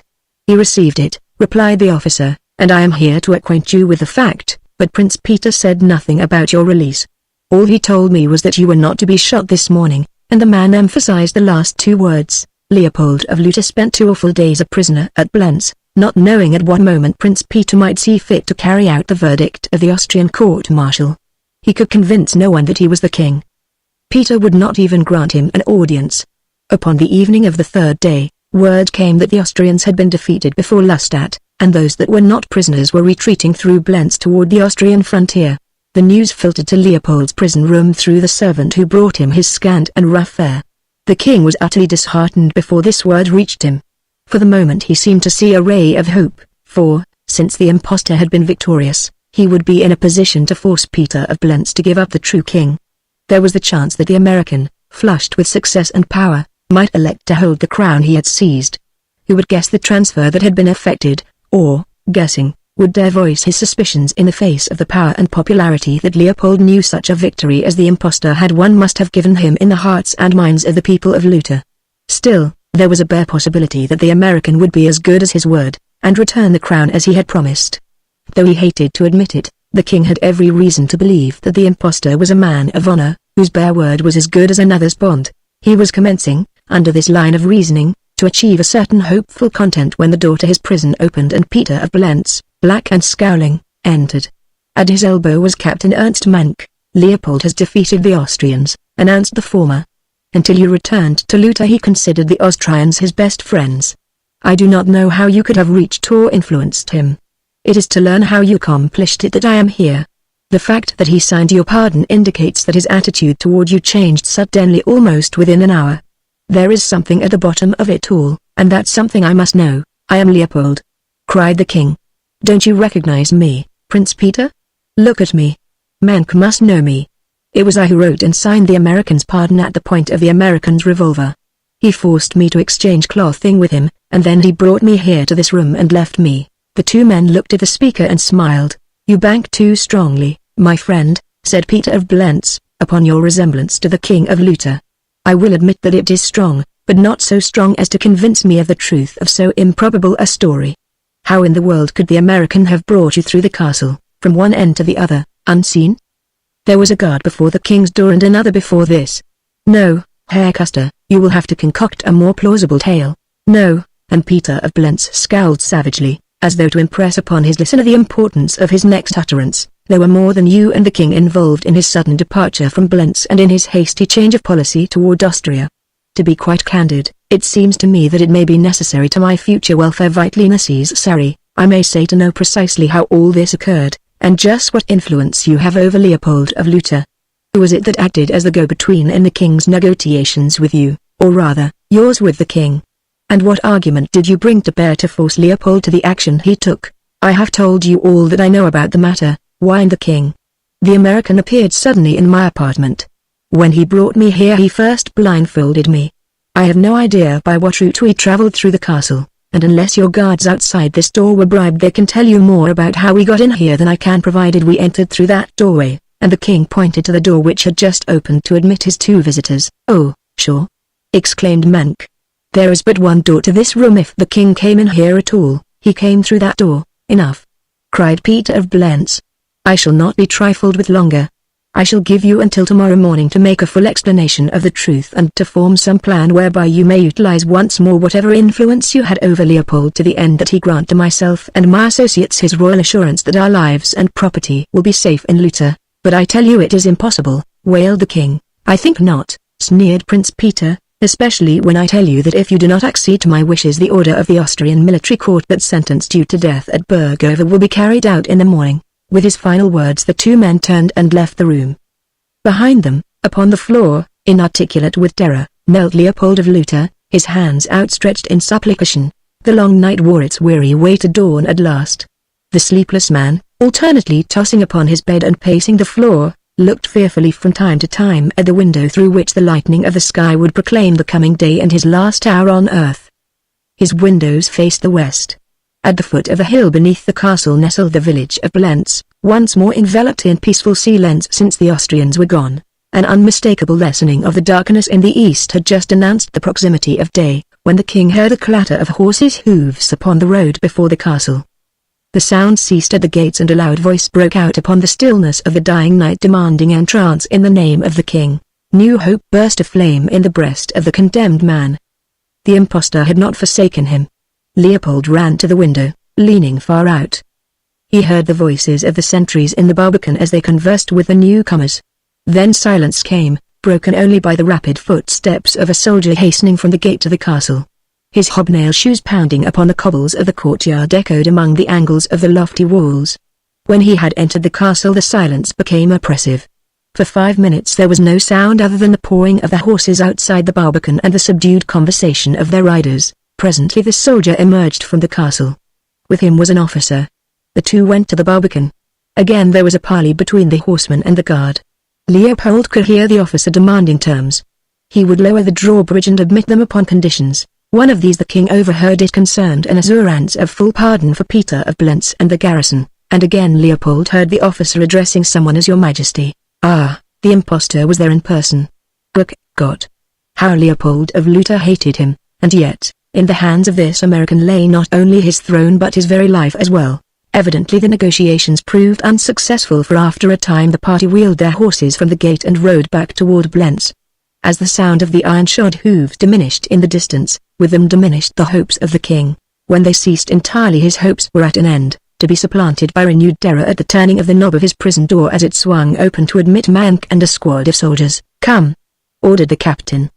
"The king has refused to intercede in your behalf. When he returns with his army he will find your body at the foot of the west wall in the courtyard."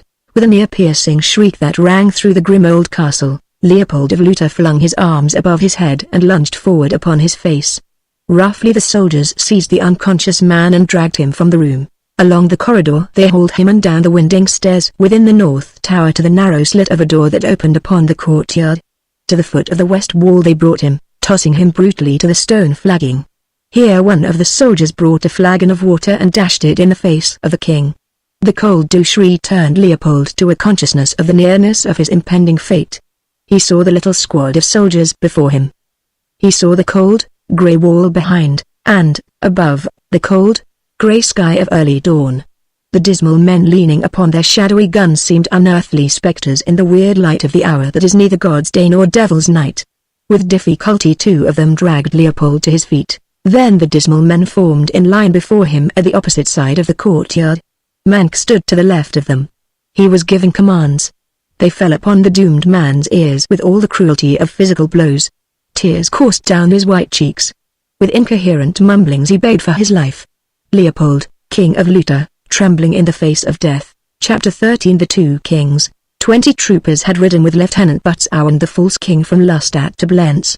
During the long, hard ride there had been little or no conversation between the American and his friend, for Butzau was still unsuspicious of the true identity of the man who posed as the ruler of Luther.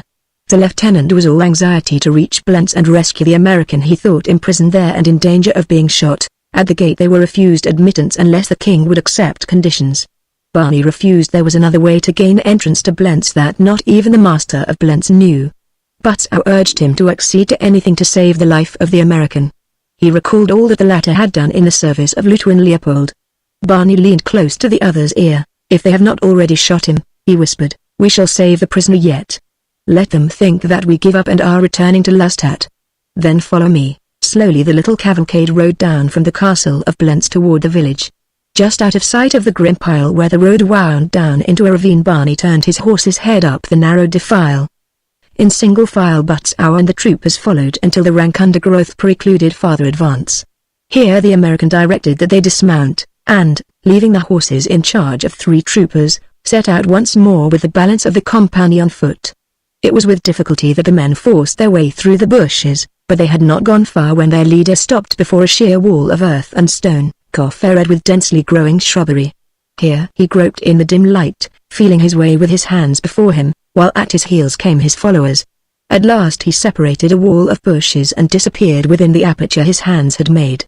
One by one his men followed, finding themselves in inky darkness, but upon a smooth stone floor and with stone walls close upon either hand. Those who lifted their hands above their heads discovered an arched stone ceiling close above them. Along this buried corridor the king led them, for though he had never traversed it himself the Princess Emma had, and from her he had received minute directions. Occasionally he struck a match, and presently in the fitful glare of one of these he and those directly behind him saw the foot of a ladder that disappeared in the Stygian darkness above. "Follow me up this." Very quietly, he said to those behind him. Up to the 3rd landing. They did as he bid them. At the 3rd landing Barney felt for the latch. He knew was that he was on familiar ground now. Finding it he pushed open the door it held in place, and through a tiny crack surveyed the room beyond. It was vacant. The American threw the door wide and stepped within. Directly behind him was Butzow, his eyes wide in wonderment.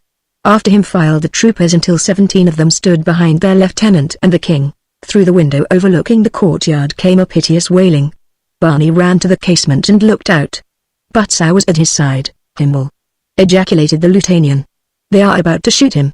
Quick, your majesty," and without waiting to see if he were followed the lieutenant raced for the door of the apartment.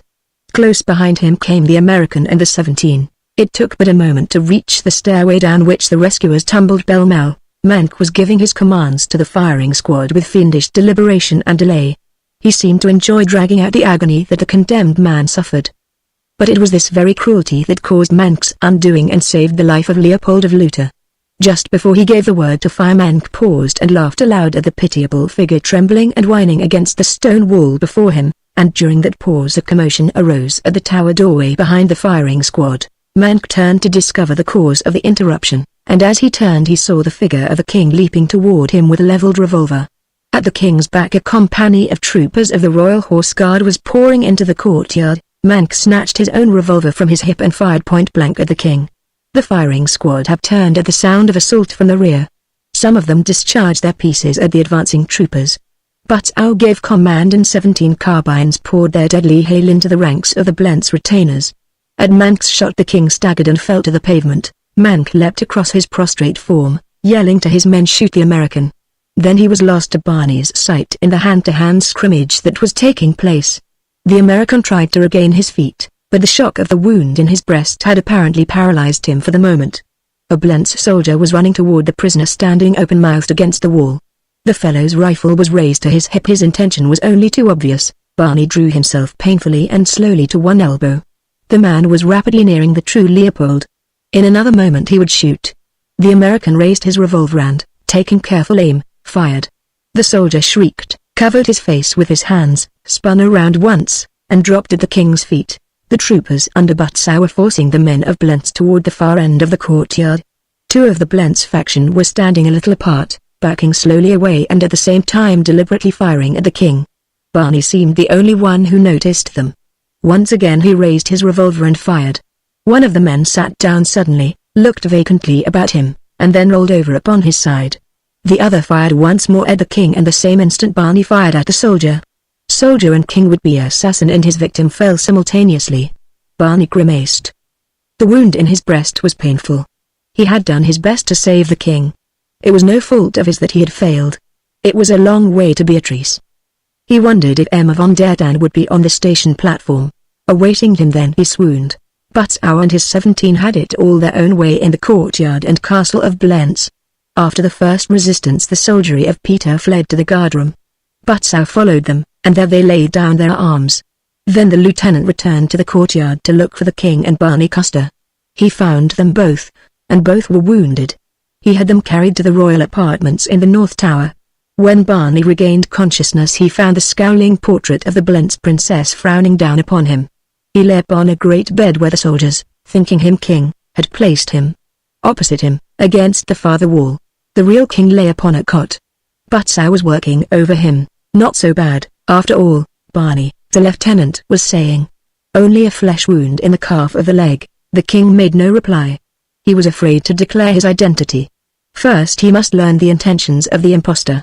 He only closed his eyes wearily. Presently he asked Action, "Is he badly wounded?" And he indicated the figure upon the great bed. Butzow turned and crossed to where the American lay. He saw that the latter's eyes were open and that he was conscious. "How does your majesty feel?" he asked. There was more respect in his tone than ever before.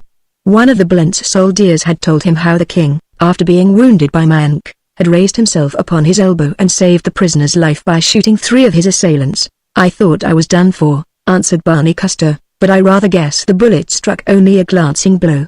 It couldn't have entered my lungs, for I neither cough nor spit blood. To tell you the truth, I feel surprisingly fit." "How's the prisoner?" "Only a flesh wound in the calf of his left leg, sire," replied Butzow. "I am glad," was Barney's only comment.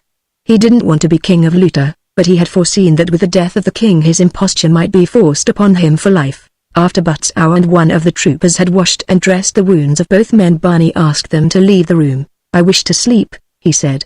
"If I require you I will ring." Saluting, the two backed from the apartment.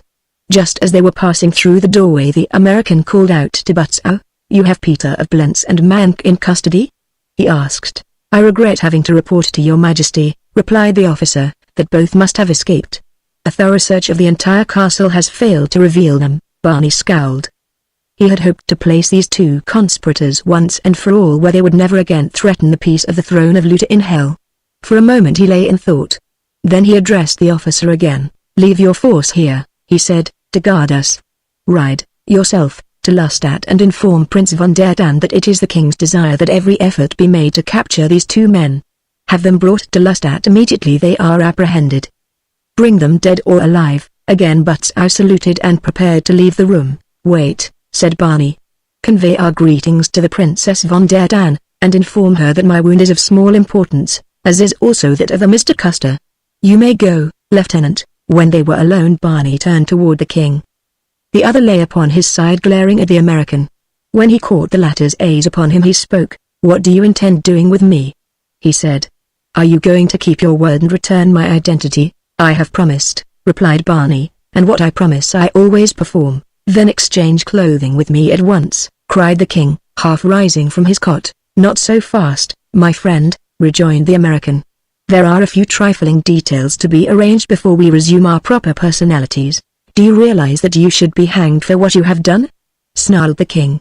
"You assaulted me, stole my clothing, left me here to be shot by Peter, and sat upon my throne in Lustadt while I lay a prisoner condemned to death. And do you realize," replied Barney, "that by so doing I saved your foolish little throne for you, that I drove the invaders from your dominions, that I have unmasked your enemies, and that I have once again proven to you that the Prince von der Tan is your best friend and most loyal supporter? You laid your plebeian hands upon me," cried the king, raising his voice.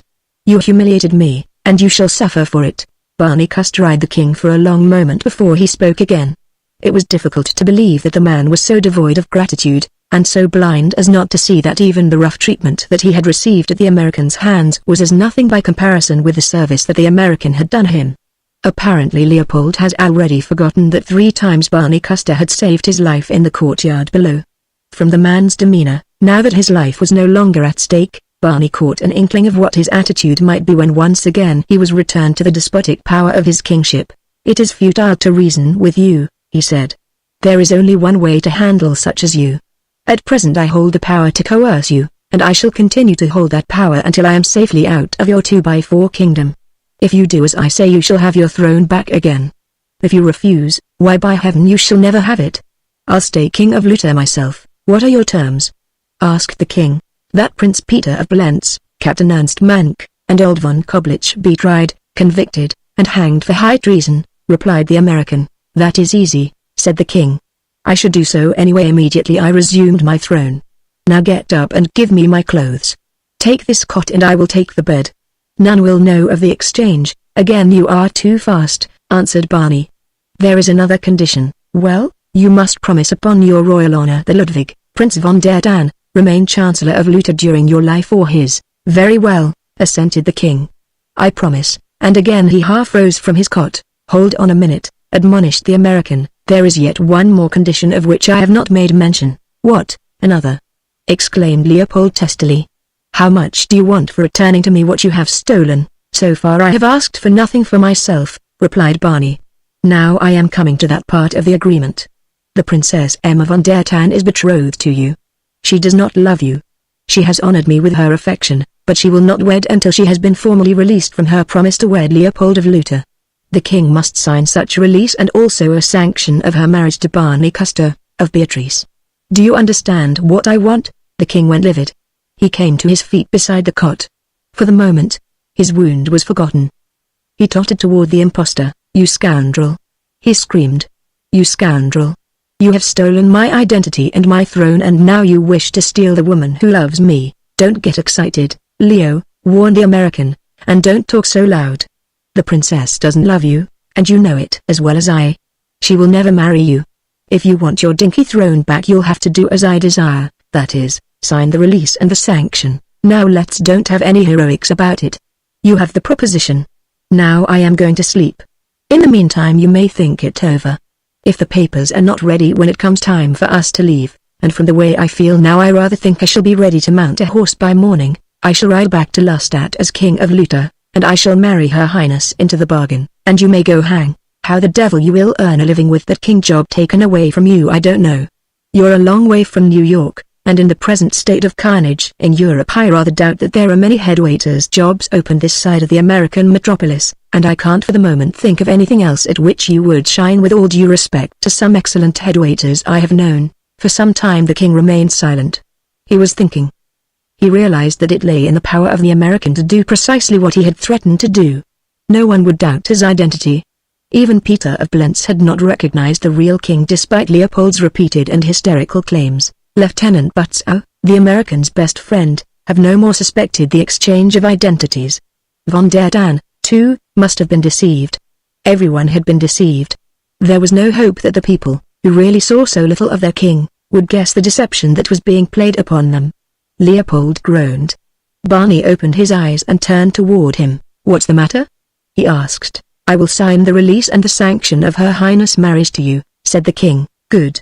Exclaimed the American. You will then go at once to Brosnov as originally planned. I will return to Lestat and get Her Highness, and we will immediately leave Luther via Brosnov. Though you and I will effect a change of raiment, and you will ride back to Lestat with the small guard that accompanies Her Highness and me to the frontier. Why do you not remain in Lestat? Asked the king. You could as well be married there as elsewhere. Because I don't trust your majesty, replied the American. It must be done precisely as I say or not at all. Are you agreeable? The king assented with a grumpy nod. Then get up and write as I dictate, said Barney. Leopold of Luther did as he was bid. The result was two short, crisply worded documents. At the bottom of each was a signature of Leopold of Luther. Barney took the two papers and carefully tucked them beneath his pillow. Now let's sleep, he said. It is getting late and we both need the rest. In the morning we have long rides ahead of us. Good night. The king did not respond. In a short time Barney was fast asleep. The light still burned. Chapter 14 The King's Will is Law. The Blentz princess frowned down upon the king and impostor impartially from her great gilt frame. It must have been close to midnight that the painting moved just a fraction of an inch. Then it remained motionless for a time. Again it moved. This time it revealed a narrow crack at its edge. In the crack an eye shone. One of the sleepers moved. He opened his eyes. Stealthily he raised himself on his elbow and gazed at the other across the apartment. He listened intently. The regular breathing of the sleeper proclaimed the soundness of his slumber. Gingerly the man placed one foot upon the floor. The eye glued to the crack at the edge of the great, gilt frame of the Blentz princess remained fastened upon him.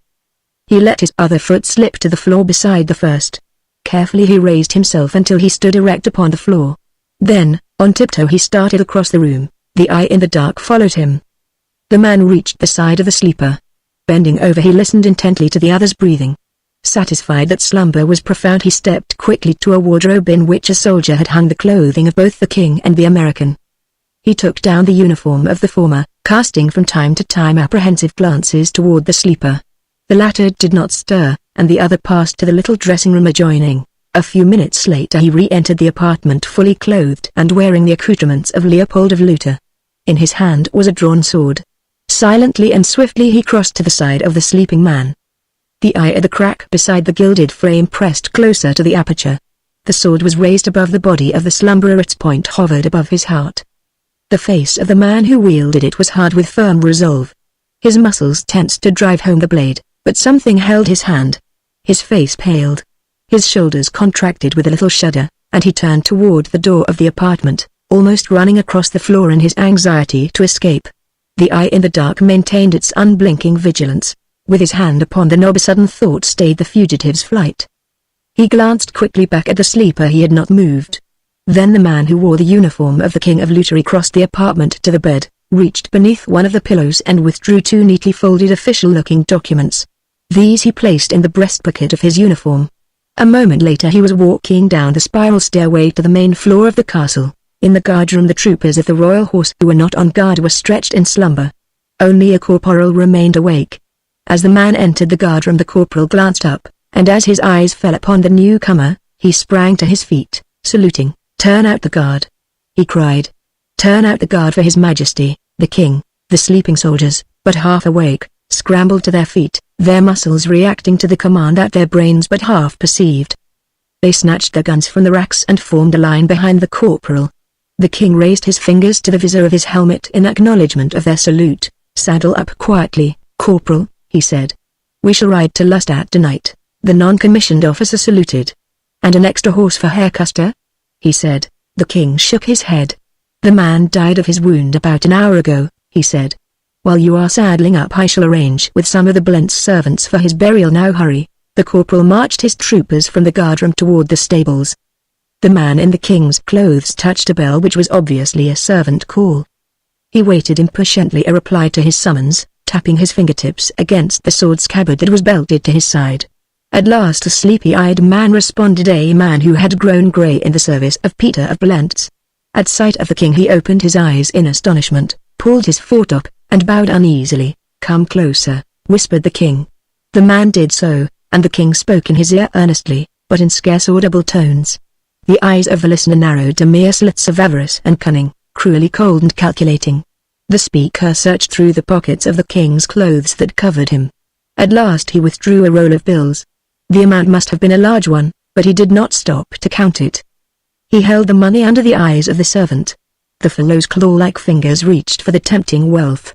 He nodded his head affirmatively. "You may trust me, sire," he whispered. The king slipped the money into the other's palm. "And as much more," he said, "when I receive proof that my wishes have been fulfilled." "Thank you, sire," said the servant. The king looked steadily into the other's face before he spoke again. "And if you fail me," he said, "may God have mercy on your soul." Then he wheeled and left the guardroom, walking out into the courtyard where the soldiers were busy saddling their mounts. A few minutes later the party clattered over the drawbridge and down the road toward Blentz and Lustadt. From a window of the apartments of Peter of Blentz a man watched them depart. When they passed across a strip of moonlit road, and he had counted them, he smiled with relief. A moment later he entered a panel beside the huge fireplace in the west's wall and disappeared. There he struck a match, found a candle and lighted it. Walking a few steps he came to a figure sleeping upon a pile of clothing. He stooped and shook the sleeper by the shoulder. "Wake up!" he cried in a subdued voice. "Wake up, Prince Peter, I have good news for you." The other opened his eyes, stretched, and at last sat up. "What is it, Mank?" he asked querulously. "Great news, my prince," replied the other. "While you have been sleeping many things have transpired within the walls of your castle. The king's troopers have departed, but that is a small matter compared with the other. Here, behind the portrait of your great-grandmother, I have listened and watched all night.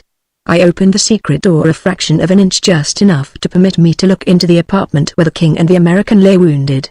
They had been talking as I opened the door, but after that they ceased, the king falling asleep at once and the American feigning slumber.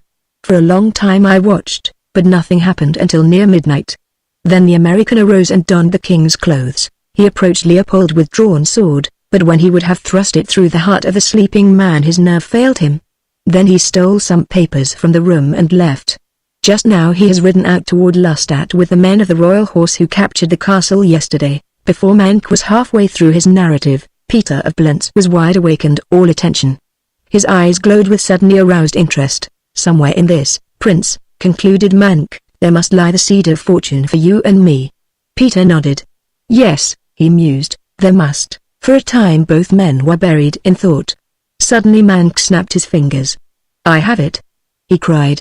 He bent toward Prince Peter's ear and whispered his plan. When he was done the Blentz prince grasped his hand. Just the thing, Mank! He cried. Just the thing. Leopold will never again listen to idle gossip directed against our loyalty. If I know him and who should know him better, he will heap honors upon you, my Mank, and as for me, he will at least forgive me and take me back into his confidence. Lose no time now, my friend. We are free now to go and come, since the king's soldiers have been withdrawn. In the garden back of the castle an old man was busy digging a hole. It was a long, narrow hole, and, when it was completed, nearly 4 feet deep. It looked like a grave. When he had finished the old man hobbled to a shed that leaned against the south wall. Here were boards, tools, and a bench. It was the castle workshop. The old man selected a number of rough pine boards. These he measured and sawed, fitted and nailed, working all the balance of the night. By dawn, he had a long, narrow box, just a trifle smaller than the hole he had dug in the garden. The box resembled a crude coffin. When it was quite finished, including a cover, he dragged it out into the garden and set it upon 2 boards that spanned the hole, so that it rested precisely over the excavation. All these precautions methodically made, he returned to the castle. In a little storeroom he searched for and found an axe. With his thumb he felt of the edge for an axe. It was marvelously sharp. The old fellow grinned and shook his head, as one who appreciates in anticipation the consummation of a good joke. Then he crept noiselessly through the castle's corridors and up the spiral stairway in the north tower. In one hand was the sharp axe. The moment Lieutenant Butzow had reached Lustat he had gone directly to Prince von der Tan, but the moment his message had been delivered to the Chancellor he sought out the Chancellor's daughter, to tell her all that had occurred at Blentz. I saw but little of Mr. Custer, he said. He was very quiet. I think all that he has been through has unnerved him. He was slightly wounded in the left leg. The king was wounded in the breast. His Majesty conducted himself in a most valiant and generous manner. Wounded, he lay upon his stomach in the courtyard of the castle and defended Mr. Custer, who was, of course, unarmed. The king shot 3 of Prince Peter's soldiers who were attempting to assassinate Mr. Custer. Emma von der Tan smiled. It was evident that Lieutenant Butzow had not discovered the deception that had been practiced upon him in common with all looters, she being the only exception. It seemed incredible that this good friend of the American had not seen in the heroism of the man who wore the king's clothes the attributes and earmarks of Barney Custer. She glowed with pride at the narration of his heroism, though she suffered with him because of his wound. It was not yet noon when the detachment of the royal horse arrived in Lustat from Blentz. At their head rode one whom all upon the streets of the capital greeted enthusiastically as king. The party rode directly to the royal palace, and the king retired immediately to his apartments. A half-hour later an officer of the king's household knocked upon the door of the Princess Emma von der Tan's boudoir. In accord with her summons he entered, saluted respectfully, and handed her a note. It was written upon the personal stationery of Leopold of Luther. The girl read and reread it. For some time she could not seem to grasp the enormity of the thing that had overwhelmed her, the daring of the action that the message explained. The note was short and to the point, and was signed only with initials, Dearest Emma. The king died of his wounds just before midnight. I shall keep the throne. There is no other way. None knows and none must ever know the truth. Your father alone may suspect, but if we are married at once our alliance will cement him and his faction to us. Send word by the bearer that you agree with the wisdom of my plan, and that we may be wed at once this afternoon. In fact, the people may wonder for a few days at the strange haste, but my answer shall be that I am going to the front with my troops. The son and many of the high officials of the Kaiser have already established the precedent, marrying hurriedly upon the eve of their departure for the front, with every assurance of my undying love, believe me. Yours, B.C. The girl walked slowly across the room to her writing table. The officer stood in respectful silence awaiting the answer that the king had told him to bring. The princess sat down before the carved bit of furniture. Mechanically she drew a piece of notepaper from a drawer. Many times she dipped her pen in the ink before she could determine what reply to send. Ages of ingrained royalistic principles were shocked and shattered by the enormity of the thing the man she loved had asked of her, and yet cold reason told her that it was the only way. Luther would be lost should the truth be known that the king was dead, for there was no heir of closer blood connection with the royal house than Prince Peter of Blentz, whose great-grandmother had been a Rubinroth princess. Slowly, at last, she wrote as follows: "Sire, the king's will is law." Emma, that was all. Placing the note in an envelope, she sealed it and handed it to the officer, who bowed and left the room. A half-hour later, officers of the Royal Horse were riding through the streets of Lustadt. Some announced to the people upon the streets the coming marriage of the king and princess. Others rode to the houses of the nobility with the king's command that they be present at the ceremony in the old cathedral at 4 o'clock that afternoon. Never had there been such bustling about the royal palace or in the palaces of the nobles of Luther. The buzz and hum of excited conversation filled the whole town. That the choice of the king met the approval of his subjects was more than evident. Upon every lip was praise and love of the Princess Emma von der Dann. The future of Luther seemed assured with a king who could fight joined in marriage to a daughter of the warrior line of von der Dann. The princess was busy up to the last minute. She had not seen her future husband since his return from Blentz, for he, too, had been busy. Twice he had sent word to her, but on both occasions had regretted that he could not come personally because of the pressure of state matters and the preparations for the ceremony that was to take place in the cathedral in so short a time. At last the hour arrived. The cathedral was filled to overflowing. After the custom of Luther, the bride had walked alone up the broad center aisle to the foot of the chancel. Guardsmen lining the way on either hand stood rigidly at salute until she stopped at the end of the soft, rose-strewn carpet and turned to await the coming of the king. Presently the doors at the opposite end of the cathedral opened. There was a fanfare of trumpets, and up the center aisle toward the waiting girl walked the royal groom. It seemed ages to the princess since she had seen her lover. Her eyes devoured him as he approached her. She noticed that he limped, and wondered, but for a moment the fact carried no special suggestion to her brain. The people had risen as the king entered. Again, the pieces of the guardsmen had snapped to present. But silence, intense and utter, reigned over the vast assembly. The only movement was the measured stride of the king as he advanced to claim his bride. At the head of each line of guardsmen, nearest the chancel and upon either side of the bridal party, the ranks were formed of commissioned officers. Butzow was among them. He, too, out of the corner of his eye watched the advancing figure. Suddenly he noted the limp, and gave a little involuntary gasp. He looked at the Princess Emma, and saw her eyes suddenly widen with consternation. Slowly at first, and then in a sudden tidal wave of memory, Butzow's story of the fight in the courtyard at Blentz came back to her. "I saw but little of Mr. Custer," he had said. "He was slightly wounded in the left leg. The king was wounded in the breast." But Lieutenant Butzow had not known the true identity of either.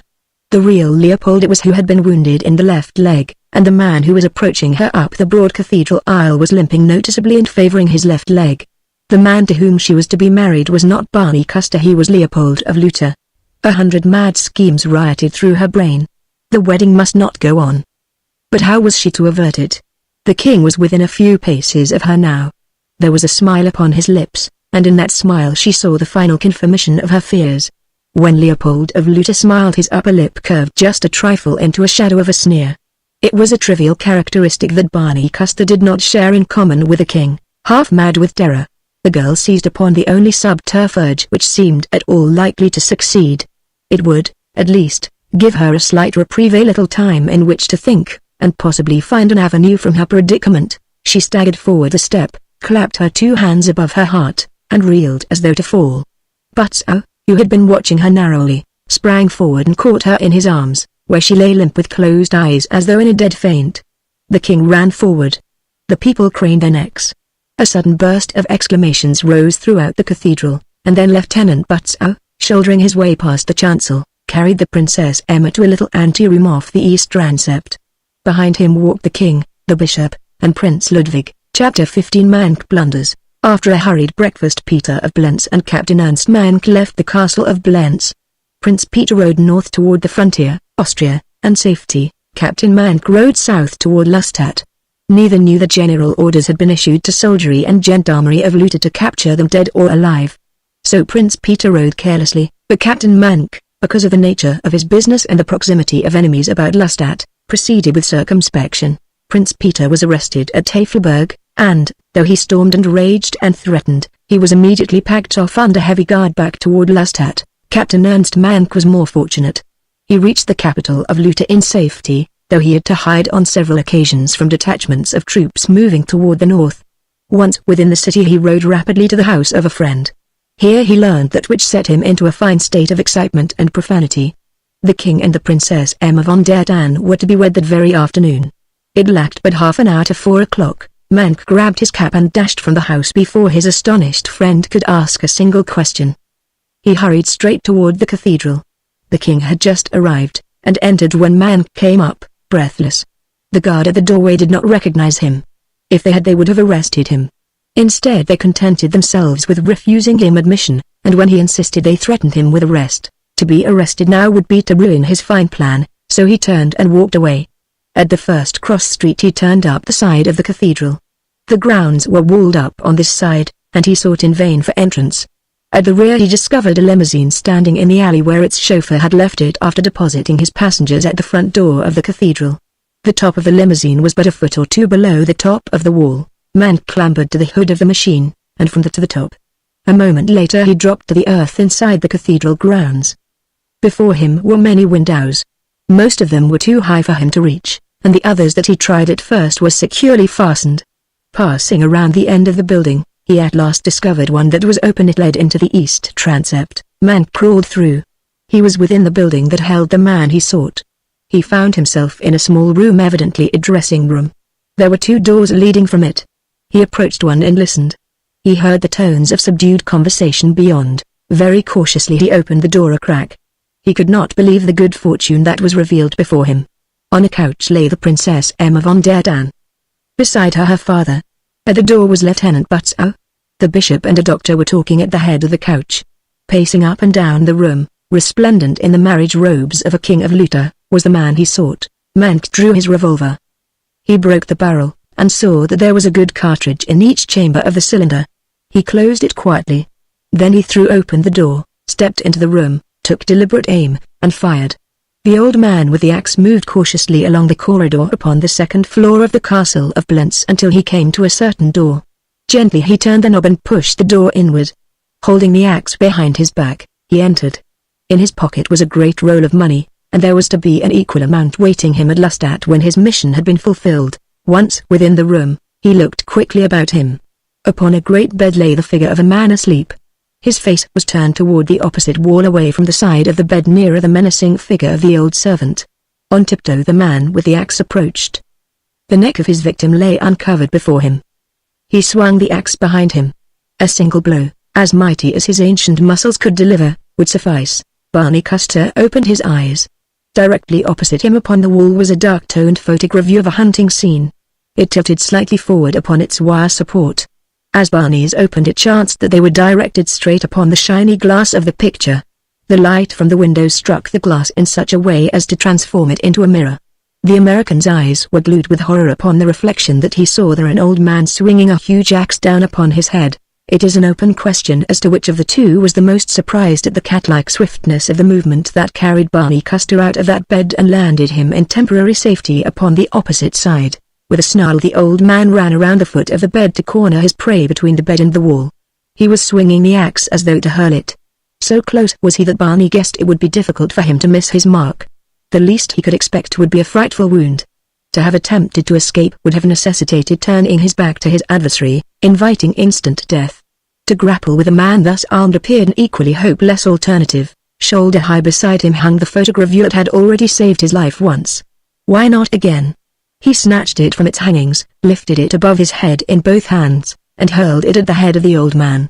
The glass shattered full upon the ancient's crown, the man's head went through the picture, and the frame settled over his shoulders. At the same instant Barney Custer leapt across the bed, seized a light chair, and turned to face his foe upon more even terms. The old man did not pause to remove the frame from about his neck. Blood trickled down his forehead and cheeks from deep gashes that the broken glass had made. Now he was in a berserker rage. As he charged again he uttered a peculiar whistling noise from between his set teeth. To the American it sounded like the hissing of a snake, and as he would have met a snake he met the venomous attack of the old man. When the short battle was over the Blentz servitor lay unconscious upon the floor, while above him leaned the American, uninjured, ripping long strips from a sheet torn from the bed, twisting them into rope-like strands and, with them, binding the wrists and ankles of his defeated foe. Finally he stuffed a gag between the toothless gums. Running to the wardrobe, he discovered that the king's uniform was gone. That, with the witness of the empty bed, told him the whole story. The American smiled. "More nerve than I gave him credit for," he mused, as he walked back to his bed and reached under the pillow for the 2 papers he had forced the king to sign. They, too, were gone. Slowly Barney Custer realized his plight, as there filtered through his mind a suggestion of the possibilities of the trick that had been played upon him. Why should Leopold wish these papers? Of course, he might merely have taken them that he might destroy them. But something told Barney Custer that such was not the case. And something, too, told him whither the king had ridden and what he would do there when he arrived. He ran back to the wardrobe. In it hung the peasant attire that he had stolen from the line of the careless housefrau, and later wished upon His Majesty the King. Barney grinned as he recalled the royal disgust with which Leopold had fingered the soiled garments. He scarce blamed him. Looking further toward the back of the wardrobe, the American discovered other clothing. He dragged it all out upon the floor. There was an old shooting jacket, several pairs of trousers and breeches, and a hunting coat. In a drawer at the bottom of the wardrobe he found many old shoes, puttees, and boots. From this miscellany he selected riding breeches, a pair of boots, and the red hunting coat as the only articles that fitted his rather large frame.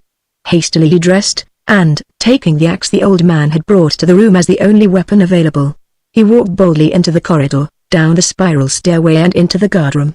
Barney Custer was prepared to fight. He was desperate. He could have slunk from the castle of Blentz as he had entered it through the secret passageway to the ravine, but to attempt to reach Lestat on foot was not at all compatible with the urgent haste that he felt necessary. He must have a horse, and a horse he would have if he had to fight his way through a Blentz army, but there were no armed retainers left at Blentz. The guardroom was vacant, but there were arms there and ammunition. Barney commandeered a sword and a revolver, then he walked into the courtyard and crossed to the stables. The way took him by the garden. In it he saw a coffin-like box resting upon planks above a grave-like excavation. Barney investigated. The box was empty. Once again he grinned. "It is not always wise," he mused, "to count your corpses before they're dead." What a lot of work the old man might have spared himself if he'd only caught his cadaver first, or at least tried to. Passing on by his own grave, he came to the stables. A groom was carrying a strong, clean-limbed hunter halted in the doorway. The man looked up as Barney approached him. A puzzled expression entered the fellow's eyes. He was a young man, a stupid-looking lout. It was evident that he half recognized the face of the newcomer as one he had seen before. Barney nodded to him. "Never mind finishing," he said. "I am in a hurry. You may saddle him at once." The voice was authoritative, it brooked no demur. The groom touched his forehead, dropped the currycomb and brush, and turned back into the stable to fetch saddle and bridle. 5 minutes later Barney was riding toward the gate. The portcullis was raised, the drawbridge spanned the moat, no guard was there to bar his way. The sunlight flooded the green valley, stretching lazily below him in the soft warmth of a mellow autumn morning. Behind him he had left the brooding shadows of the grim old fortress, the cold, cruel, depressing stronghold of intrigue, treason, and sudden death. He threw back his shoulders and filled his lungs with the sweet, pure air of freedom. He was a new man. The wound in his breast was forgotten. Lightly he touched his spurs to the hunter's sides. Tossing his head and curveting, the animal broke into a long, easy trot. Where the road dipped into the ravine and down through the village to the valley, the rider drew his restless mount into a walk, but, once in the valley, he let him out. Barney took the short road to Lestat. It would cut 10 miles off the distance that the main wagon road covered, and it was a good road for a horseman. It should bring him to Lestat by 1 o'clock or a little after. The road wound through the hills to the east of the main highway, and was scarcely more than a trail where it crossed the river upon a narrow bridge that spanned the deep mountain gorge that walls the river 10 miles through the hills. When Barney reached the river his hopes sank. The bridge was gone, dynamited by the Austrians in their retreat. The nearest bridge was at the crossing of the main highway over 10 miles to the southwest. There, too, the river might be forded even if the Austrians had destroyed that bridge also, but here or elsewhere in the hills there could be no fording. The banks of the river were perpendicular cliffs. The misfortune would add nearly 20 miles to his journey. He could not now hope to reach Lestat before late in the afternoon. Turning his horse back along the trail he had come, he retraced his way until he reached a narrow bridle path that led toward the southwest. The trail was rough and indistinct, yet he pushed forward, even more rapidly than safety might have suggested. The noble beast beneath him was all loyalty and ambition. "Take it easy, old boy," whispered Barney into the slim, pointed ears that moved ceaselessly backward and forward. "You'll get your chance when we strike the highway, never fear." And he did. So unexpected had been Mank's entrance into the room in the east transept, so sudden his attack, that it was all over before a hand could be raised to stay him. At the report of his revolver the king sank to the floor.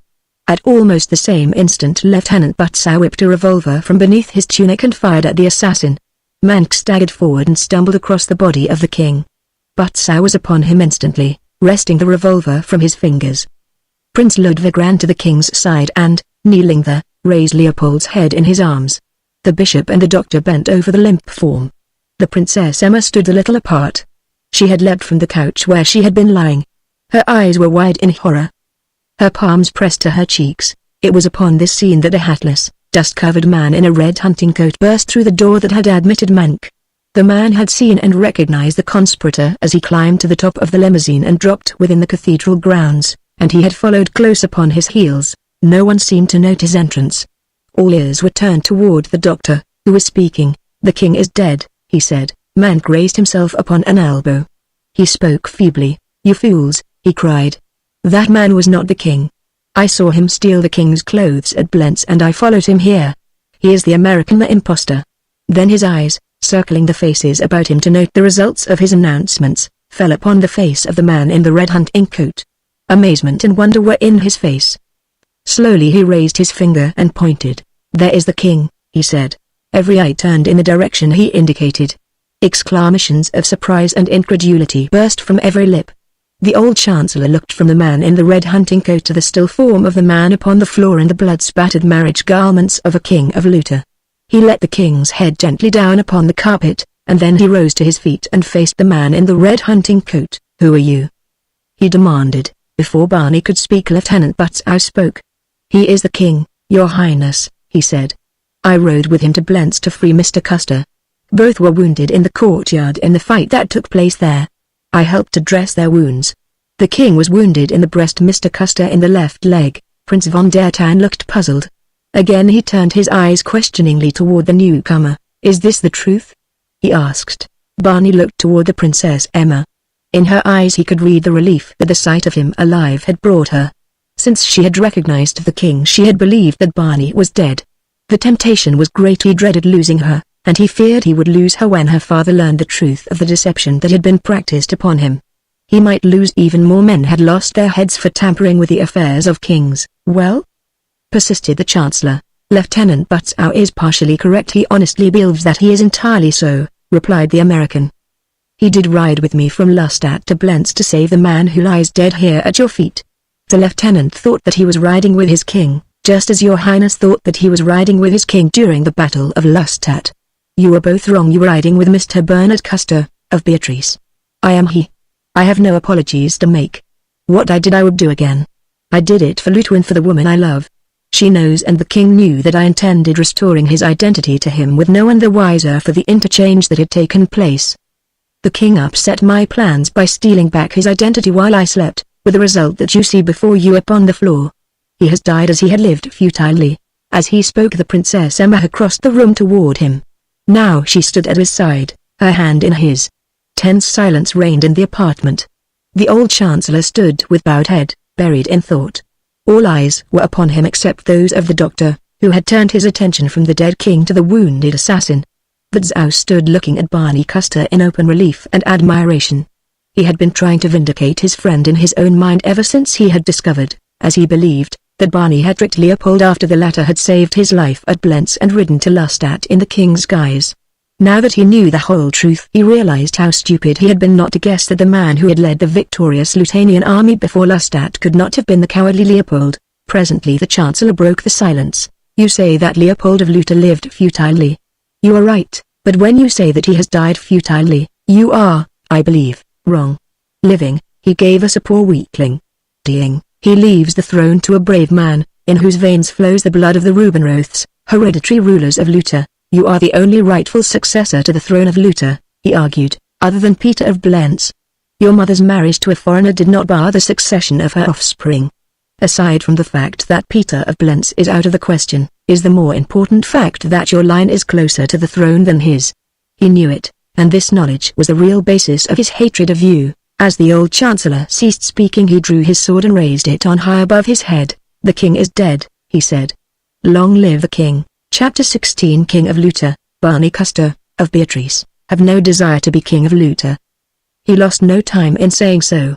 All that he wanted of Luta was the girl he had found there, as his father before him had found the girl of his choice.